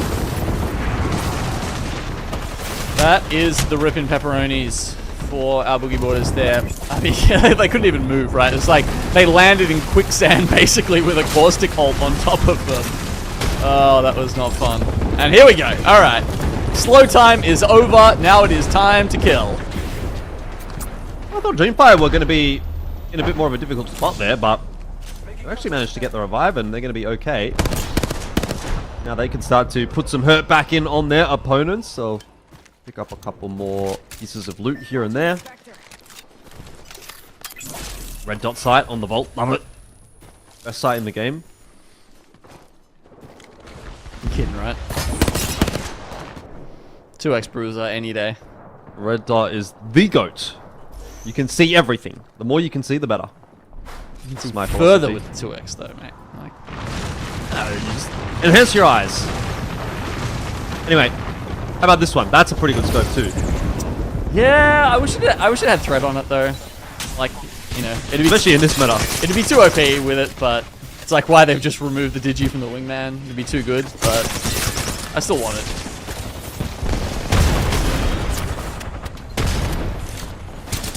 Well, AGL probably don't want what is happening to them right now because they are getting bullied. They are getting isolated. Just feels like a bunch of individual fights that they're taking and getting picked off. One of them will make it out, or maybe not. I was wrong. That'll be AGL eliminated. We're starting to see that kill feed light up a little bit now as we get deeper into the game. None of these teams are in there. That's the thing, right? It's still pretty much only SWQ in the zone. Maybe when things cool down just a little bit, we can have a look at the map overhead. But I can tell you, a spot like this from Tongyang Kun is fantastic because they've got so much vision down on people below them. You can see that's why they're really just starting to dish out the damage. But with 30 seconds left, they have to start thinking about the next rotation now. Other teams are evacing in. They're taking the kind of the easy way, if you will, and I think for Tongyang Kun, it's going to be more so about walking it in and just trying to bully their way past a few of these teams. Yeah, they're doing just that at the moment, actually. They've got themselves a knock or two on the way down. We'll go back over to MXF, who in a pretty pitched battle at this point in time, and they've been rocked up on by another team as well. Kraber shot will not connect. It's MXF down. Holy cow, look at the kill feed. It's just going crazy. 7 squads left alive. There's 6 now. Oh my word, it just doesn't stop. Yeah, that was just one of those circles. I mean, as I said, no one was inside the circle. Like, that's what is going to happen. And it's still not over just yet. Kill Devil actually looking to finish off Tongyang Kun, and they do. Heroes been playing a little safer from the bottom side here, trying to use the knockdown shield of Kissan's to deal with Kill Devil. It's a 2v2 on that side. Monton Dumpling, surely at some point they just go ham and push one of these two teams. At this point, SWQ are kind of just sitting there scratching their heads being like, I mean, thanks for the win, guys, but like, why are none of you in here inside the circle with us? SWQ are being chilling. There is no two ways about it. Look at that. They haven't had to do too much. I mean, look at all those Watson fences too. They're not having to do anything. Donut's kind of pushed forward. To his credit, taking a bit of space. 2-1 split from SWQ is not under pressure at all. Kill Devil down as they get themselves caught in a big crossfire. Okay, so now we've got 3 teams fighting their way into the zone. Wonton Dumpling, Heroes, and MDY White. And then it's SWQ just holding them all out. 3 shots left there. The Jackie Chan on the Kraber. SWQ trying to angle these other teams out. Donut actually playing quite split from his teams right now. Just trying to put pressure and force the other teams into each other rather than, you know, risking their god spot. Well, SWQ actually need to be a bit careful here that they don't get collapsed upon from multiple directions. You can see the forces are pushing in their direction from sort of both sides of the zone. And wisely, they've grouped back up again. I was going to say Donut needs to be very careful not to get knocked as the isolated player, the one in the split of the 1-2. And has done a pretty good job of that. So we're back to sort of a 3-0 setup, I guess, if that's the way you want to call it, for an SWQ roster. And they have done a good job of Here we go indeed, forcing those teams to fight one another. This will be the easiest win probably SWQ is going to get all season long. I mean, maybe MDY White, I thought they were actually waiting this out really well, and they had the drone in a good spot. The EMP was just ready to pop it, but no, they take a little bit too much damage on the back there. And yeah, you're right, SWQ pop off. Yeah, not too much to really say about that one, unfortunately, for SWQ. Have to have a look and see how many kills they ended up getting. Quickly touch on it in-game if I can find them. 7. They got 7 kills out of that, so not a bad shout, actually, at the end of the day. You know, they managed to at least find some ways to have an impact on that game. Probably more so toward the late end than anything else. But look, you know, you can look at that and say, well, that was an easy game for them. They didn't have to do anything. They just got fed. But reality is, like, you know, when you do get fed, you still have to convert that as a game that, you know, you still have to play it out, right? You have to make sure you don't screw it up. And they did a good job of that. They did play the way they needed to play to win that game. And, you know, you can only make do with what you've got. When you get lemons, you make lemonade, and well, I guess they got better than lemons in this case. I don't know what the alternative would be in that conversation. But we love a bit of lemon action, that's right, Bina. But yeah, you know, SWQ sitting about 18th on our overall leaderboard, Elfish. So, you know, they want to make sure that they are still above that top 20, as we have quite a few teams, like we're talking BK Gaming needing to come up to that top 20th spot, so they need to be careful, and they can't sit idly by. So that is quite a juicy win from SWQ.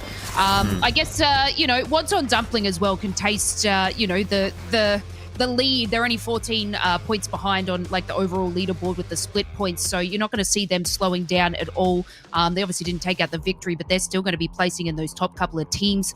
I think it was a little bit of a shame. Boogie Borders seem to be getting knocked out quite early, but I guess that traditionally happens when zone pulls away from them. Usually they'll get like a Mirage Etoile sort of zone pull, and you'll see them do exceptional, even take the win there. But they got a little bit tricky for them there, making that far rotate. Yeah, it's pretty hard. The rotate that they had to make was a pretty cursed one. They were sort of down on the low ground, which first of all is a bit of a problem because rotating uphill is going to be more difficult. Plus then you're trying to fly through the air, which means you're not getting as much distance from the height that you've essentially got from that. It means you can't go as far. And obviously where they ended up landing. I mean, you don't have the ability really to scout where you're going either. You know, when you're on the low ground, you kind of just have to fly and hope that you're going to end up landing somewhere. But with no information, you end up landing on top of a caustic barrel or some caustic gas. It's like, well, that's GG. So yeah, pretty cursed rotate for them. Unfortunately, not much they can do about it. I'm not too concerned about it. See how they go in the next couple of games. There's SWQ right up to the top, 22 points on their first game. So very happy with that one. And you know, it's filtering down. MDY White still pretty close by, but bit of a drop-off beyond there. Yeah, and, you know, Kill Devil, right on the bottom of our leaderboard overall. Being in the top 4, we don't really get to see too much from them, but having like a nice little start, you know, not anywhere with you know, first or second place, but it is something. It's putting them on the board a little bit. It might not, you know, they're going to have to do this every single game to even remotely get close to the top 20 squads that they need to make to regional finals. So if they can keep this momentum and do a little bit better, we might even see them, you know, get close to that. But again, only time will tell there. Dreamfire coming in about 7th. They're still sitting pretty on our overall leaderboard as well. You know, we've talked about them before. They had quite a rough start to the start of our split, but somehow flipped a switch and managed to turn it around. So, you know, they were in a bit of a pickle at the start of that match, Elfish, but they managed to get a full reset, but didn't really, I guess, maximize from there. Yeah. End of the day, not a huge concern. It is only game 1. We've got plenty of time still left in this lobby to make some magic happen. And 5 games to go for the evening. We'll crack on into them. I guess we'll keep on rolling. Exactly right. So we're going to take ourselves a short break. As you said, that was only game number 1, and we'll see you back for match number 2. Look, I mean, this has been the most competitive year of Apex. Who is only going to get? Who is going to be the team to challenge the titans of TSM? From legacy to a dynasty, it is now complete for TSM.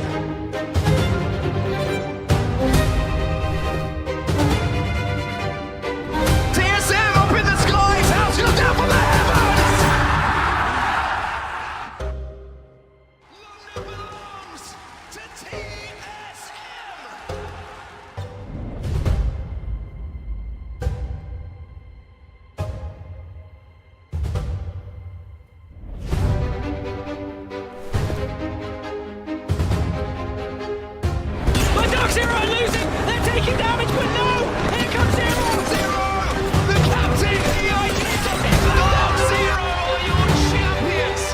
I think we're starting to see a bit of a rivalry develop in Apex Legends. As these trophies just keep going back and forth. Dark Zero, TSM, it's always one of those two teams. Unbelievable final we've had here today. 4-by-4 and eliminating TSM as the first team to go in the logic board. Optic Gaming might be about to break records. Dropped. Tries to move in to clean up the pieces. Optic will fall. TSM are your Game 6 champions. And TSM.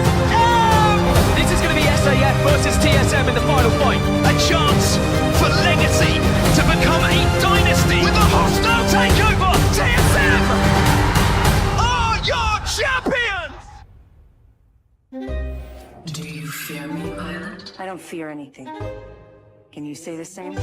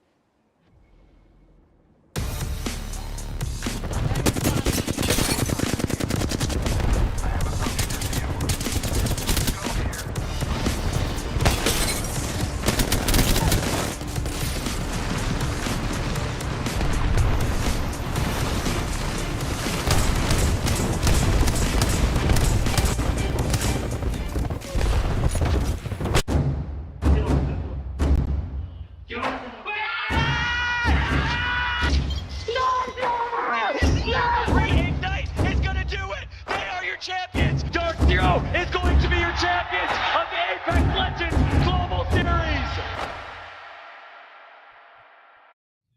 And welcome back, everyone. You just witnessed a win from SWQ here in APAC-South. We are here with groups B versus C, where the stakes are big, but my eyelashes are bigger. Our teams have so much on the line at the moment. The chance at regionals and, of course, the epic prize pool as we come into our second match. We saw no one land at Lava Siphon, Elfish. I believe No Credit, who are our duo, were attempting to take Landslide, but were pushed out by SWQ. I wonder if teams have picked up on this and we might see a random contest at Lava Siphon.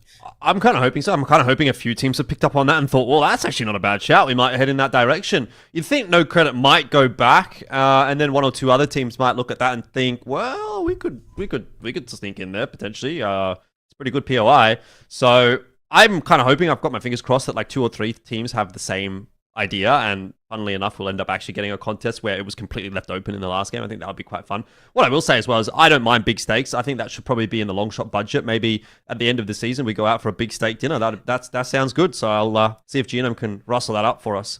That's it. Yes, please and thank you. But yeah, we want to see if sort of some teams will go to Lava Siphon. We want some action early on. I felt like it was a little bit slow of a start in that match there, sort of just picking up midway through. Right at the end, we obviously seen, I don't know if it was like 5 or 6 teams drop out at that final zone when rotating in. It was just a whole screen full of deaths. So, we're going to have to tell where this ring will pull. But yeah, hopefully we can see some more action right at the start. Yeah, indeed. I mean, it's going to be hard, though, I guess, with the amount of teams that are sort of playing as a duo or even a solo. Like, you got to feel bad for... Yeah, DNZ Yes. XQ. I'm not sure what's going on there. Why is he playing as a solo today? Either way, obviously he's got to figure things out as a solo. Best case scenario, maybe he's going to be able to rat a couple of points out. But yeah, rough spot to be in. And I was like, I kind of had, because we get to watching the game as well. So I'm watching in the POV. And I'm just seeing how he's playing the game. It's just rough, man. All right, Like, well, it's so rough. I'll cut you off there. Let's see if our dreams come true, Elfish, and see if someone is contesting. We're going to take it away to match number 2 here on World's Edge. Hopefully you can see what happens at Lava Siphon. Well, I can tell you that we are going to be gifted a contest, at least somewhat. Let's go! We've got MDY and No Credit both in Lava Siphon at the moment. Though they haven't actually started firing at each other yet, but something to keep an eye on. It looks like it might not end up being a whole lot, actually. But there's 2 teams in Lava Siphon at least, so I guess you could say it's a contest, kind of. Yeah, nah, looks like they're just going to dip and run. I mean, we used to see this at Lava Siphon occasionally, where a team would just take the northern side of the loot, and then they'd sort of go up towards the top towards Budget Siphon and just sort of head out that way. So it feels like that's what No Credit is going for. We actually have, I think Fussy is currently chasing DNZ's solo character, because Fussy, as the Bloodhound, landed on the survey beacon at Lava Fissure, and then scanned that there was this random solo just out in the middle of nowhere. You can see the firing happening over there, and there we go. The last bullet in the Rampage clip will take out our poor solo there, XQ from DNZ. Yeah, it's very sad. I mean, that's exactly where he dropped in the last game as well, and he was kind of just waiting up there until Boogie Borders moved out of Lava Fissure, and then he came through and sort of hoovered up the excess loot. But he doesn't even get that chance this time, and that's exactly what I was saying to Lace there in the pre-match. That watching XQ play out that game, the last game there as the solo, it was incredibly painful. You know, it was like, this poor guy just, like, you can't do anything. You really can't do anything for the whole game. But anyway, looks like we're going to be heading out east once again. This time just not quite as far north, but out toward Overlook. It's been a little while since I got to pass an Overlook circle, so I'm looking forward to that. I just find the Overlook circles are very fun to aim. I agree, There's a lot of like verticality going on there, and you know, there's some fun stuff. Especially, yeah, if the silos are in towards the end. I agree. It can be quite fun. And yeah, it's like it's pulling way past the edge of Overlook, which means that I think that's actually quite likely that it continues to pull hard and gives us a big chance of grabbing one of those. Maybe even one of the ones that ends around outside the loot vault as well. Which Full Engage are also sitting there as. We've got the fuse again here for X and Y, so not a mispick, I guess.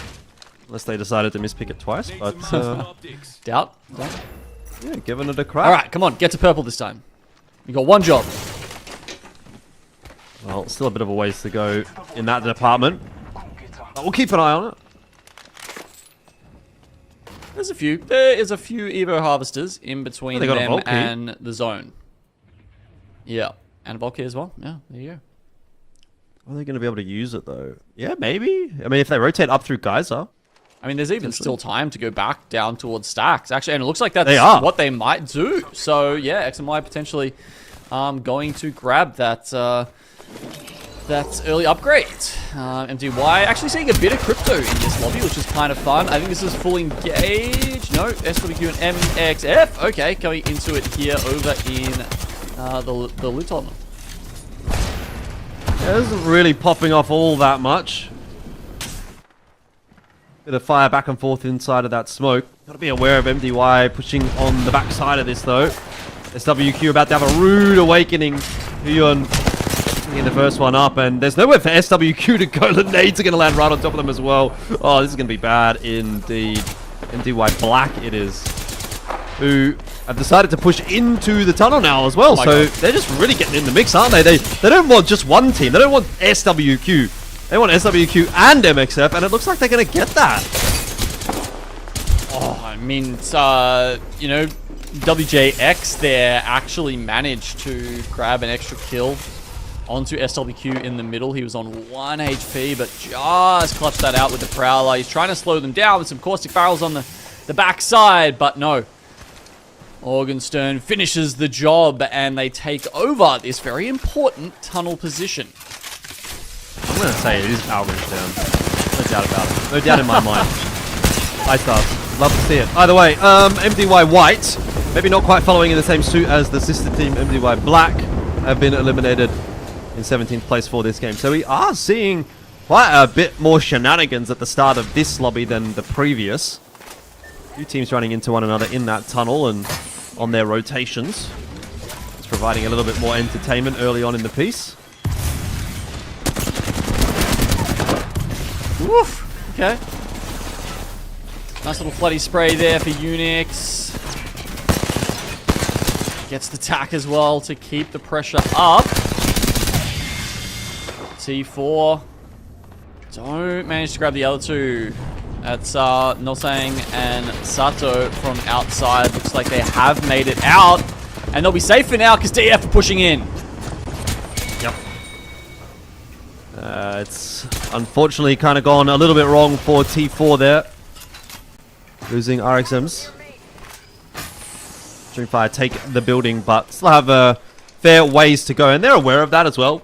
Dreamfire know that this is kind of only a staging ground for their next rotation in towards presumably Overlook, is where this circle will continue to push. We'll get that information in just a second as the next ring will be available to scan. Goes a bit north actually, so could be Overlook, won't be the silos really. Could actually be quite similar to our previous circle. Oh. But SWQ yeah, close not enough. there to post up this time. Actually, it'll be great news for those teams coming in from the north. AGL. Very pleased to see that. Although they don't have the information on that yet. Bit of a better game so far for no credit, though they still haven't been able to get any points on the board, and sitting at white armor. It's got to leave a little bit to be desired. There's the zone for those of you watching along. So we thought maybe it would pull out over Overlook. Kind of hoped actually that would be the case. Wasn't. In the end. Oh, can't favor everyone. Oh, we've got a lifeline! Yep. Final start! Let's go! Seno actually pulling out the sticks for lifeline this time. Oh gosh, I hope we see the care package upgrade. Surely that's what you go for. Actually, they're currently being sent by AGL. They've got bigger things to worry about than what upgrades they're going to be picking. That is for sure. Slowed down for a second, then trying to get some meds off, trying to get some shields off, really. AGL really want to take this fight by the looks of things, and Seno, oh no. Just gets caught out in no man's land. That's already a good start for AGL. We might not get into a position where that lifeline is really going to get to play too much of this game, because it's not looking very good for final start at all. AGL are doing a great job of bullying this. Jackie up on the high ground as well. Has got great information. There's no push actually headed in this direction.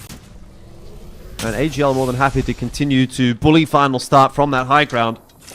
But they're not going to over-aggress. No, he just got straight up cleaned up in the smoke, basically. It was just a blood of the hunt coming out from XX on AGL. Didn't even have a chance to fire back. Quite sad. Every time I want to see a level 3 upgrade, it's Caster Curse time. I don't know what to say. I wonder how our friend on Fuse is doing. Some white. They're still okay. They just hit it. They just grabbed the Evo Harvester as we're watching AGL. Well, they looked a little bit better in the fight than they're looking in this rotation here. XX is unfortunately not done quite as well as he was a second ago. And AGL are going to realize that this actually, unfortunately, is really not a good rotation at all, actually. Because that zone's going to shift away from them. They were banking on it going in further towards Overlook. They didn't actually have the information. They didn't have the ring scan. I mean, it's not bad. It's okay. It's not awful, I guess. Yeah. You're right. It's not awful, but it definitely isn't what you would hope it would be. Let's go. If you didn't have information further on. Center's back. Center's back. And they don't know it yet. None of these other teams know it yet, except for Boogie Borders apparently somehow have this information. But yeah, they're in a killer spot up here, final start. So, you know, Seno is a couple hundred away from grabbing his purple. But yeah, AGL still in some trouble over here. They're actually, oh, this is a fair fight now. It's a 2v2 with full engage. No credit got picked up on the meanwhile. It's been a rough day for that duo. Rough week, I guess, but it is what it is. And AGL still got some work to be putting in. Ooh, they found a Moby. Beautiful. Okay, so AGL may be getting the reset. Any Fuse lovers out there just for the update, it is the Knuckle Cluster Speed upgrade that JR has gone for. Just, you know, keeping track of our fun little Season 20 tidbits here. AGL have been pushed. They say, no, we've got to take this fight before they get their third back online. So full engage actually go in, but they're getting griefed from afar. VKG do half of the damage there. And essentially, it's just some kills fed over to AGL as a result. Actually, wait, did they actually pick up any of them? Or did they go to... Okay, at least one went to VK Gaming. Every kill's important right now for VK Gaming. Trying to make it into that top 20. The respawn coming through. Doesn't look like anyone's really going to cause too many problems for AGL here. So, right back to fighting fitness. Purple shields, love it. Purple shields off spawn. Couldn't really ask for much more, could you? Oh, how about that? How about a beam through smoke? I'll take it. Good start for Ziki. Straight through the thermite nade, doesn't care. Straight into the caustic barrels. Oh, maybe should have cared a little bit because that has gone pretty horribly wrong. What was that from Or Asia? Tom Yong Kong. Asia is holding on though. Just looking for that armor swap. My god, he destroyed with that wingman prowl. Like the 180? Ooh, just turns on a dime and deletes them. That's actually got the Digi-Shot there, Yun or MDY. So we'll have a little bit of an advantage in this engagement with all of the smokes up. 1v1. Pulling out, trying to dodge the zone. Goes back in. Oh! Confirms it. That was... I mean, that was so beautiful. Unfortunately... Can't make it out. I mean, yeah, he got locked in there. There's not... Like, if he had turned his back, MDY Black would probably shot him in the back. Yeah, kind of had to. Similar thing happening to XNY right now, as you can see there on Shambles. Just the Fusey left alive. Oh my god. I was about to say, got one syringe off in time. The next tick of the thermite paid to XNY, and they go out in 12th. Damned if you do, damned if you don't. Fire quietly plugging away. 10 points on the board so far for the lobby. 5th overall. Wonton Dumpling not too far behind. Remember, Wonton Dumpling are looking for a 6th or better overall for this lobby to make it into first place for the standings of the season. Although, again, I need to figure out who's got the head-to-head there between Legends and Wonton Dumpling, but it's kind of a moot point, I guess, when we do still have another lobby to play next week. Ooh, another pull back. Okay, so we're not getting a similar circle. It will be going in towards... Does that mean the tower's in this final circle? I think it might be. Or at least in the 5th circle, I should say. Wow, okay. So Heroes holding one of the caravans right now. They're valked in there. They've got Caustic, they don't have Watson. Obviously, you know, I do harp on this about this a bit, but it's quite important because Watson makes the caravans playable. Caustic, not so much. You can stop people getting in there, but you can't stop those nades just ruining your day.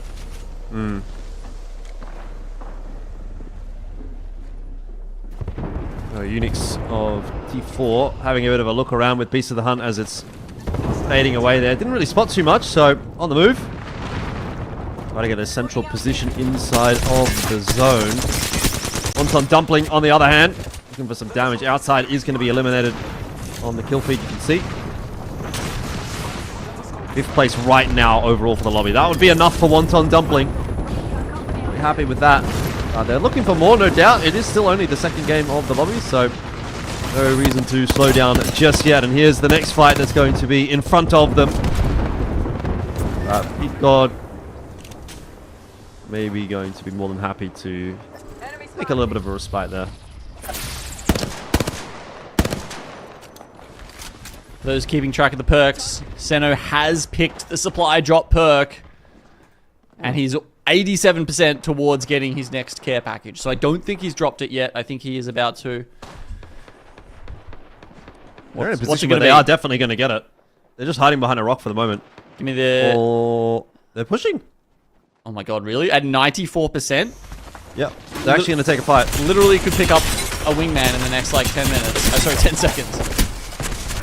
Well, it is a duo on the other side of that engagement, so they get it done. Yeah, they're gonna be happy with that. Here And it there's is. the care package straight up. Ah. Oh, but a third party coming in the other direction. They got to be a little careful here. Oh no, Boogie Board is coming in on the backside as well. They're like, oh hey, you just delivered us a Kraber. Thanks, seems good. Seems good indeed. Seno's desperate to try to pop a bat. Looks like he'll be able to get it off. What's in the care package? I didn't see. Neither of them have a care package weapon at the moment, so I don't know. Oh, it's a bow. It's a bow. Wow, disappointing. No, I love the bow. No wingman, no Kraber, no Eva. That's probably the worst of the 4 choices. The bow with the 3x. I mean, you love to see it, really. I mean, if you're up there on the tower right now, it wouldn't be so bad. Okay, oh, look at it. Seno has picked it up. He's picked it up and he's already popping off. Anyway, they're going to be pushing Selka and Seno through the side of the zone, just following the circle around. Picking up some kills on the way through, or at least attempting to. War Monster Firebird into it as well. A little bit of a slower couple of weeks for War Monster Firebird, but here's where things could pick up a little bit. Azu should just be resable, but going to be having to worry about the zone first. So, some fisticuffs. Sure he's going to be feeling very good after that. The final circle is finishing right next to the tower, like almost underneath it. So AGL are going to be able to play up there for the longest time. You can see they've got a little intruder below them. That is T4, just a single man left alive on the Bangalore, and then we've got VK Gaming sitting inside their building. Heroes, they've got that RV kind of close to the middle of the zone. Boogie Boarder's going to have to pull in a little bit later than that. And then we've got War Monster Firebird actually looking to make a play here from the west side.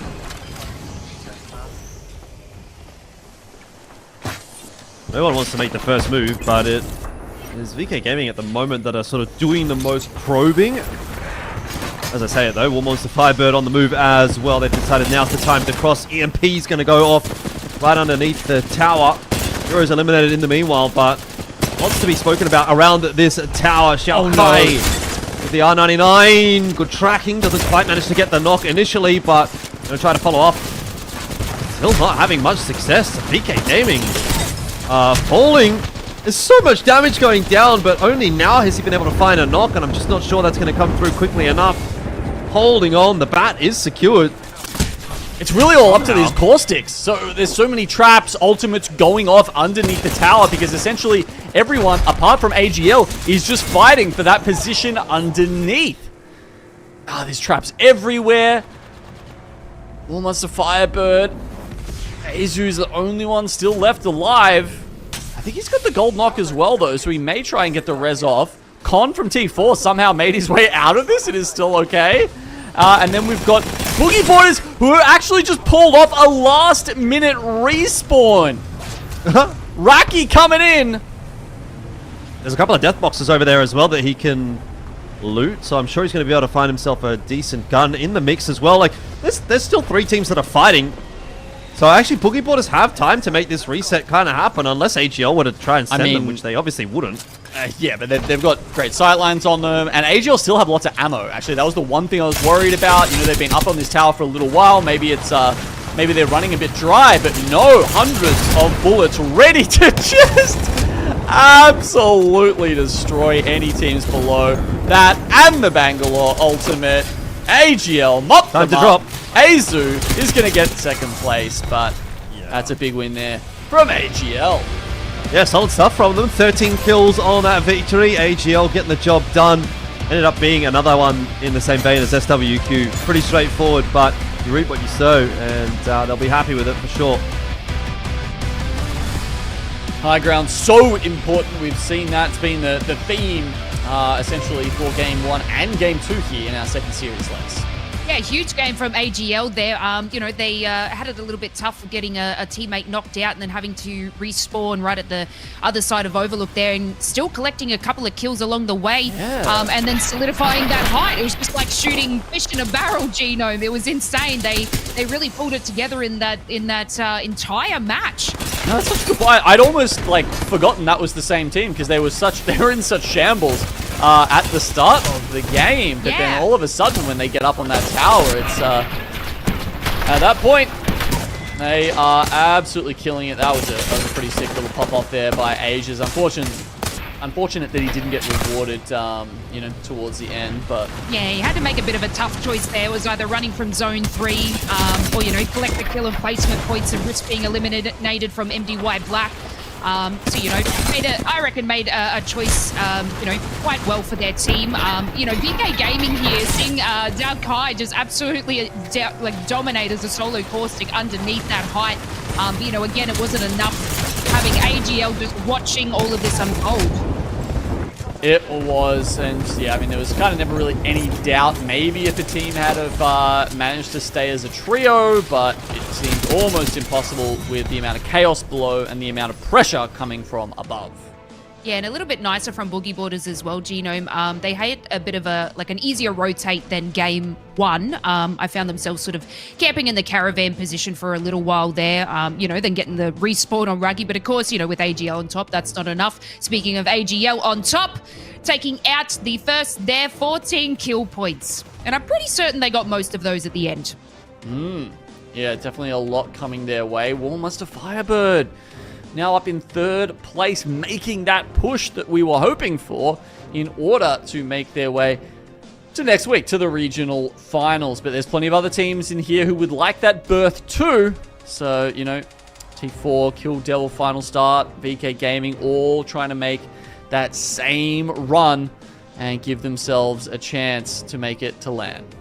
That's it. We have Warmonster Firebird currently in 20th place with VK Gaming just 1 point behind on the overall series board. So, those two teams are going to be battling it out. But it looks like Warmonster Firebird is doing just a little bit better at this present time. But you know what? VK Gaming can bring it back. But, they've had such a big day today. It is their 8th match of the day. So you can only feel the fatigue. Yeah, but, I'm sure they're going to feel it. I know we're feeling it too. So we're going to take ourselves a short little break. That was just our second match on World's Edge. We'll come and see you for our third match, but we'll see you after the break.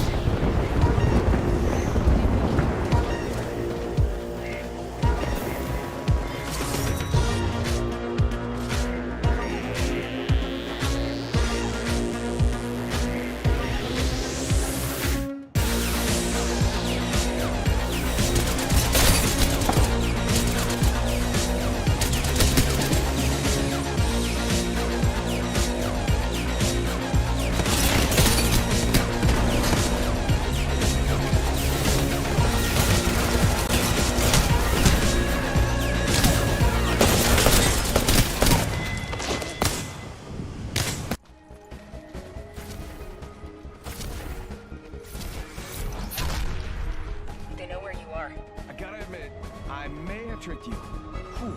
Glad I got that off my chest.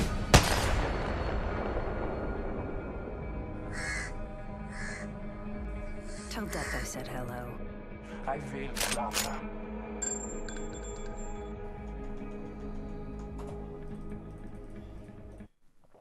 And welcome back, everyone, for once again joining us here on the APAC-South region.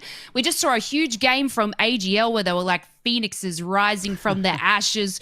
We thought they might have been eliminated, but then they are dominating from the height above. Gino, we've talked all things Season 20 and how our pros have, you know, taken these changes and made them their own. I just wanted to pick your mind. We saw a little lifeline in there. How'd you feel about that? Oh, Joe, I was so excited. You know, the bow came through. They, like, you know, the lifeline went down, then got purple, then finally managed to get the ult online and beat out, you know, be able to bring out that guaranteed care package weapon, right? Because you definitely get one in the care pack. You just can't control which one it's going to be.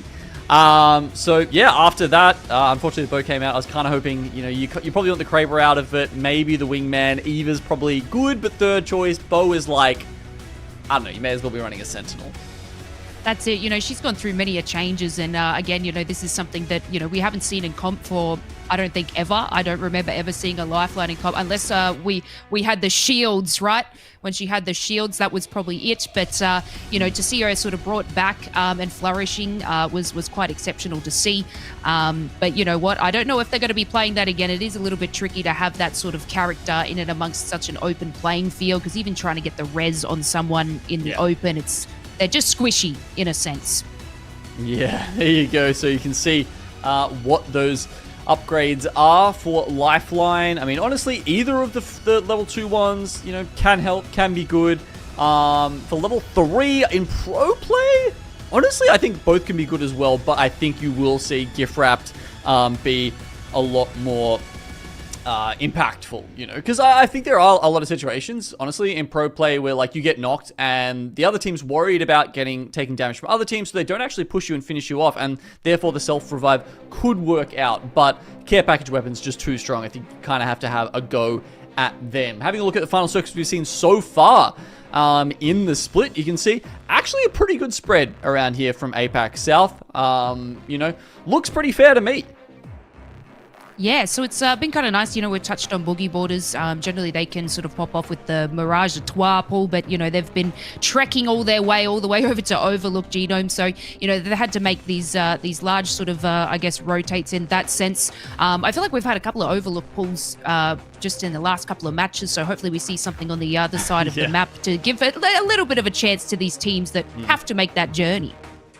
Yeah. I mean, you know, we had 1 week where there was like 2 staging, you know, finishes as well, I guess. So, you know, if you look at it week to week, I think people start to see maybe a few more patterns than you do if you start to take a larger sample size and really dig into the data. Yeah, I think on Storm Point, I'm a little bit more sus. You know, like Echo HQ, we were getting a lot of circles down there in Coastal Camp. But on World's Edge, it does feel like it's been fairly spread out so far. Yeah, exactly right. So it's always good to see, you know, and then hopefully, you know, we can see a couple of, like we said, pull over the other side there. And also let's have a look at Lava Siphon again, because we don't know what team is going to land there. So we're going to get yourselves back into the action. This is match number 3, our last match on World's Edge. Yes, it is 4 to go, including this match right here. And as far as Lava Siphon is concerned, I believe it will be MDY that are going to hold on to that. And actually seeing No Credit move over toward Landslide this time around. Maybe we'll call them No Contest this time. They have moved away from Lava Siphon and given that one over to MDY. So actually been a bit of a handshake agreement, I guess, in the 3rd and final round of World's Edge that no contests are going to happen around the map. And even XQ, by the way, has moved on from his Lava Fisher position after what he faced in the previous game. Yeah, it was just, I switched on to him. He'd already put out 10 seconds of his timer. He's playing Valkyrie. I think he was just looking for, like, you know, really really out of the way rat spots. Yep. Just testing some stuff out. I mean, what else do you really have to do as a solo? Like? Yeah. Exactly. I don't know. Fly around, grab some Evo harvesters, maybe. I don't know. Yeah, it's a bit tough, isn't it? Okay, look at those legend picks up there. Caustic up to 75% alongside Bloodhound, and then Bang even up at 80. But let me just have a look. I mean, 1, 2, 3. Yeah, okay, so every team that's not running Bang is not a full team. Oh, no, actually, no. Heroes. Heroes are running Valkyrie, Caustic, Bloodhound. Interesting. Okay. So we've got one team that I would, you know, consider to be a proper team that's, you know, is not running the the Bangalore. Have a look at that, though. We are getting pretty much 3 zones that are almost real? exactly the same. Maybe this one will pull back into Fragment. You never know. Probably not. Maybe. Probably not. Oh, my word. Jump scare. Yeah, a little bit. We should probe that sector over there. Well, no credit on their way. The loot is looking pretty sparse. I mean, they got an Peacekeeper. They got an alt excel, so you know that's going to give them. They've scanned the ring. They've got the Skyhook Dive ready to go. So you know, look, they're playing their outs, I guess you could say. Trying to use some some poker terminology there. Like they're really just trying to grab the blue and then just yeet it into zone, and hopefully they can find a spot that the Caustic will keep them safe. But these teams a little less than safe. The SWQ running into MDY Black. Oh, taking some back shots there from the L-Star, but they're right on a care package, actually. So, this might be a nice little pickup here for MDY Black. They just went past it.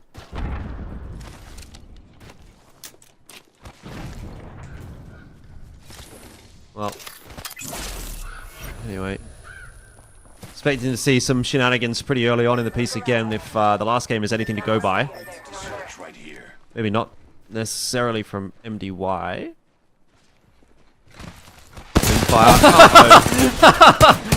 Peekaboo! It's like a big game of hide and seek, isn't it? Fortunately, it's not an easy game to play hide and seek in when there's about every team having a Bloodhound running around. What's the White Raven telling me today? Don't play solo. Good comms from the White Raven. Yeah. Don't play solo. How's that? Was that better?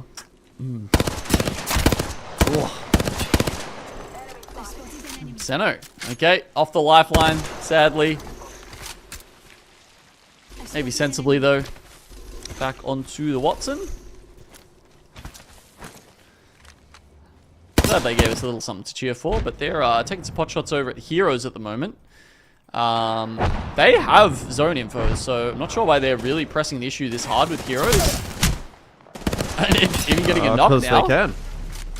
Okay. They can and they want to, and they are going to continue as well. W key being held by Tree Cleaner. He's at the hunt for another 10 seconds or so. Oh! And has found the mark.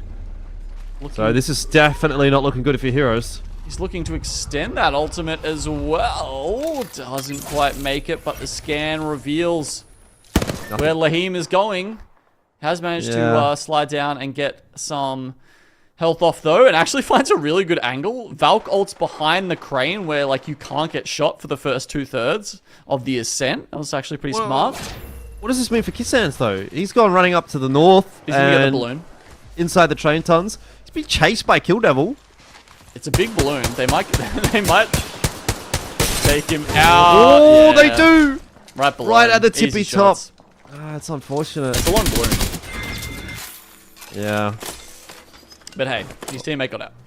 It's something.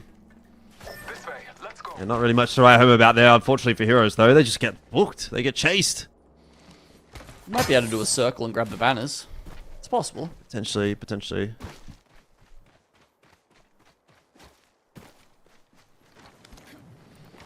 Recovery mission. Yeah, Devil's hanging around. I say, if only Strafing Flame had revealed these secrets in the interview about resets, maybe Heroes could have listened to that and pulled this off, but... Not to me. Well, War Monster Firebird having a look as well. Well, so far, not really seeing too much. Couple of shots going astray. Let's migrate over there. They're more interested in making their rotation happen now than actually chasing, looking for more kills. Here we go. A lot of ground to cover. Close range. Get some loot first. Sitting in third spot for the moment. It's a good chance for them to solidify that top 20 position that they currently have. Oof, running Sentinel. Okay. Sentinel 30-30. Ooh, Havoc Turbo. Okay, decent loot there. Looking back up on the tower that won the last game for AGL. It's just one of the VKG members. They're actually split holding quite a bit. If they get caught off, this could be rough.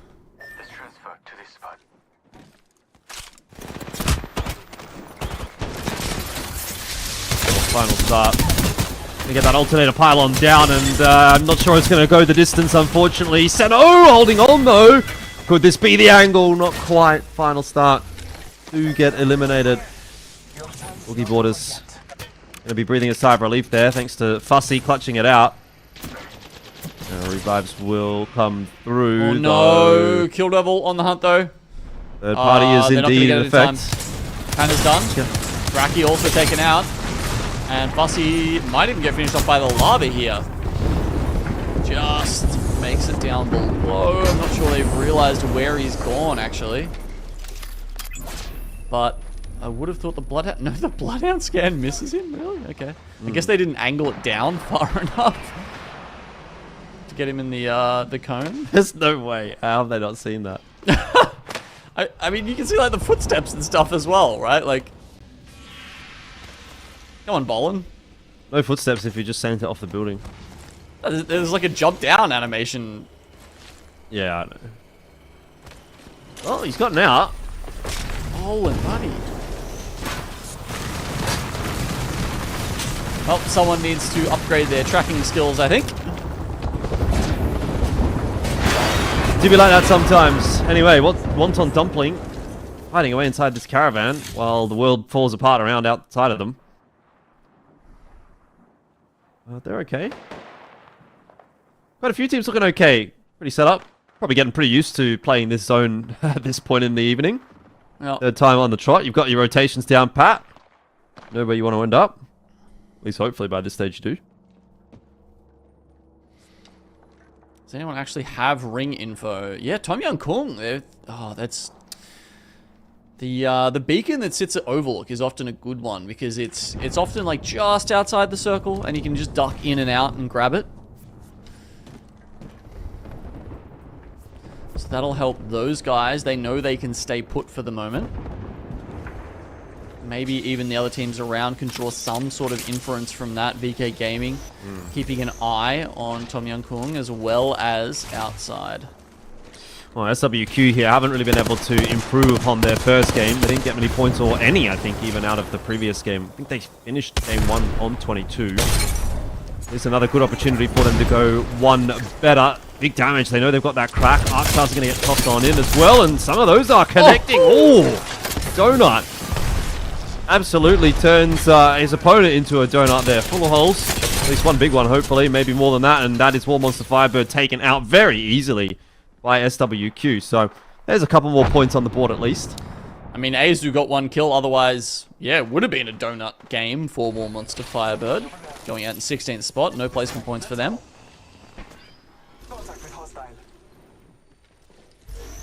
Okay, it's looking like a hell of a similar circle. It could be pulling back to the tower. Run it back. AGL are absolutely nowhere near that tower this time around, though, so it will be a fairly different result, you'd imagine. Breaking and entering. This is is a crime. This doesn't care apparently. VK Gaming are on the move as well, checking out the caravan and trying to hole up inside the building. I mean, VK Gaming, they're sitting at 15 spot, right? Right. They are the team who land Overlook. They've had basically 3 circles in a row. That's not a good conversion rate. Certainly not. Especially when they're a team that's fighting for their life, basically, in this split. If they don't make it into the top 20, then they don't come back next week. And they're in a great position to do so, but really they're just not quite doing enough in this lobby so far. At least not to make it a sure thing. AGL are rotating their way in now, but far later than what they did in the previous game. Well, they're actually going to land on Beyond? Thought about it for a second there. Now they maybe realize that they've made a bit of a mistake because some of that presence is being sent back in their direction. T4 on the bottom side of the hill as well will potentially have an angle on them. They've got to be aware of that. T4 also worrying about the team in front of them a little bit more so. Bigger fish to fry. So AGL are okay for the moment. MDY Black though. On either side of them, and XX though, he's just come out of his Bloodhound ult, so he doesn't have that to try and angle MDY out. Morgenstern also no blood ult available, so smokes will be effective against both of these teams. Dreamfire. That's not a bother, but they have been able to dislodge full engage, which is going to give them some respite. There's a potential third party coming through from AGL, and it seems to have been averted, at least for the moment. Dreamfire keeping themselves tucked behind these rocks. They've really only got a tiny bit of wiggle room to work with, but it's enough. It's actually crazy how long you have to spend dodging bang ults in a professional game of Apex. There's so many Bangalores. Zipline over there. Like, hide and seek is like half the game. Hostile spotted.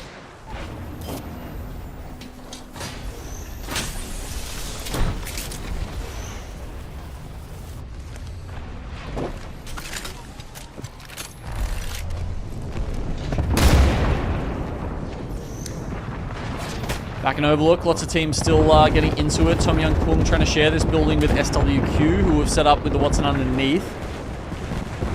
Then, of course... Oh my god, it has. It's pulled back again, basically to the tower. So... This time it's Wonton Dumpling that are up top, and they've got a Kraber as well. Oh! Oh my god, so they got the Kraber bow combo. Imagine if you're JoJo right now. Not feeling great. Just having a good time. Good time up the top there for Wonton Dumpling. Yikes. Keep their heads down for the moment. The question, though, for the tower generally is, like, how early can you take it? Because there is a point where you take it, it's too early, and you get angled out, people are nading you, they're getting shots on you, and you just waste all of your, you know, bats and everything too early on. You see right here, like, MXF having good shots. The way, like, the timing that AGL took it last game was fantastic and allowed them to play a really strong end game, but will it be the same this time from Wonton Dumpling? Okay, the final circle is like 10 meters away from where the last one was. It's not exactly the same, but it's like just slightly to the left of the tower this time. Well, that's a rough fight for MDY Black. There was nowhere to go. Down the bottom of the hill. Waters out there as well. And X and Y getting shot in the back, which is not going to be fun for them because they thought they were on for a free kill here into the train tons, but actually this will probably ultimately be their grave as well, because I imagine they're going to get third-partied here. Outside, dropping in on top of that engagement. It's a little bit messy, and outside is actually the team that ultimately will fall down to Kill Devil. So more than one team actually going for that engagement, but Kill Devil were the last one in. And so they'll be the first one out, and they'll be happy with that. Looking pretty good for Wonton Dumpling now at the top of the tower.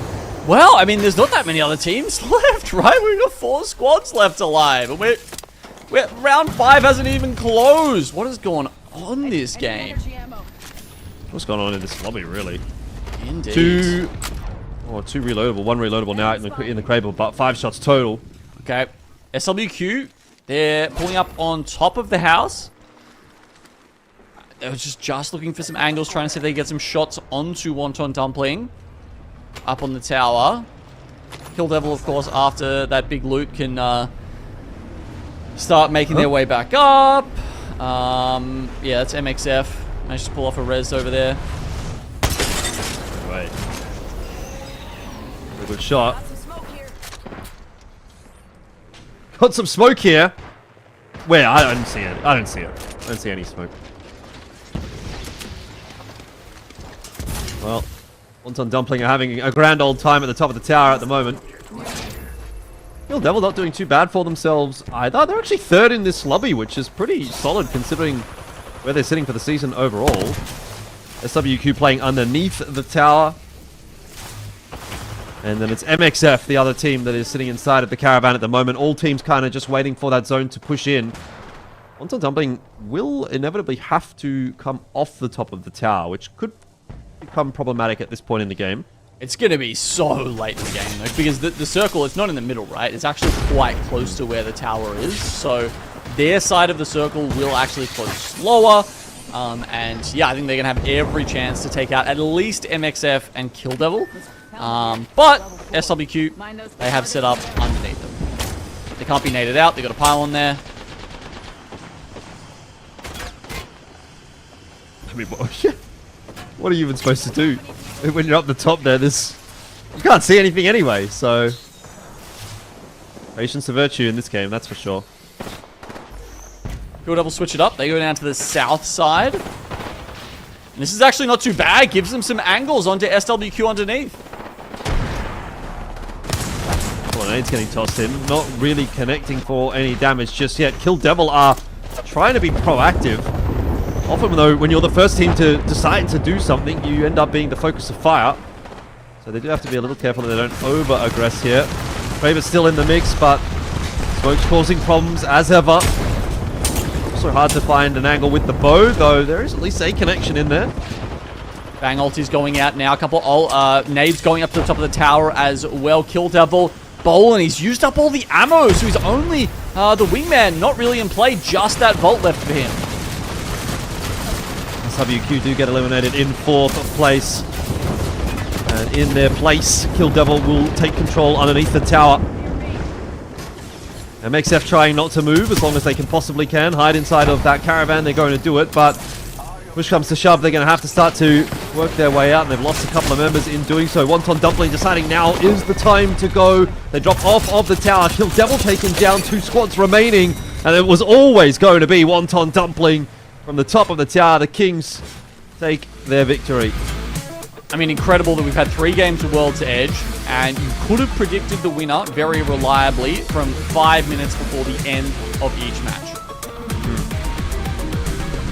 Happens, but again, like we said, you got to take what you can get, right? And when the zone feeds you, you've got to run away with some points, and that's exactly what Wonton Dumpling have been able to do there, which is a great sign for them, given, again, we talked about them focusing on trying to take first in the overall standings of the season, and a win like that is going to go a long way in doing so. Yeah, exactly right. You know, we were touching on that they only need 14 series points to be the lead overall and take over Legends Gaming. So, you know, they still have a lot on the line here. And, you know, like I said, getting the tippity top of that tower is an easy way to win. I kind of feel like I gave the zone a little bit of the caster's curse there, Elfish, you know, having it pull in the same direction. So it's a little bit same, but you know what? They solidified the win, and that was excellent from them. You know, it's a huge game from Wonton. You know, I was kind of itching to see SWQ take another win for themselves, you know, because this is kind of detrimental for them, sitting about 18th on the overall standing. So they want to make sure that they are deep into the top 20 spots to the regional finals. But, you know, they still placed quite well in that match, Elfish. Yeah, most definitely. I mean, look, it is a bit of a pass to curse. Hopefully we're not going to get the same thing for Storm Point. We put our fingers together. This must have been a fun game to play though as Wonton Dumpling. I can't think of something I'd rather do more than have the Kraber up on top of the tower and just raining death down upon everybody. So many opportunities with it as well, and a lot of connections. It was satisfying to watch. Pretty expertly played as well by Wonton Dumpling in the end, as we sort of talked about. They left it as late as they really needed to, and in the end it kind of ended up being a pretty easy finish for them. Bloodhound on top of all those smokes makes for a bit of a free farm, so well done in the end, and Wonton Dumpling go rocketing up the standings into first place. AGL just behind them, and SWQ just behind that, so it is still pretty competitive at the halfway point of Groups B and C. Let's see, can we talk about AGL and those kill points? You know, we had a couple of large kill point games. You know, I think Legends Gaming had 22, but 17 for AGL. You know, is absolutely exceptional. We haven't really sort of touched too much on AGL in the first couple of weeks, but I don't know what they're doing, Elfish, but they're turning it around in these last couple of matches. Yeah, definitely. I mean, they've always been a team that's fairly solid. You know, like they've had a couple of decent results. They had actually they had a win last week in the A and B lobbies. So I feel like they've gotten better as the season has gone on. They're just a little bit inconsistent, but when they're on definitely, and it seems like they're doing well for themselves today. Obviously, they got that win, first place in Game 2. Didn't do too much in Game 1. Keeping the scoreboard ticking over in Game 3, and that's about all you really need to do.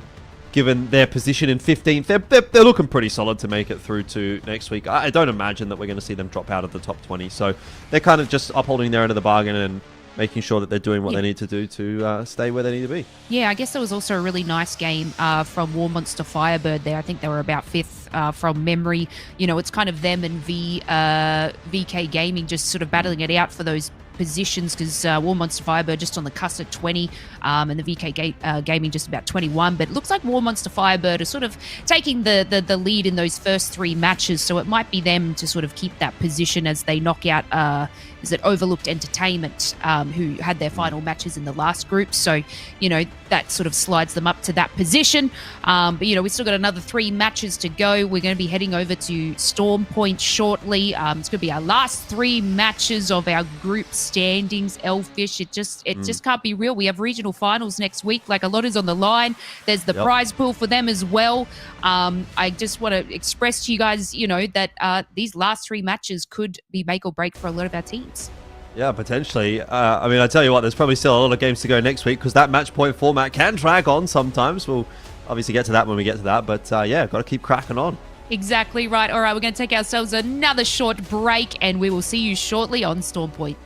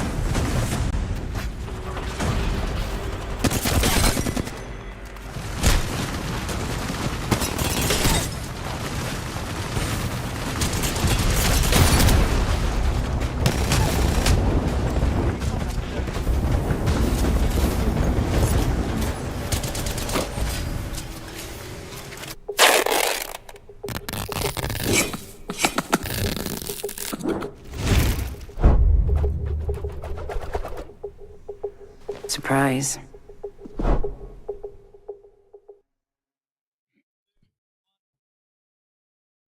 Welcome back and thank you for joining us once again. It's been one hell of a day, and for our teams where there is so much on the line, obviously being a spot in the regional finals or the massive prize pool that we now have for our APAC-South region. You know, you won't see Elfish, any team slowing down as we head into the final 3 matches of our groups B versus C.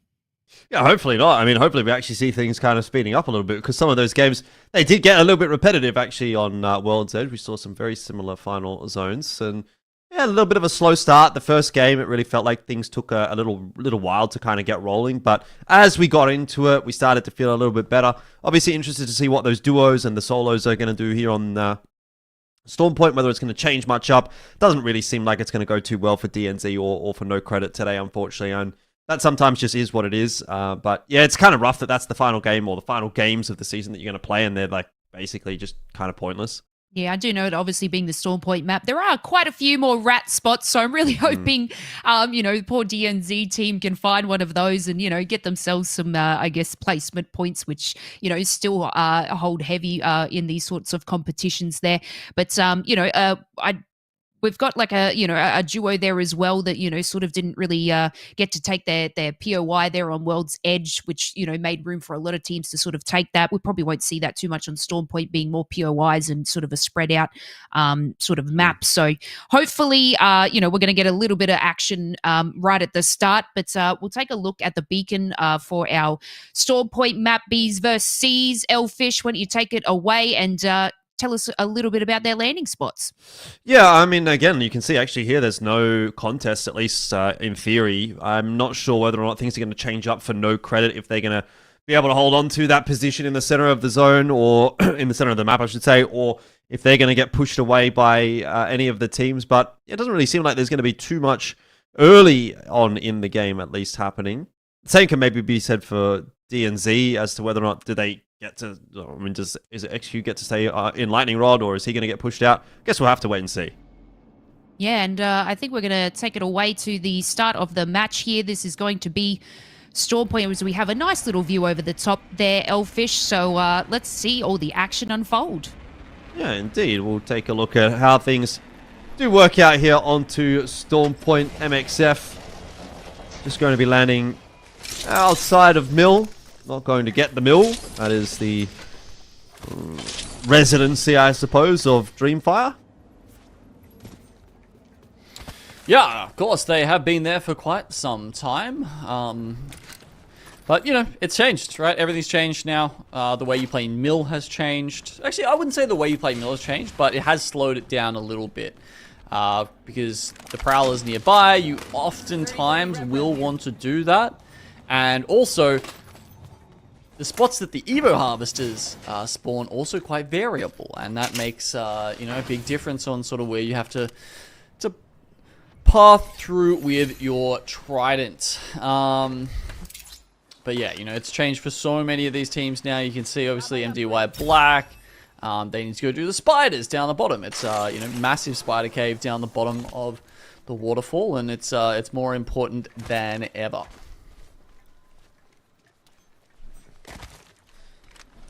Yeah, MDY Black are going to start to get a bit of a wriggle on. They've got some moving and shaking to do.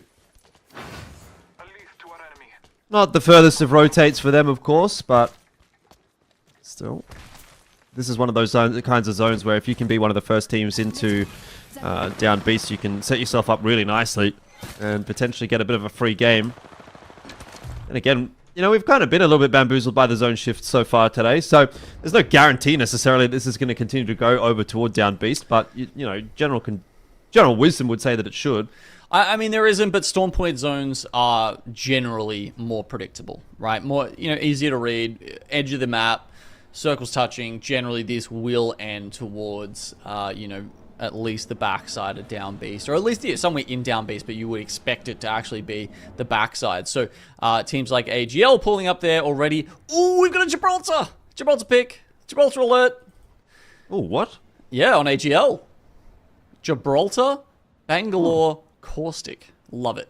And behind them, playing the meta composition, is Dreamfire, who have already pulled up. So a good spot for them. Obviously, Mill priority rotate to this. Go straight past an Evo Harvester as well, so that was a good one. For Dreamfire to make it in there with some comfortable blues, just like full engage. They landed nice and early, got the double beacon scan off. Reminder that that is still in the game right now. It gives you 400 Evo. If you can do it, you should. But maybe gone by the time we get to regional finals. You may only be able to scan the ring once for points, for Evo points at the start of a game. Well, War Monster Firebird early on the rotate, going to set themselves up behind Downed Beast. Not exactly a premium position, at least not at the moment, but could be later on in the piece. The thing I do worry about is how much are they really going to be able to play the game from this kind of a spot, or are they going to be stuck in here for quite a while now? Given the fact that there are a few other teams around, though, I'm sure they're going to be able to get their chip damage out and maybe work on those Evos, but I mean, in the case of Azu, for example, it's 1,032 damage you have to get. So a bit of a ways off for the moment. Oof. So the hammer points going out there? It might have been. Come on, switch to the Mozam, show us. I swear I heard some hammer points making their way over towards Dreamfire just there. But yeah, look, obviously a lot of teams here now predicting this zone in Down Beast, so they will pull up to start taking position in some of those buildings. Oh my god! Almost Firebird are getting... Oh, not sent, actually. They did get Caustic ulted, though. And downed. Wow, okay. Dreamfire may actually push this, but we're going to have a look down here in the Cenote Caves. A couple of teams floating around in Cenote, but X and Y look like they're on their way out. Little pickup in the Uber, and off we go. So X and Y are pretty safe on this rotate. There's not a lot happening out on the western side of the map at the moment. As they get to the mill, they might run into a bit of trouble. Although this rock appears to be giving them a bit of a problem. Oh my goodness. What? Is this like cave diving? Where you, like, that's giving me claustrophobia. Yeah, like, you know where you like you have to try and like squeeze yourself through like the tiniest like spot in the caves. No way. I catch can't me never. Can't say I like rocks. I like climbing rocks. I just don't want to climb rocks while there's another rock like 2 centimeters away from my face. You know what I mean? Yeah. Like, that's not my jam. No. Yeah, I have too many of those like horror stories of people getting stuck or whatever. Darkness as well. Anyway, X and Y, ooh, they've run into the mill. Just as I said, as they get to the mill, it'll be a little bit problematic because that's where heroes have set up shop. Wonton Dumpling's also there. And luckily for VK Gaming, they heard all of those shenanigans, and so they've pulled up outside of the mill rather than going straight in. Because Wonton Dumpling, they actually want to scan right now. They're on the ring console at mill. That's why they're pulled up here at this exact moment. But they're taking shots from everywhere, right? Like Heroes in the north building, VK Gaming behind them. So it's not really safe. This is, like, unironically, one of the reasons why I've been enjoying playing Rampart in Season 20 is because if you want to just, like, pop off a quick ring scan, you can just put up some amp cover, right? And hide behind it to kind of cover you for 5 or 10 seconds while you grab those scans. But obviously it's a little more risky here in Pro League, and definitely more risky for the Caustic. So, I mean, you can check up a barrel, helps you a little bit, but... Wait, what about my boy Gibby, you know? Like, ever heard of him? By the way, we haven't mentioned this, but XQ's actually playing Pathfinder this game too, so... Ooh! As the solo, he's just decided... He was on Valk. Right, of course. He's decided, you know, the Valk's not working. Pathfinder, I might be able to escape a little bit easier. I don't know. I don't know what the methodology is, but I guess you got to do what you got to do when you're a solo, and it is what it is. MXF have gone back to the Newcastle as well on this map, so that's kind of cool to see. They have. Not only that, we've got Mad Maggie for SWQ. And we've also got Horizon coming out from Tom Young Kung. So, yeah, Stormpoint on BBC actually giving us lots of goodies. We didn't see quite as much fun come out, I feel, in our first series today. This has been a fun one. And I mean, we actually saw quite a bit of Pathfinder. I think it was APAC North. We're picking him a little more regularly. And I mean, I wish, it'd be great to interview one of those teams at some time just to see, because obviously when you're theory crafting, it's that option of being able to scan both like ring consoles and survey beacons, and just be able to pick every game depending on what your rotation, what your pathing is looking like. So I think there's definitely a lot of potential for Pathfinder, especially he's got the perk now where you can electrify the zip lines, make those rotates a little safer. Definitely some options for our mechanical man. Yeah, Pathfinder, he needs his time back on top. It's been a long while for Mr. Pathfinder. I don't really think ever in the history of ALGS has Pathfinder been better. Oh yeah, no, he was at the start. Right at the start, maybe. Yeah. No, like very, very early comp. Yeah. Like Pathfinder, Watson, Wraith, I think it was. But was that ALGS? Like in... or was that before ALGS? Yeah, it was actually probably pre-ALGS, you're right. That's what I'm saying, yeah, it was like competitive Apex, but yeah, no, the ALGS, the Apex Legends Global Series had perhaps not been born yet, apart from maybe in John Nelson's head. I think when ALGS started, it was the Wraith, Gibby... What was the third? What was the third in that comp? Oh, no, Gibby came later. Gibby was actually quite undervalued at the start. Yeah, it was mostly Wraith, Watson, Pathfinder at the start. Oh, okay. Well, anyway, gone back a ways, a few years, that's for sure. Down Beast is getting pretty busy. I'm just having a look on the mini-map here, and it's lit up like a Christmas tree with player nameplates. Not quite as exciting over toward checkpoint right now. SWQ are sort of holding some of the rotates, basically, but beyond that, no one else is really too interested in that area of the map. And well, we go over to Down Beast, and yeah, this is where things are starting to get very, very busy. Moonfire already having lost Pete. Sure there's going to be a res angle there for them, even with a respawn beacon. Yeah, currently got 2 evacs on them. Tom Young Kung, they lost one of their members in checkpoint just before. You see now they're trying to find a safe spot. Like me, enjoying the rock climbing there, but we'll keep them safe. Yeah, I don't know for how long. Zone continues to pull back.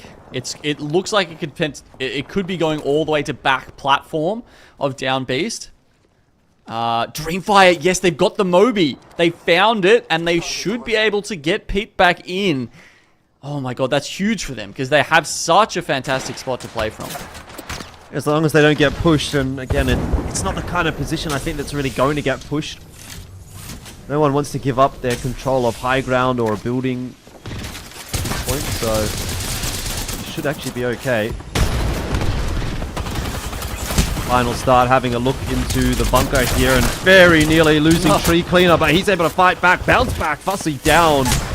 Boogie Boarders haven't really been having the most fantastic of nights, and once again here into Storm Point, it might continue to be difficult because they are really being bullied out at the moment. There's a fair bit of damage going back and forth. It's down to just Raki now to try to hold on for Final Start. Selka is going to get the job done. Can't do it. Wow. I mean, that was... Is Tree Cleaner on controller? Because, oh my lord, the lock on through the smoke there was one of the most controller moments I think I've ever seen. Barely any vision on that guy in the caustic gas, but Roller knows best. Oh, XZY fighting for their lives, so the red shields, they're looking okay, and Tom Yum Kung is going to get finished off. Doesn't look like it's going to be a particularly kind finish for the bunker position in the end, though, as SWQ have decided to come in here and essentially third-party Final Start. They weren't really properly able to reset, so SWQ walk away with that position for now. Given that DNZ is the only team kind of out on that other side of the zone, I can't imagine they're actually going to be getting contested for it, because DNZ is just XQ solo, but I'll tell you what, he's done well for himself. into the top 13, and he's got purple Evo. But I think it might be coming to an end now. I've just caster cursed him so hard. Rest in peace to my boy XQ. DNZ is eliminated. I got a placement point this time. That's better than nothing. It is, just slightly. Heroes. Having a look over here at MDY White. On the right-hand side, they've got triple reds, actually. Damn, good for them. Kill Devil, still on blues. Decent spot, though. Duo ahead of them as well. If they can clear out full engage. That's in that building, yeah, to the north of them there. They'll just have a really easy walk in. As you can see there, Dreamfire now back up to a trio in a good spot up the north. War wants to Firebird. I don't mind their spot at all, just playing the little building. They've even got a Moby Res Beacon trying to block one of their entrances. Good use of that. And even the teams on top, right? There's so much of the Beast that's in. The teams up the top, like AGL, have been playing there. You got to remember, for the entire time, they're actually pretty low on ammo. It's unsurprising, I guess, at this point. But yeah, it's really, I feel it's only kind of Jackie with the longbow who's still got enough ammo to plug away and maybe do some Evo damage. But it's not like he can poke that up for the whole team anymore, can he? No, certainly not. It's unfortunate. Like, even if we're looking at AGL, QQ's playing double light ammo, Spitfire alternator, and he's got 78 reloadable, so that's really not a whole lot to play with at all. Yep. Ammo management going to be a big factor for them. T4, we talked about them pretty much needing to win this lobby. That doesn't really seem like it's going to be an option anymore. So, just got to go out and do their best for the last few games of today. SWQ are going to push their way in, and they'll be contesting with a couple of teams right in front of them outside. BMZ has an angle on that as well for Dreamfire, though he's a little further around the headland, so to speak. Jump back down to the southern side of Down Beast, where Kill Devil is also trying to make their way in. You talked about full engage being in front of them as a duo. This is the opportunity for Kill Devil to try to take advantage of that fact. They've been caught off guard a little bit. There's some shots coming through from the top side of Down Beast as well.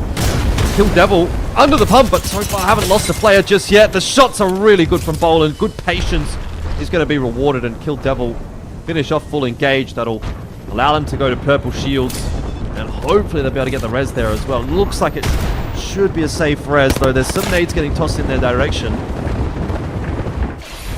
AGL have got them spotted out, I believe. Oh my, there are so many teams on this side of Town Beast. I mean, you're on the other side, you are chilling, right?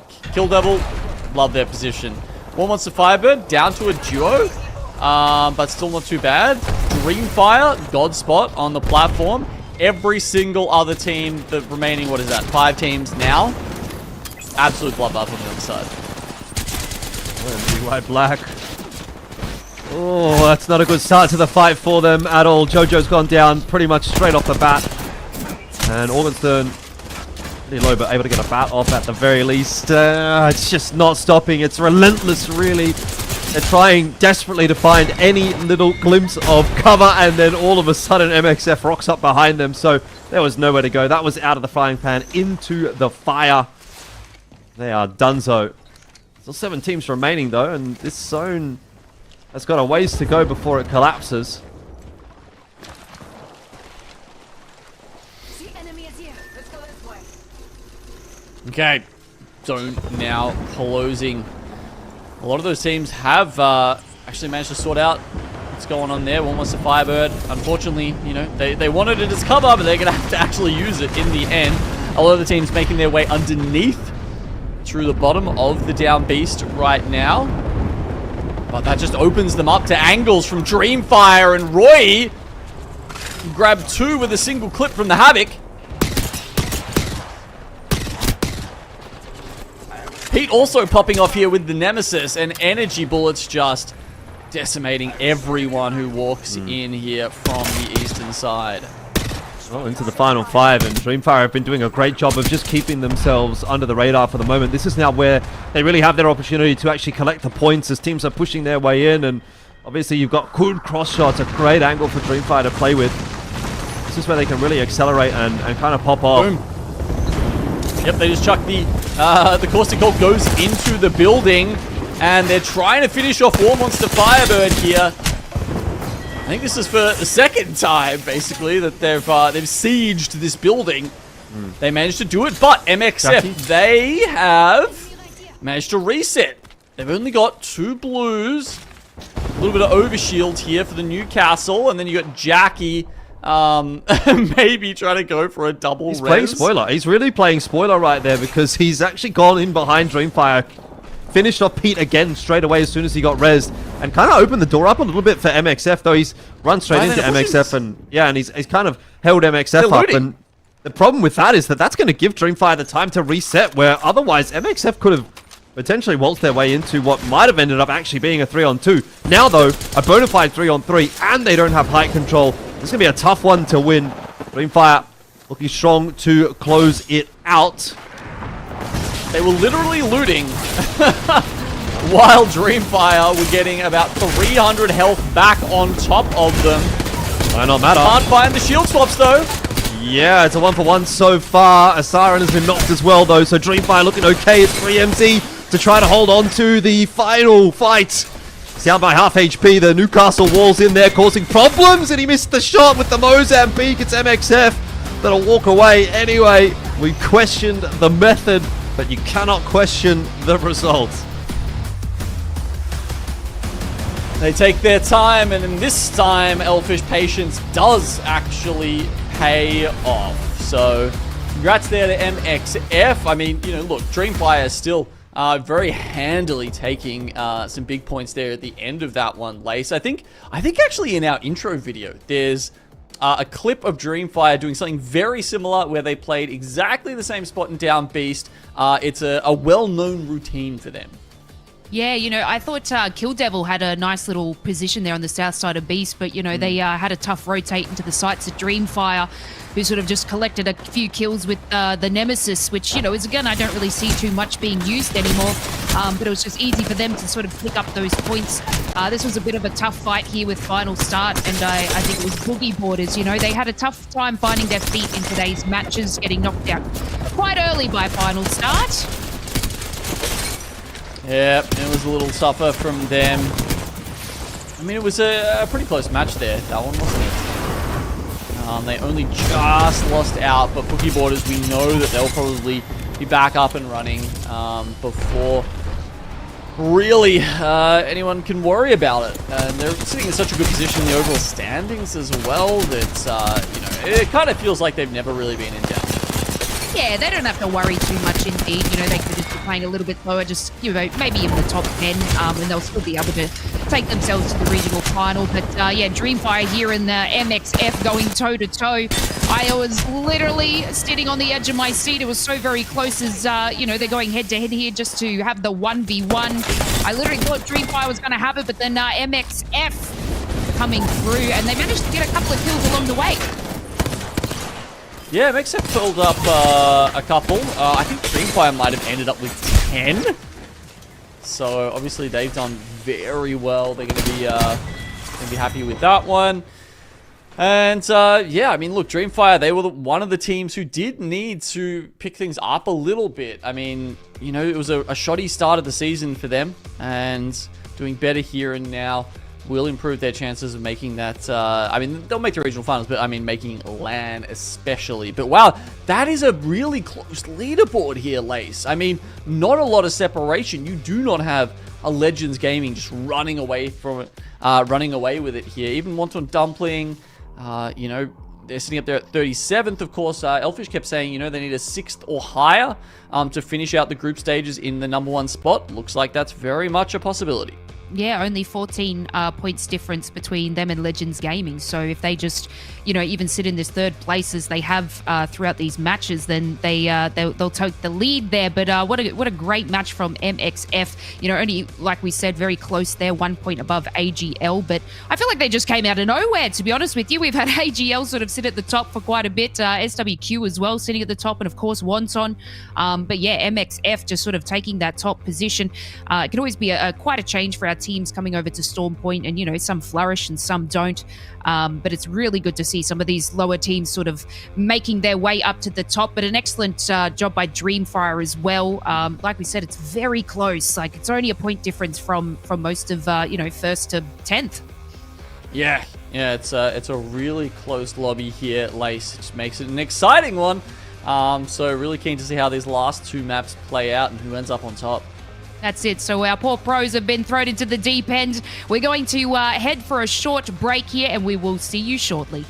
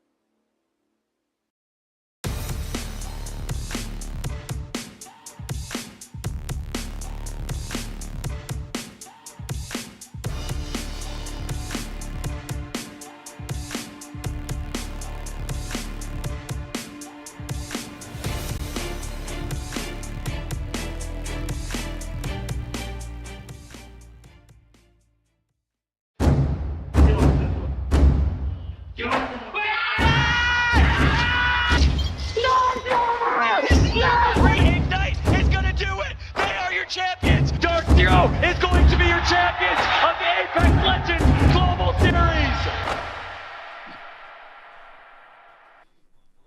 And welcome back, everybody. A little bit of a slow start there to game number 4. Not uncommon for, Storm Point, but we were blessed at the end with the action from MXF and Dreamfire, with MXF taking the win.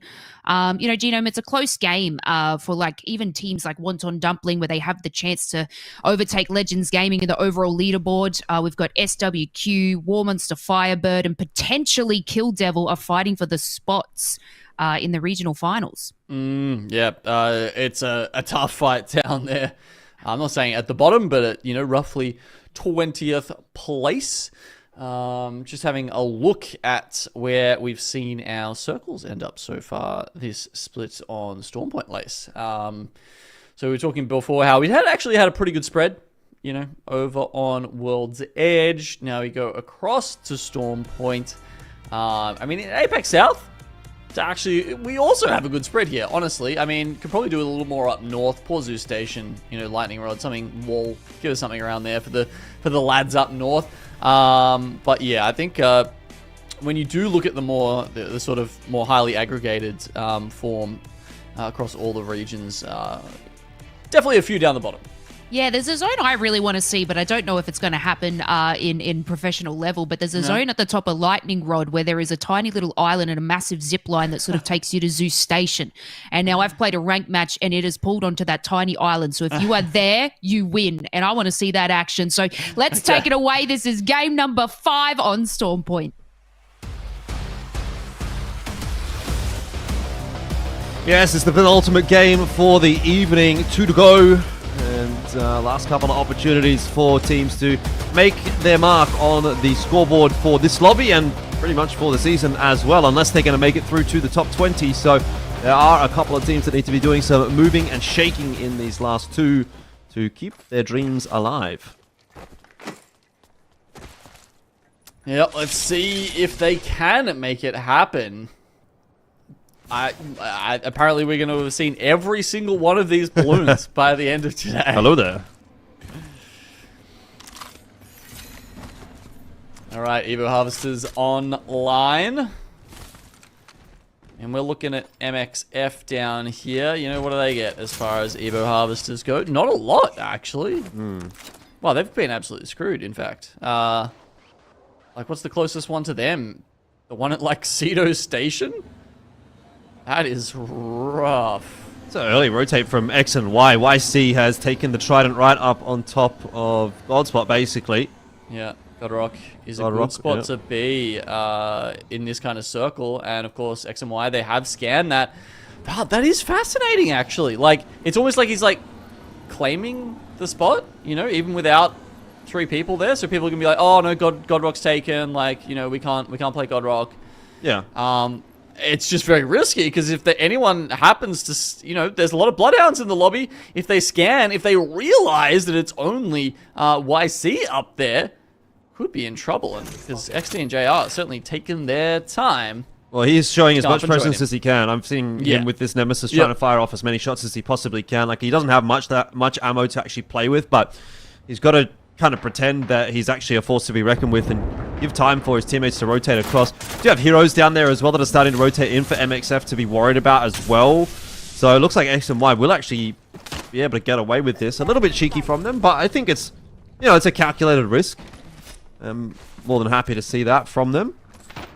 Looks like now, it might have paid off. Move that Trident a little bit. And yeah, I think so. A lot of wild armors, though. I think that it looks like X and Y also did not get an Evo Harvester. So, they've got, there's the spider tunnel that X and Y get. So that means XD gets his up to blue. But for everyone else, no dice. I'm still watching X and Y, by the way. And they've sent YC back into Cenote to do some looting. So he was the guy that kind of pushed up on top of Godrock solo, sat there and held the position. Now that the other 2 have made their way back up there, he's taken the Trident back into Cenote to do his looting. So they've got this figured out, man. They've got this on lock.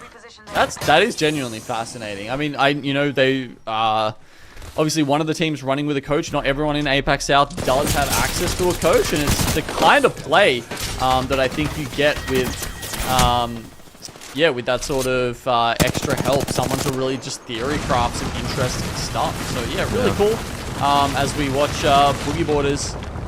Oh no, they've looks like they're actually gonna leave Fussy for dead here. They have to. And, yeah, I mean, I suppose just makes Woes it sad. continue. Yeah, it's been a tough day for Boogie Boarders, that's for sure. Raki and Pan are gonna have to go at it as a duo. Fussy just not getting rezzed in time, and MDY White coming through. Perfect time to pick themselves up a free point and a bit of loot there as well. They'll be loving to see it. There's a world maybe where Boogie Boarders can potentially go back and try to collect that banner. Crypto on the other side is going to probably scan them and see them, so might not be an easy task. Either way, DNC's been eliminated. Rest in peace, XQ. He was not long for this world in this game, unfortunately. No, he's really trying to mess up the team, the legend statistics. Elfish. Yes. He's gone for Mirage this game. Yep. And we've also got no credit playing Pathfinder Loba. So wow, okay. Yeah, that's, you know when I said before, like sometimes we just throw out all the team comps that aren't full 3-man comps? Yes. It's kind of why. That is it. I don't know, man. You just sound like a bit of a Loba hater, but it's just me, I guess. Boogie Boarders are going to get the banner. 10 seconds left on it. Raki's tried, or he's gotten it, but I don't know if he's going to get out alive. That's the only thing I'm kind of watching for here. Oh, he has just made it away for those that are interested. But he's being chased. Actually, there's no way. There's no way he's getting out of here alive. Yeah, so there you go. You can see in the kill feed, Feiju gets the knock onto Raki, and Boogie Boarders. Their hole gets even deeper.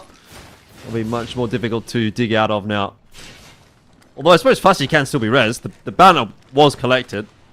It's going to be a matter of trying to find Raki's banner now. And assuming Pana can actually escape. I know what you mean. He's going to run around the rock. He's going to res Raki. If MDY White lose the trail, there's every chance he gets there. Okay, there's no chance. All right. I leveled up. Zipline. Sorry. Yeah, it's just not it. Sorry for, you know, having some hope. Yeah.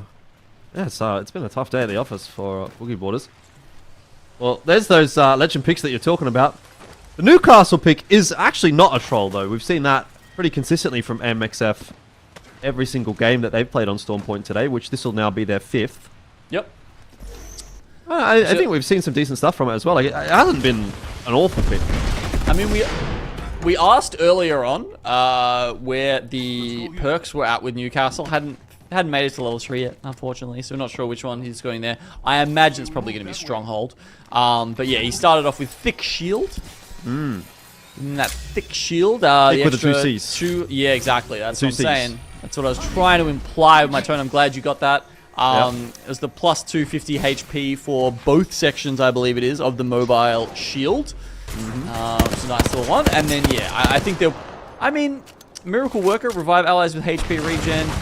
You know, can be good for resets, and then you got Stronghold, increased custom wall HP and energized duration, also good. But you know, it's I think some people are of that that thought school of, you know, you shouldn't play to lose, you know, which is like so you shouldn't pick those sort of the revive perks, but like I was scared for him for a second there. Actually, VK Gaming have decided to Skyward dive. But they were like literally right next to Final Start there, as Final Start were trying to chase down outside. They were kind of like tunnel visioning a little bit. Luckily for them, VK Gaming decided that they actually wanted to make their rotate instead of shoot them in the side, because that could have been very dangerous indeed. But VK Gaming will get themselves set up inside of the pyramid behind Sito Station. Yep. A couple teams pulling into Sito now. As you said, Final Star will probably be behind them. Any of those teams that have the Bloodhound have the opportunity to try and grab that survey beacon, but it's a risky one, especially if you don't have Gibby. I mean, you can try and get your bang to smoke it off, but teams are still probably going to have a crack at you. Hot shots happening. Actually, quite a lot of good shots in there from Asia. That G7 Scout was doing the work. Tommy Kung definitely not shying away from this one, kind of holding the W key a little bit. Is T4. outside. They actually did manage to get that scan off over at Cedo Station, so very good info for their next rotation. Super valuable.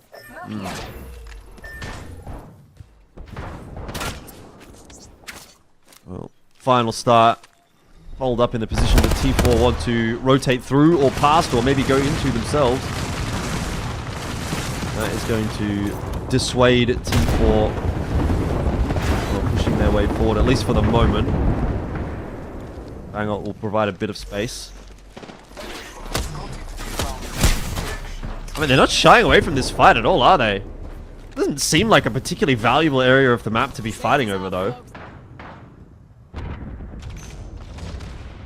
I mean, the ring does end right about there, so you know, if there was a spot to gatekeep, it would kind of make sense. T4 have to be careful. They've got no credit behind them, which, to be fair, is just a duo. Looks like no credit are not interested anyway. They're going to be rotating away, continuing their journey down southward. Playing a little sneaky beaky like.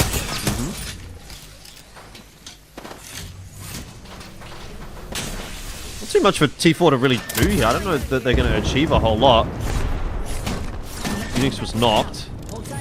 VK Gaming turning our attention in their direction. They are having to hide from those bow shots that are coming through. It's SWQ's turn to get into the mix. The beast of the hunt here for Yuling, providing all the info that's needed, but it's just not going to be enough because outside hold strong inside of their building.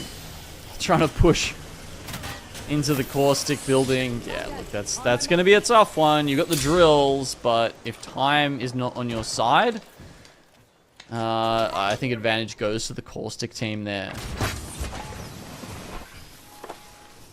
Ooh, very much on top of the mill, actually. We're getting a pull, so Dreamfire still hold up inside.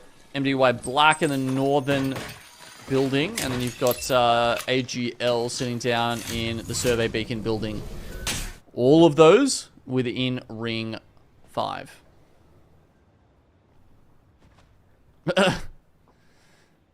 Con is actually just pulling the med kit. He's got Savior in front of him and Cheeky behind him, by the way. Cheeky's actually just been taken out by Final Start on the backside, so this means Savior gets the chance to have the 1v1 at the very least. But he knows that there's another team about to wrap him because they've taken down Cheeky, so he's just got to try and get out. See, this is interesting, right? Savior actually picked both of the Burglar's best friend, like the bracelet tactical upgrades. Because obviously he knows he's probably going to have to try and, you know, just get him out there. Yeah, that's an interesting one. Probably if you were playing with a full team, you wouldn't be choosing those upgrades. But again, he's just got to play to the only option he's got available to him here. Yeah, it do be like that sometimes, I guess. What can you do? MDY White focusing on getting the revive at the moment.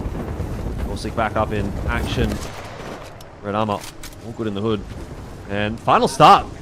3 sets of red as well, so this is a pretty decent start to their campaign in the 5th game of the second lobby.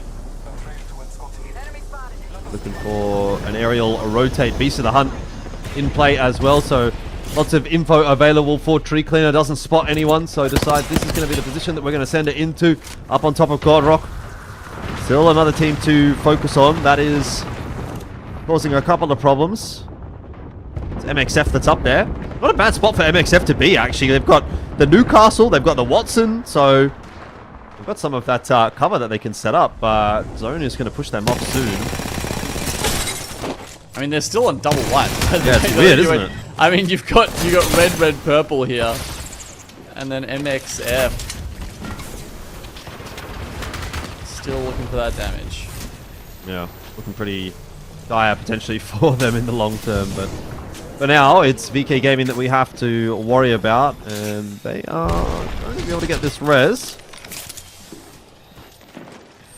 The team hanging around above them. But seems like they're going to coexist for the moment, at least. Mill finish. Love a good mill finish. It's another one of those zones that finishes with a lot of verticality involved, a lot of nooks and crannies. The mill can kind of hold a lot of teams in it. You can have a team inside, you can have a team or two on top, and you got multiple rooms actually inside of that final ring that will also still be in play. So might actually have quite the explosive finish. Yeah, package comes in. Who's going to be the Bangalore man enough to go down and grab that? Who's going to be brave? AGL just before used their crypto and popped survey beacon. Sorry, no they didn't. Someone did. Someone with a crypto drone went for that. Just about the right time. Now we're seeing the evac towers go up and people have to make those decisions. Ah, it was MDY white. That makes sense, actually. They've gone up, but then they've gone straight back down. Like, it's not even barely worth the rotate on the balloon, but it's alright. They're actually still all alive, so not...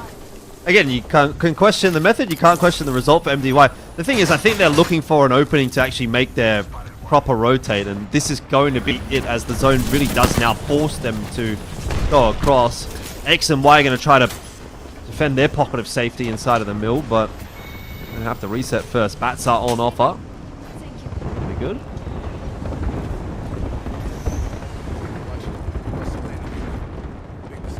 Okay. Casualty just making it here to MXF. Yeah, oh god, they're trying to deal with this Forster Cult. It's very tough here. X and Y melt them up. Yeah, I mean, look, they were on white way too late into the game there, I think. Honestly, you have to try and get a bit more poke in than that. Otherwise, you are going to be fodder.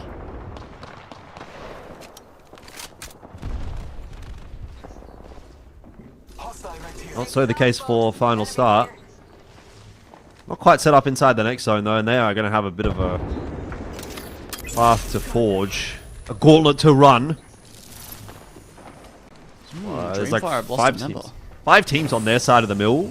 4 teams on the other side of the mill. VK Gaming have kind of got the only position outside of the mill that might actually be playable. It's like the rocks kind of to the south of mill in the middle. Like a fern to hide in if maybe your opponents haven't turned their graphics down. Yeah, make sure you've got your green skins on, so your extra camo.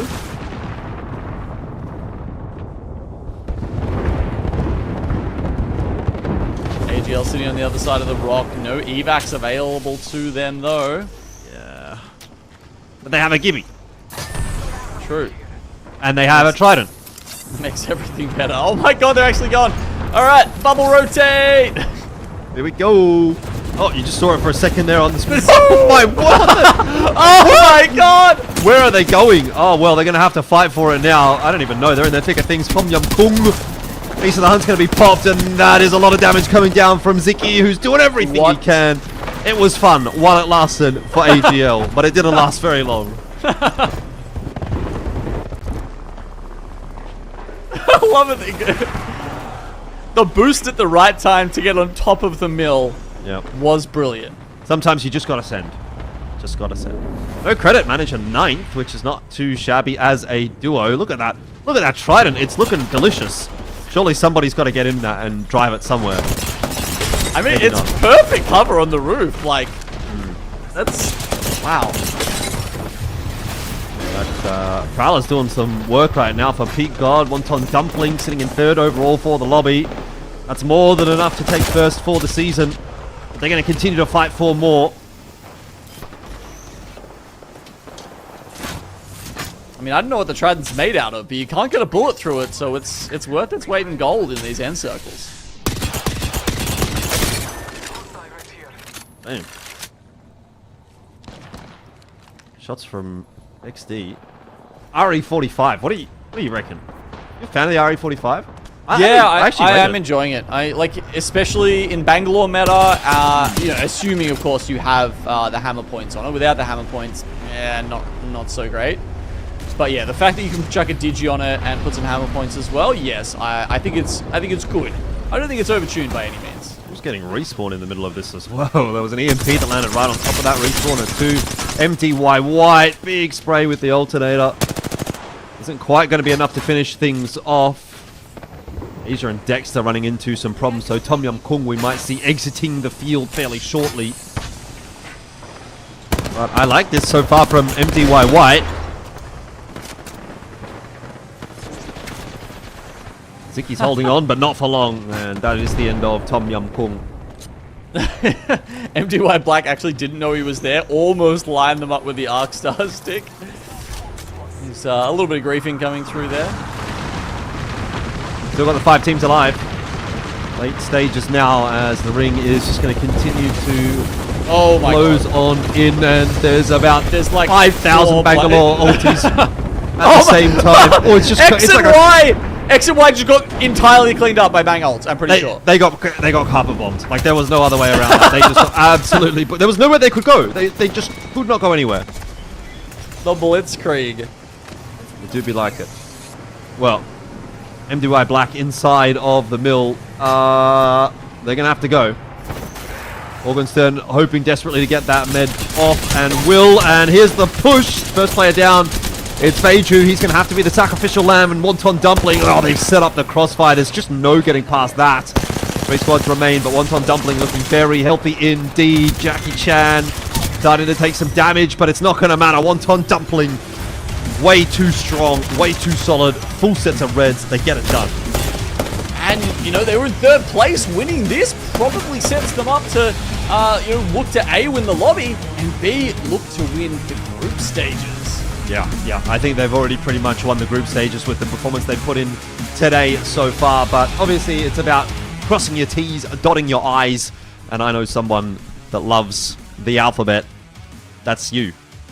That's me. We love that. We love spelling. And speaking of some alphabets, you know, we saw, was it a bird? Was it a plane? No, it was AGL flying on a trident, leaving, you know, some nice cover there for Tom Young Kung right at the end. But unfortunately, you know, being swung there, I think it was by MDY Black. You know, I had high hopes for Dreamfire. It was another nice zone pull for them, you know, coming straight to their landing spot. But unfortunately, they got bullied out and being down for a duo for a little while there. But again, Elfish, a massive game from Wonton Dumpling. We've obviously touched on it a fair few times. You know, they are very high up in the leaderboard, but, you know, they want to get these wins. They want to take some more points because this can push them over the top of Legends Gaming. They only need 14 series points, and I think from these games alone, they might have done that. Yeah, I think so. But there you go. This is exactly what you're talking about with AGL. You just see that bubble flying over the top of the mill. It's not something you'll see every day. See it and weep, really. But yeah, what you're talking about with Wonton Dumpling, it's not just about winning this lobby, and it's not just about winning the season. It's also about putting yourself in the best possible position going into next week too.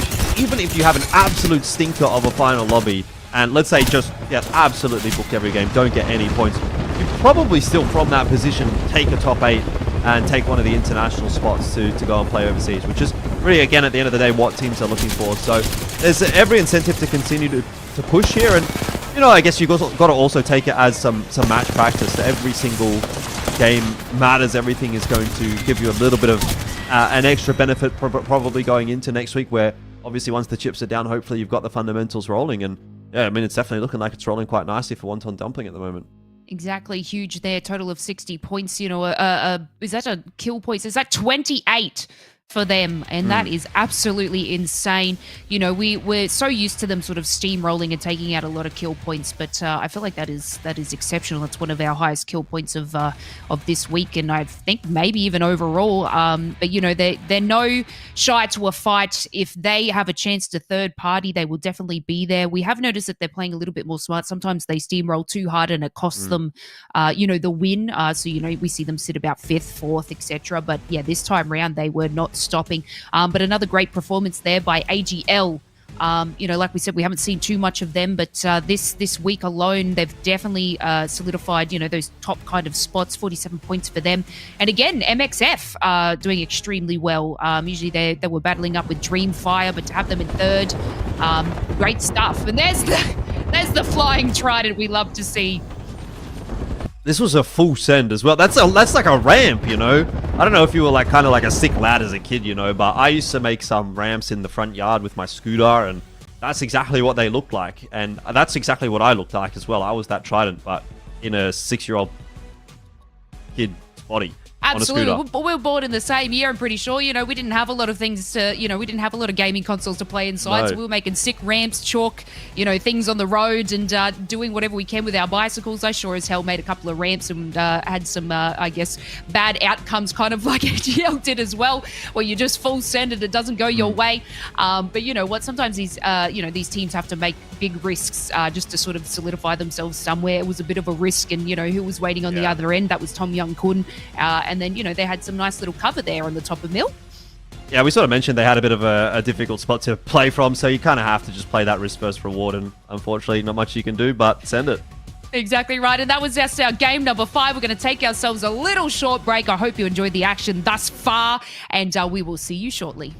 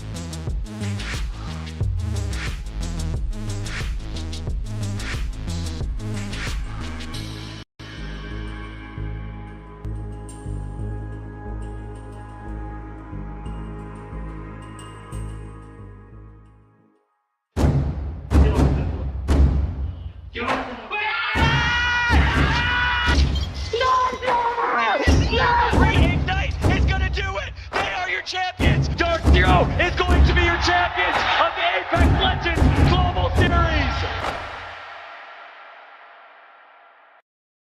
Welcome back. It's been another big day for APAC-South as we are in the final week of our group matches, this being the last game for our groups B versus C and the last game before regional finals. We obviously know who's out in front and who have solidified their spot for next week. Elfish, it might be hard, but tell us or take us through who really needs this next game to go well to get one of those spots for next week.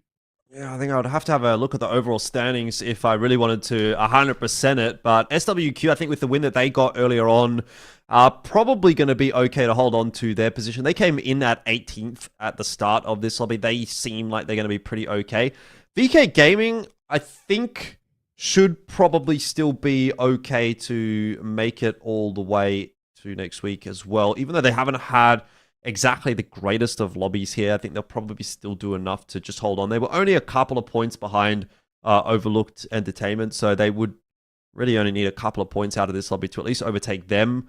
So it's probably VK Gaming. War and Firebird, I think, have done okay. They should be able to lock things in as well. So probably going to be seeing Overlooked Entertainment falling off of a peg, and maybe VK Gaming replacing them. But yeah, I guess without having seen the overall standings, it's something that we can only really sort of speculate at the moment. Wonton Dumpling, though, at the other side of the scoreboard, I suppose, is the team to talk about here as well. And it looks like they are going to do enough to actually secure first place at the end of all of the regular season games. But then obviously we have the finals games next week, which could potentially do some moving and shaking. But yeah, it's been a great night from them here. First and fourth, as well as a sixth there. The only real game they miss out on is game number 4, where they took that 18th place. But even in the previous lobby, which we caught earlier on this afternoon, they finished second there. So it's been a very successful evening for them. That's it. You know, they're not stopping. You know, even though they do have one of these spots, they want that first spot. So they're not going to slow down whatsoever, even going into this 6th match. But yeah, I believe just to touch back on VK Gaming, you know, they've been sitting under the top 10 spots lately. So they might need to pull out something within this last game just to sort of definitely solidify that top 20 spot. They were doing really well at the start, and then they've kind of slowed down a little bit from now. But one of your favorite things, Elfish, you know, we've been watching the poor DNZ player by themselves, so we know exactly why their ratting time is at the top there. Yeah, that's pretty sad, isn't it? What are you going to do? 36 minutes. You know, what I want to know, though, from the production team is how they chose Valkyrie as the picture, because this guy's been on, like, every single Legend, basically. We saw him on Mirage last game, Pathfinder the game prior, Valkyrie on World's Edge. So I'm kind of interested, actually, to see what XQ is going to pick up here for the last game of the night. You want to make a bet? What do you reckon it's going to be? I don't know. I feel like did Pathfinder went maybe a little bit better for them, or did they get knocked out quick? I can't remember, No, but I know Pathfinder went a bit better, yeah. Yeah, I feel like them playing Valk, they got found incredibly quick. So I think maybe we might even see a Pathy again. Like, you just need that character to be able to launch your way from the squad. I also wanted to touch on their Savior, you know, being a part of a duo and then going down to a solo, but still managing to collect a kill point, I think, from one of the teams rotating around one of the rocks there close to Barometer. So, you know, seeing that sort of play, you know, Saviour's doing extremely well, not only ratting, but also collecting a couple of kill points along the way, being one of our duos competing today. So excellent job by Savior. Yeah, indeed. Look, I tell you what, I guess we've got a bit of time to talk about things for the moment. Apparently it was an Octane. So, okay, I'm incredibly happy about that because I am a Jumpy Boy main, so this is just blessing for my heart. Did they change it? Please change it back if you can hear me, universe. I need more Octanes. Look, Octane's kind of useless throughout a lot of these matches, but you know what? Hopefully they can have a little bit of fun. But you know what? That's totally fine. Hopefully, you know, I always wanted Octane Elfish to come back into meta. You know, we had the Rev Octane meta, which a lot of people hated. I know playing as an Octane myself, I hated when a Rev was on my team because I felt like it was a dirty play, so I felt a bit embarrassed, you know, and obviously having the skill tree changes here, you know, Thick Skin and Reckless. I potentially picked Thick Skin. You know, Octane has his stim, which is obviously used for movement. Taking less stim damage is kind of crucial for this type of character.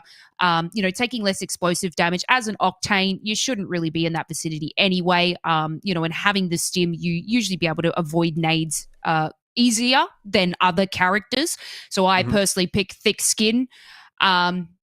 So that's kind of good. And then you know, you've got Airborne Agility, which is just changing direction on the jump pad. But you know, most M&K players can tap strafe anyway. So having Mad Hops, which gives you a jump pad, is probably the crucial pick when you're playing Octane. But you know, you're not going to see any of these pros play this character. Just me. Yeah. Well, I was going to say, I tend to agree with you. I mean, I think in particular the stim, like, there's almost no argument really to be made as to why would you want to take 25% less damage from nades. Like, think about over the course of the game how much damage you're going to be taking from the stim rather than the nades. It's just like a no-brainer. Yeah. Almost. So we're just going to cut you off there. We're going to take a short little break while all these teams get ready for our final match.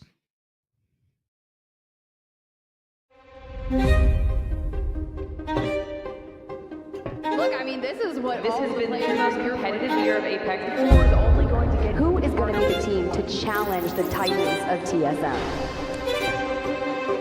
From legacy to a dynasty, it is now complete for TSM.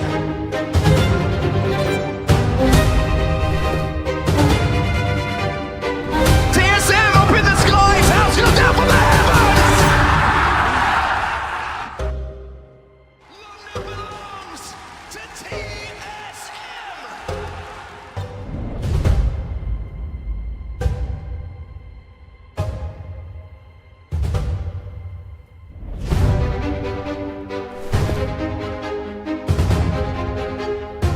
The Dark Zero are losing! They're taking damage, but no! Here comes Zero! The captain! The Dark Zero are your champions! I think we're starting to see a bit of a rivalry develop in Apex Legends. As these trophies just keep going back and forth. Dark Zero, TSM, it's always one of those two teams. Unbelievable final we've had here today. 4-by-4 and eliminating TSM as the first team to go in the login board. Optic Gaming might be about to break records! Dropped! Tries to move in to clean up the pieces! Optic will fall! TSM are your Game 6 champions! And TSM! This is going to be SAF versus TSM in the final fight. A chance for Legacy to become a dynasty with a hostile takeover! TSM are your champions! Do you fear me, pilot? I don't fear anything. Can you say the same?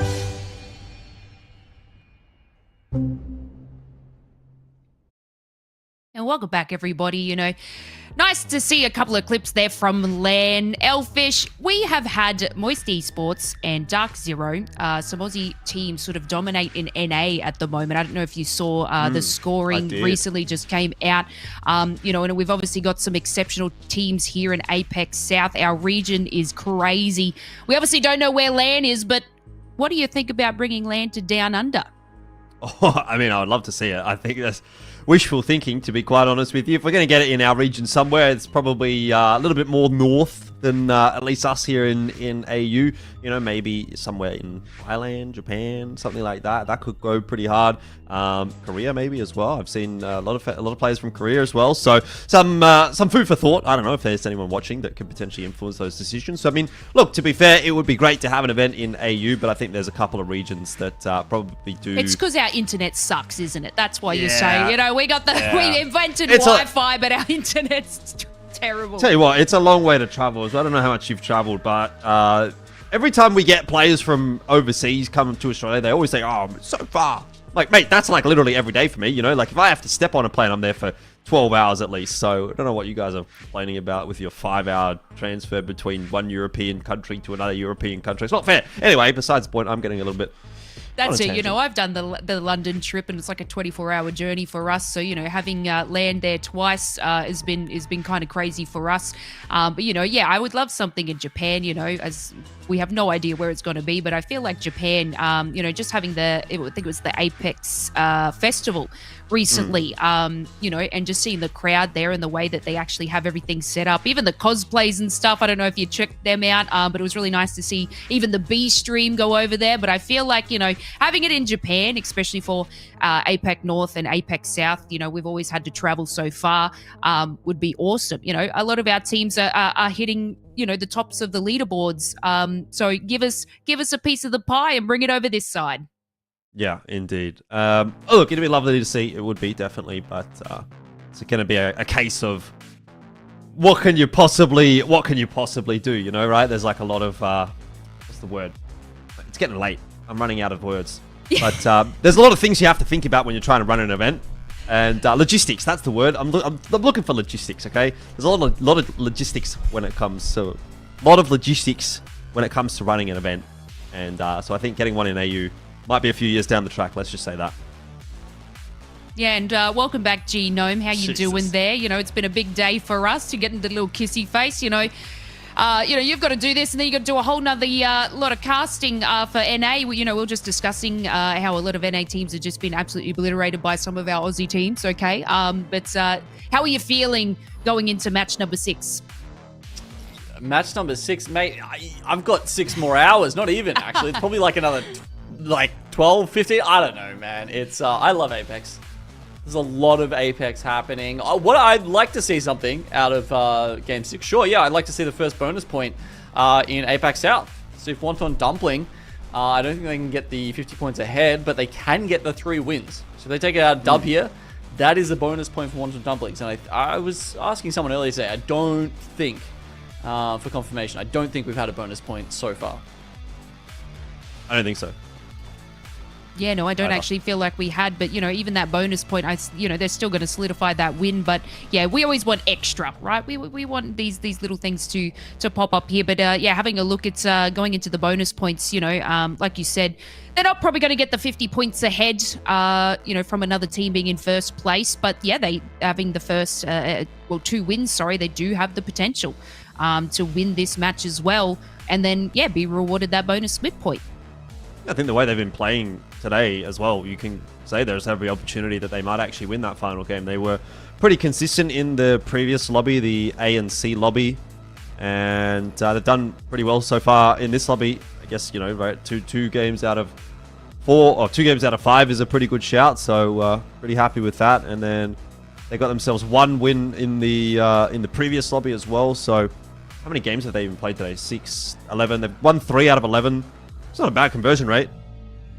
Yeah, exactly. I don't know if you could take us through the split points. So obviously, it's about 25 for first, and then so on and so forth. Seconds, so we were sort of looking at VK Gaming. They're sitting in about 15th place at the moment, and they're needing to just get like a couple of points there to push them over the top 20, I believe. So what does that convert into split points? If you can riddle the math for me. 5 for 15th. Yeah, so I mean, it depends on how some of these other teams above them go, right? Like War Monster Firebird, SWQ, that sort of stuff. But Overlook, they've already, I think, would have done enough to get past Overlook, which that bumps them up into 20th place. So then it becomes a question of like, where does No Credit come? Obviously, they're playing as a duo today. Seems pretty unlikely that they'll make it in. They're probably just hoping that they don't get into relegation territory. So if they stay 21, 22nd, you're safe from that. And then you've got other teams like DNZ below them. DNZ apparently just playing with their analyst today. Obviously, that's not much help. Full Engage, a duo below them. Final Start is probably and T4, like the teams below them, and they're like 15 to 20 points lower, right? So, there's actually a pretty damn good chance the VK Gaming make it in. Yeah, and if you have a look at this, what's in here, Elfish, why don't you take us through, the bit of the skill tree? Watson's quite a big pick on Storm Point. Yeah, I mean, it's actually kind of surprising to me that we've even got the 33-67 split for the level 2 Evo. Revive allies to 50 HP. I mean, that's, I guess, situationally useful, but I feel like the Falling Stars perk was the one that we expected pretty much everyone to be going towards. As far as for your level 3 Evo, it's pretty 50-50, and I guess that comes down to personal preference as to how you expect to be playing your positions. Are you feeling like you're in a position where you're going to have to maybe drop more alternator pylons, or do you think you're going to get more value out of the single one that you can place? So that potentially is a game-to-game kind of a base. That will change on a game-to-game basis, that level 3 Evo, but at least the level 2 I'm surprised to see.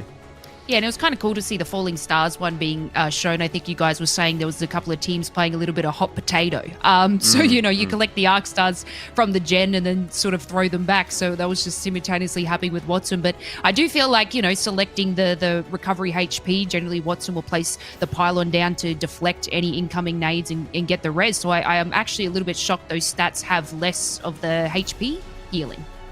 Yeah, I think me too as well. Like, the effect that has on your economy as far as meds go is huge. And also just makes you more survivable, right? Like, I think back to that game in Survey Camp where we were following around Legends Gaming, and they were trying to get pylon up after pylon. And even just buying you like 5 or 10 seconds that they have to throw a few extra bullets into to try and get rid of your pylon honestly makes a big difference. That could be the difference between a bang ult coming down and stunning your entire team and you guys staying alive. Yeah, exactly right. Obviously we're about to head into game number 6, just figuring out some stuff, but Well, you know what? I think I just nailed it on the head. Let's head into game number 6. I called it early. Let's take it away. This is the final match. Oh, thank God we've made it. It was a bit of a journey to get here, but we did make it into the final game, indeed, of the night. It is match number 6 of the B and C lobby. It's, of course, Storm Point. And it's the final opportunity for teams to get their extra points on the board before the final week begins. And that'll be next Sunday. So lots to think about, lots to mull over in the coming week, and hopefully lots of prac getting done in that week as well, because, I mean, when we get into that final lobby, 8 spots up for grabs. 8 spots. Not many of them will be decided. Some will, though. By the end of today, we will have most likely a couple of teams locked in for LAN. There's definitely some that are all but locked in at the moment, like Legends Gaming, Wonton Dumpling as well. Will probably be a mathematical certainty. Yep. Yeah, it usually gets to that point at the end of the season for a couple of teams, which is a nice reward for their hard work that they've put in. MDY White, big fan. This is my drop location, Stormcatcher. Always been a big fan of Stormcatcher. Yeah. Tends to get a little bit busy sometimes in the old pubs, but, you know, pretty good fun. I feel like you can generally get your contest done pretty quickly in Stormcatcher, at least. Like, it kind of funnels you all in together. Yeah. Yeah, but the issue is people just sometimes drop off the top, and then they're kind of running all over the place, and then, like, you know, do you want to drop to chase them? In which case you kind of give up control of Stormcatcher or whatever. So it's a bit of a decider that you have. It's a decision that you have to make, but not so much necessarily in comp. MDY Black over on the other side toward Cascade Falls, and themselves set up as well. And there's Bill. Okay, you've named them all. Yep.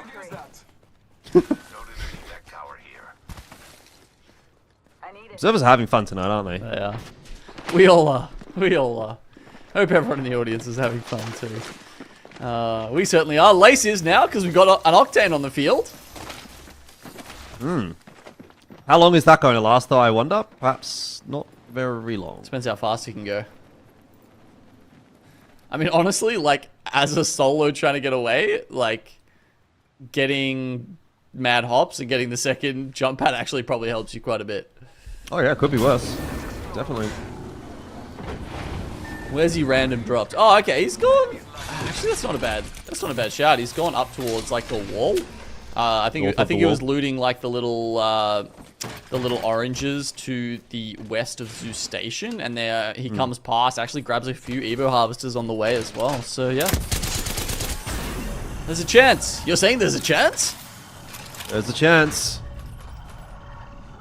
We'll engage as a duo. Not sure I'm really liking their chances.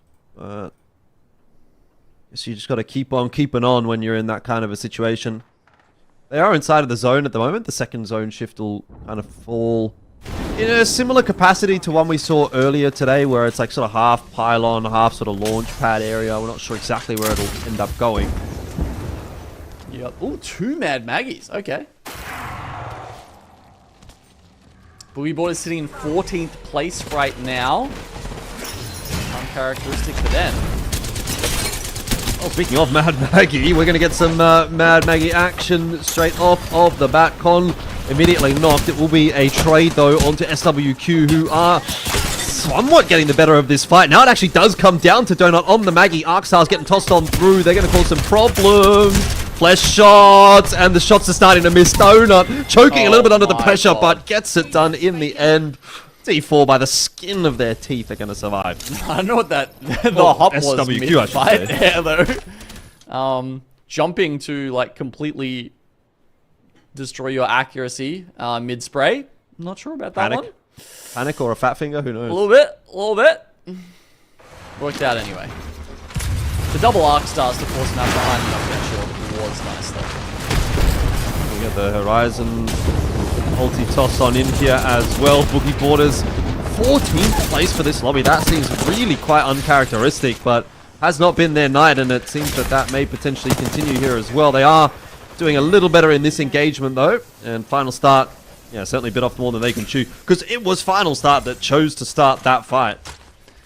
Alright, well, we got Kill Devil kind of pulling up on them, actually. So, Boogie Boarders, yeah, they should be able to get this med kit off, and then they will have reset in time. So, that's nice. They'll be pulling up with the scan in just a second, though. They hear the noise and scan just to see what's going on. So, both teams very much well aware of the situation. Now, all bowling through the window says that's the ticket.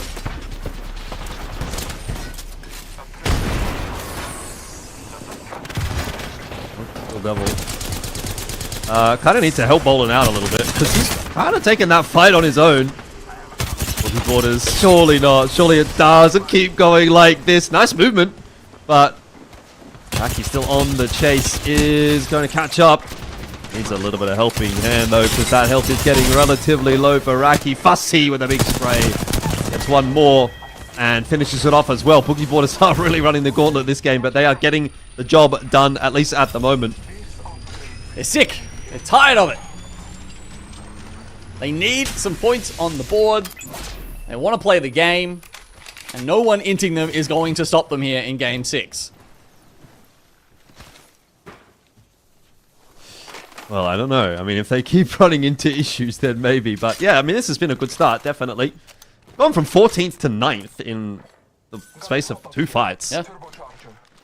I mean, remember, it was a close lobby, right? There's a lot of teams, you know, not that far ahead of them. You got Warmonster Fiber. Actually, no. Okay, maybe that was 2 games ago. Now there's a 10-point gap for them to jump 2 places. That's actually kind of rough. 10-point gap, though, is... I mean, it's achievable. It is. Big congregation of teams around Launchpad. I miss the Launchpad finishes. Don't feel like we get many of those anymore. Team up on that sniping platform always used to be fun to watch. Yeah.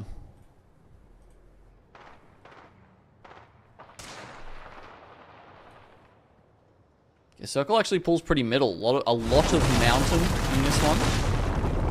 And I think, honestly, yeah, still the chance to probably pull back either way. More likely the Launchpad, though. Well, I think you might be surprised when you see where that next zone's going to go. Teams might be as well. X and Y struggling in this particular lobby. On the southern side of the zone, they've got actually a fair bit of free space in front of them to work.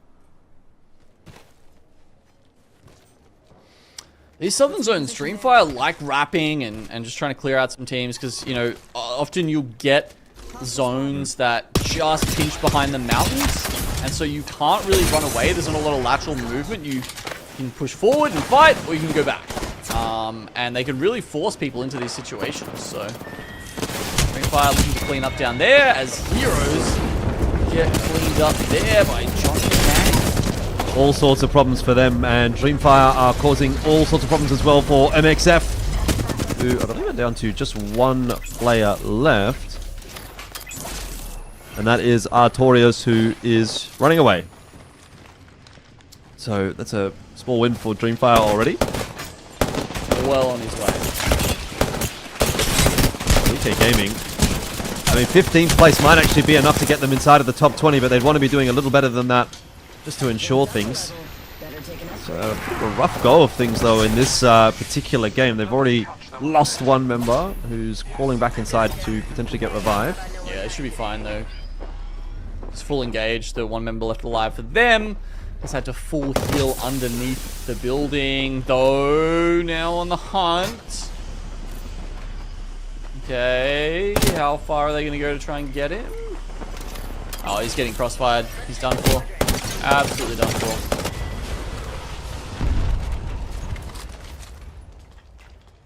Full engage out of the big shot.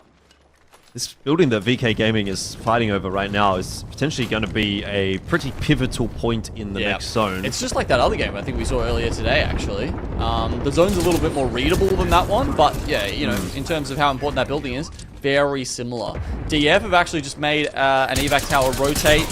I'm getting stressed for Boogie Boarders again. Ooh. They might have to... It's yet another boss they've got to take on here. Are they going to get landed on as well by War Monster Firebird? They are. So Dreamfire outside, War Monster Firebird on the other side, and Boogie Boarders in the middle. This is, again, another very big test for Boogie Boarders, and we can hear how they answer that challenge with listening. They chilled, I think. The other team's going up the hill, maybe? Yeah, I think so. Might be. They did. We might be able to fuck with this team. Maybe. Wait, they're getting fucked up there. They might come back. I'm scanning them so they don't peek. I don't want them to, like, pressure us. Smoked us. I don't have dog for ages. Yeah. We can't fight. There's the We team just sitting can't. in the corner. Yeah, just sitting. Where does this go? Should we just go up the hill? Almost cracked blood. Nice. They're gonna pull us out, or does it keep pulling back? You just pull it out. Alright, hopefully. Otherwise, we're kind of fucked. It's fine. Where's I this fucking team care. I saw out there. It's fucking 14 around here. Unless that's just a solo up on the hill. No, it's a whole squad. It was the team that ran up on the right. I'm scanning 2 out there. No, it was the other ones were on the left, unless they kept trying to keep moving. There's one guy up there. The one on the left. I think it's not one team. Yeah, no, it should be. They're just, I don't know what they're doing right now. They maybe slid down. They're not in scan range right now. Okay. Can we maybe, how many nades we got? Almost good I have one. none. Smoking. I have a few. I don't have dogs still. I have ult and 10%.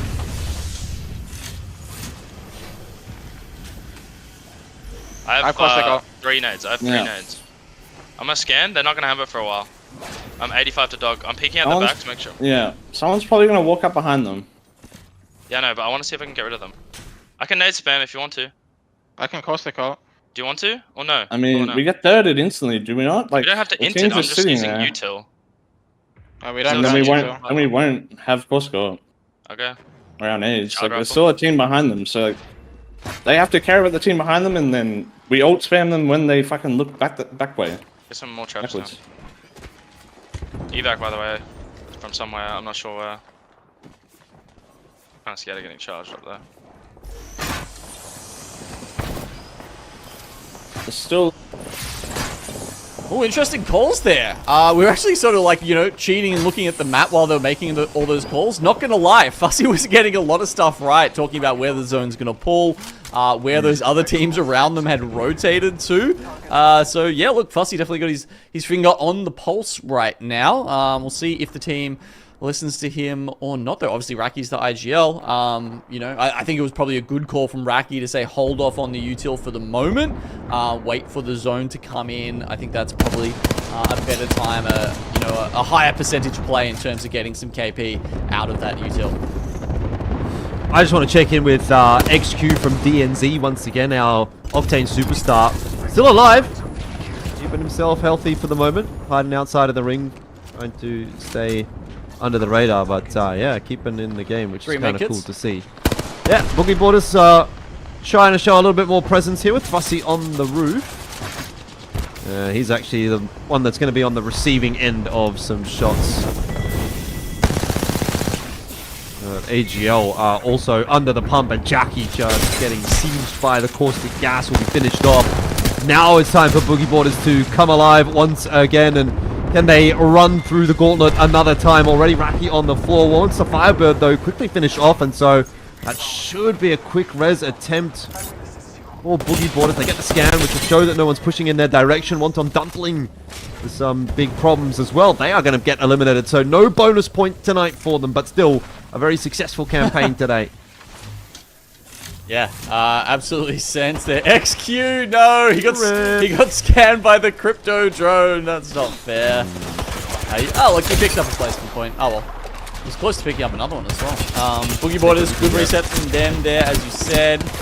Now they're pushing more, going for some kills. They've got the duo of no credit above them. That's a bit of a wild card, because they're winning this fight handily. But now, can they turn around and take out Savior and Cheeky?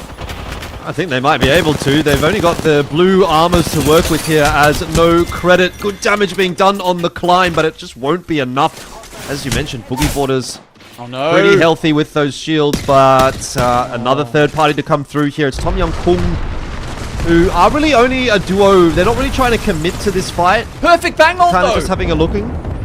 The bang ult actually makes Tom Young Kung push back. Are they going to get the res off? They've got the gold knock. The evac is up. Fussy's up. Fussy is They're up. trying to run it in, but they have to run it in at half health and also beat Tom Young Kung. Almost There's an surely impossible no way. task. Yeah, Panna's already been dropped. Raki and Fussy are going to be doing their best, but it just seems like a doomed task at this point in time. Look at what Raki has to deal with. He has come out of the zone right in front of a couple of Tom Young Kung members. Now it's all on to Fussy, who's kind of hiding out in the zone at the moment, but gets tagged up by a caustic barrel and finished off. That's the end of Boogie Borders. Tom Young Kung, for their own right, are going to get punished for that overzealousness toward the edge of the zone, because now that they move their way in, they also suffer the same fate, and it is just Asia left as the last man standing. That was a really poor play by them. I mean, they had every opportunity to pull back into zone and try and find a spot themselves, and they've just died for maybe 1 or 2 KP. I don't think it's worth it, honestly. Well, it's another one of those situations where you have to say you reap what you sow. And for Tom Yum Kung, that might be the end of their night, more or less. I don't know that Asia's going to get too much more done as a solo. MDY White, speaking of, it's the end of theirs.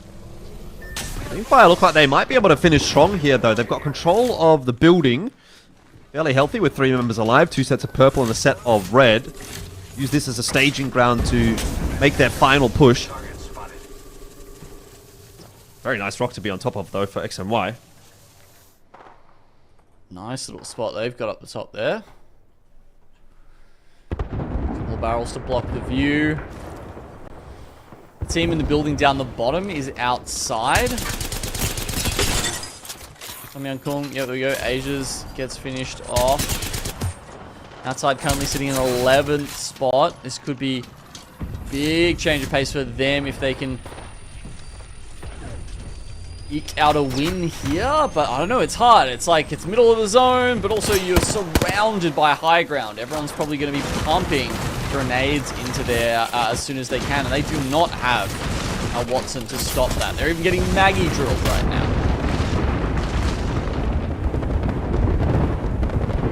Starting to get a little bit worrisome for the team down on the low ground. Outside there, kind of hiding in that building in the river. Not really a building, it's more of a ruin, isn't it? Yeah. But as long as they kind of keep their heads down, they're going to be in a position that they'll be probably able to play the late game. But as soon as someone starts looking in their direction, then there isn't really that much cover to play with. Look at this. A Flow is literally using his VTOL jets to try and like fly up a meter into the roof to take less damage from arc stars. That's how grim the situation is down there. But look, as long as they can fill the space with caustic gas, barrels, whatever they need to, they might be able to dissuade other teams from coming in there. Because there's 3 teams just squashed up against each other up top, up the north side here, Elfish. You've got SWQ, you've got Dreamfire, and then also VK Gaming. They're a little further down. X and Y, as we earlier said, up on that big rock. They have a great spot, probably the best spot, but we just got to see how much of a beating Outside can take. I mean, they're doing an okay job at the moment, but I think that that run has come to an end as Dreamfire just puts them down and takes their position away from them. Though, with that said, I don't know if this is out of the frying pan and kind of into the fire for Dreamfire.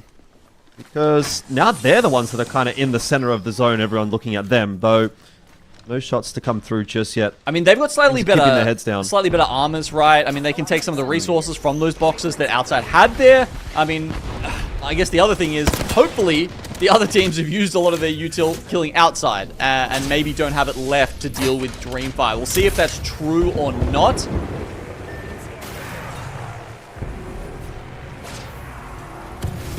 Well, it's about to kick off in just a second. Zone is starting to push its way in. VK Gaming going to get pushed off of their high ground shortly. They want to do as much damage as they can before that, but it's X and Y that are really looking like the kings of the hill at the moment, standing tall and proud on top of the rock. There is just nothing that anyone can really do about it. Look at these free shots that they're getting. X and Y are having a fantastic time, and they are certainly going to be at least one of the top 2 teams in this game. It's just going to be about converting it. The game has given them every opportunity to finish with a win, and now it's on them to make sure that they can take that opportunity and run with it. Barely even rocks. There's pebbles that these teams are hiding behind in this final circle. Again and again. The Rolling Thunder gets dropped. Cells and bats being used to try and weather that storm. And X and Y finally are going to get forced off their perch. Now things even up. Oh, I don't know. Maybe I've called it a little bit too early. X and Y take a lot of damage as they jump off the top. Somehow, they're all still alive. YC will eventually go down to the caustic gas. And it's SWQ now that maybe are looking to be the team to beat. Dreamfire still in the mix as well. VK Gaming haven't been taken out. 3 squads remaining. SWQ down to just 1 member. X and Y relying on JR to save the day. Yeah, healthy. And who is on the other side of it but Dreamfire? 2 players against 1. Not too much that JR can do about that, and it's Dreamfire in the end that will hold strong. Wow, what an effort from our Chinese champions there. Ugh, incredible. I mean, you know, we saw outside, we saw how much they were struggling to win in that precarious position, and yet Dreamfire do it. They make it work. Yeah, we can definitely see why Dreamfire have made it to land before. They're exceptional playing, and guys, we can now finally file Split 1 group matches under completed. That was our game number 6 there. I want to touch on a huge kill point game there from the Boogie Boarders. You know, they sat back a little bit in today's matches, but had something like 11 kills before being knocked out at 9th place. So it was kind of nice to see them get themselves back onto the board. You know, huge game here from them. Fortunately, not being able to make it out with, I believe it was Tom Young Kun just sitting them and holding them, you know, on the outskirts there. SWQ also putting in the work, but unfortunately getting knocked out quite early. Elfish, it was nothing short but amazing for our final match. Yeah, that's true. I mean, Boogie Boarders, I think this game actually kind of saved their night a little bit. It was looking pretty dire going into it. 14th for the lobby overall at the start of it, but at one point they were up to 9th. Maybe they got a little higher than that as well.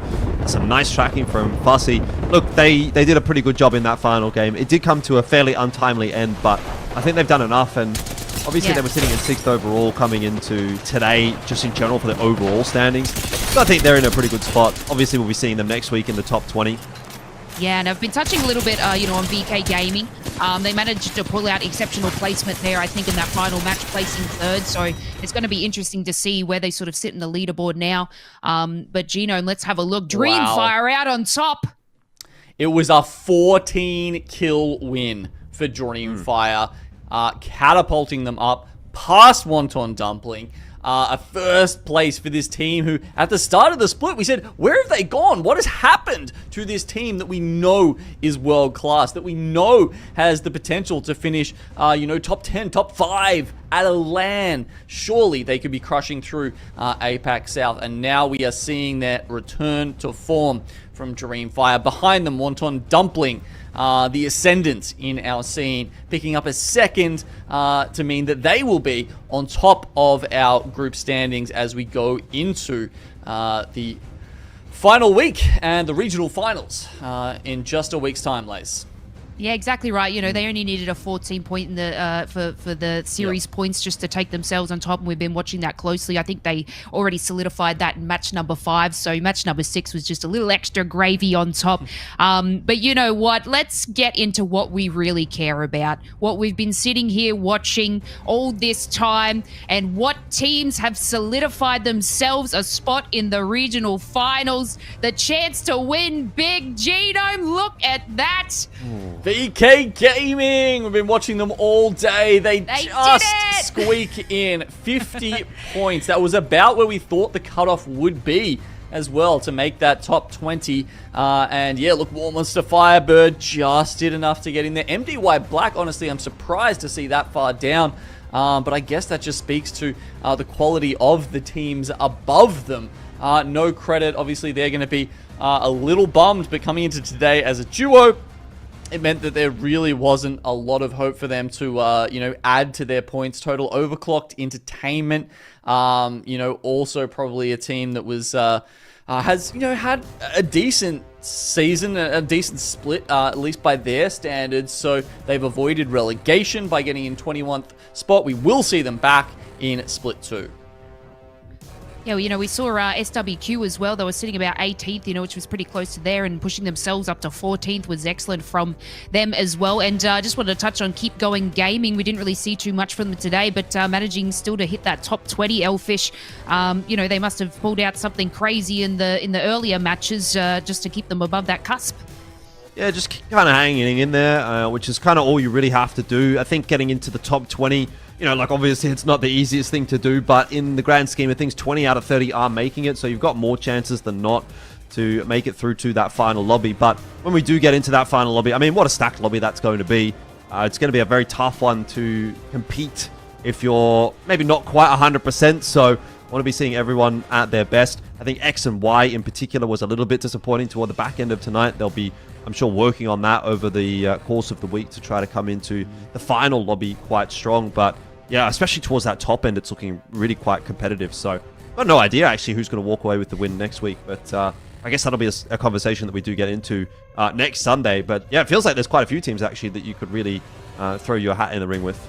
Do you have any early predictions, for next week? I know it might be tough, but, I was hoping Boogie Boarders would have done some crazy stuff today, but I feel like they sat on the fence just a little bit. I don't know if it was intentionally or whatnot, and they picked it up in the end, but, a lot of these, we have a lot of passion for these Aussie teams, but, Wonton Dumpling and Legends Gaming just seem to be out in front. Yeah, they're doing well, but if you want to look at, say, first places, Lace, Boogie Boarders actually have the most so far this season. I think, actually, those three teams are probably head and shoulders above the rest at the moment. Wonton Dumpling, Legends Gaming, Boogie Boarders looking extremely strong. If Dreamfire are performing to that level again, maybe you can include them in that conversation. And also Tom Young Kung, I think if they're playing at their best, will push up and compete with some of those guys as well. So they're definitely, 5 teams that I am, very much expecting to make it overseas, to make it into that top 8, to make it to LAN. Yeah, and Team Burger as well. I've spoken about them a lot. Did a nice little report on them too. They were very close to being knocked out or, not sitting very high in the teams. And I remember speaking to one of them and I was like, what's going on? What do we need to change? And they were, feeling the pressure a little bit. And then after that conversation, we watched, I think it was week 5, we just watched them turn it around. And again, they turned it around this week too. So it's been really cool to see the boys from Team Burger do extremely well. And, I'm not trying to be biased, but I hope they get a spot up there in the top. I feel like they really deserved it. But, we've just had Season 20 happen for Apex Legends.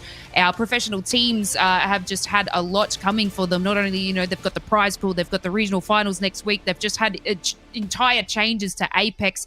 But, we give them one extra week to be able to, get the meta down and get some changes happening. Elfish, do you feel like we're going to see any changes next week? Or do you feel like this is kind of the meta cemented at the moment? I think without any patch changes, like any actual changes to the game, you're probably still going to see things persisting in a fairly similar vein. But if there's any changes that come through that are going to drastically change things up, maybe a perk gets nerfed or buffed here or there, that could actually make a pretty significant difference. I wonder if maybe they're having a look at Bangalore and seeing a lot of Bangalore around and saying maybe this is not something that we're super big fans of. That's a change that could potentially come through. But at least as of now, if no actual changes to the game are made, I don't think things are going to be shaken up all that much. Yeah, and that's very interesting to see. We've seen some crazy stuff, but let's have a look at all our teams now. We're taking off, about 10 teams, and we're going to see what our top 20 will be for next week, Genome, our regional finals. I'm happy VK Gaming just made it in there. War Monster Firebird made it in there as well. But, all of these teams have done exceptional over the course of Split 1. Yeah, also, I think to note, we've got no advanced standing here, so no one starts with any points. Doesn't matter what the seeding was, where you placed going into this. Of course, it will carry over, and you still earn split points in the regional final. So the big thing to keep in mind is the team who wins that match point regional finals, does get a ticket to LAN, and then the next 7 best placing teams. Yeah, that's it. So, we do have match points going into next week. So, we'll touch on that a little bit more and give you all the goss and how we break that down. But, my name is Lace, and this has been the Long Shot production. We've seen exceptional teams just sort of go from, down the bottom of the leaderboard up to the top. We've seen changes in Season 20 where they've had to change entire meta and course throughout everything. We love the passion of our APAC-South region, and, we've sent a couple over to NA and they've absolutely shocked the competition, and hopefully we can do that again. But it's been a pleasure hosting for you guys today on the Play Apex channel. With our epic APAC-South teams. I want to say a big thank you to the Long Shot production. It wouldn't be anything without the people behind the scene. But of course, nothing without our casters, Genome and Elfish. So thank you so much, guys, for having such an epic day. I hope everyone has themselves an excellent week, and we will see you on the 10th of March for regional finals.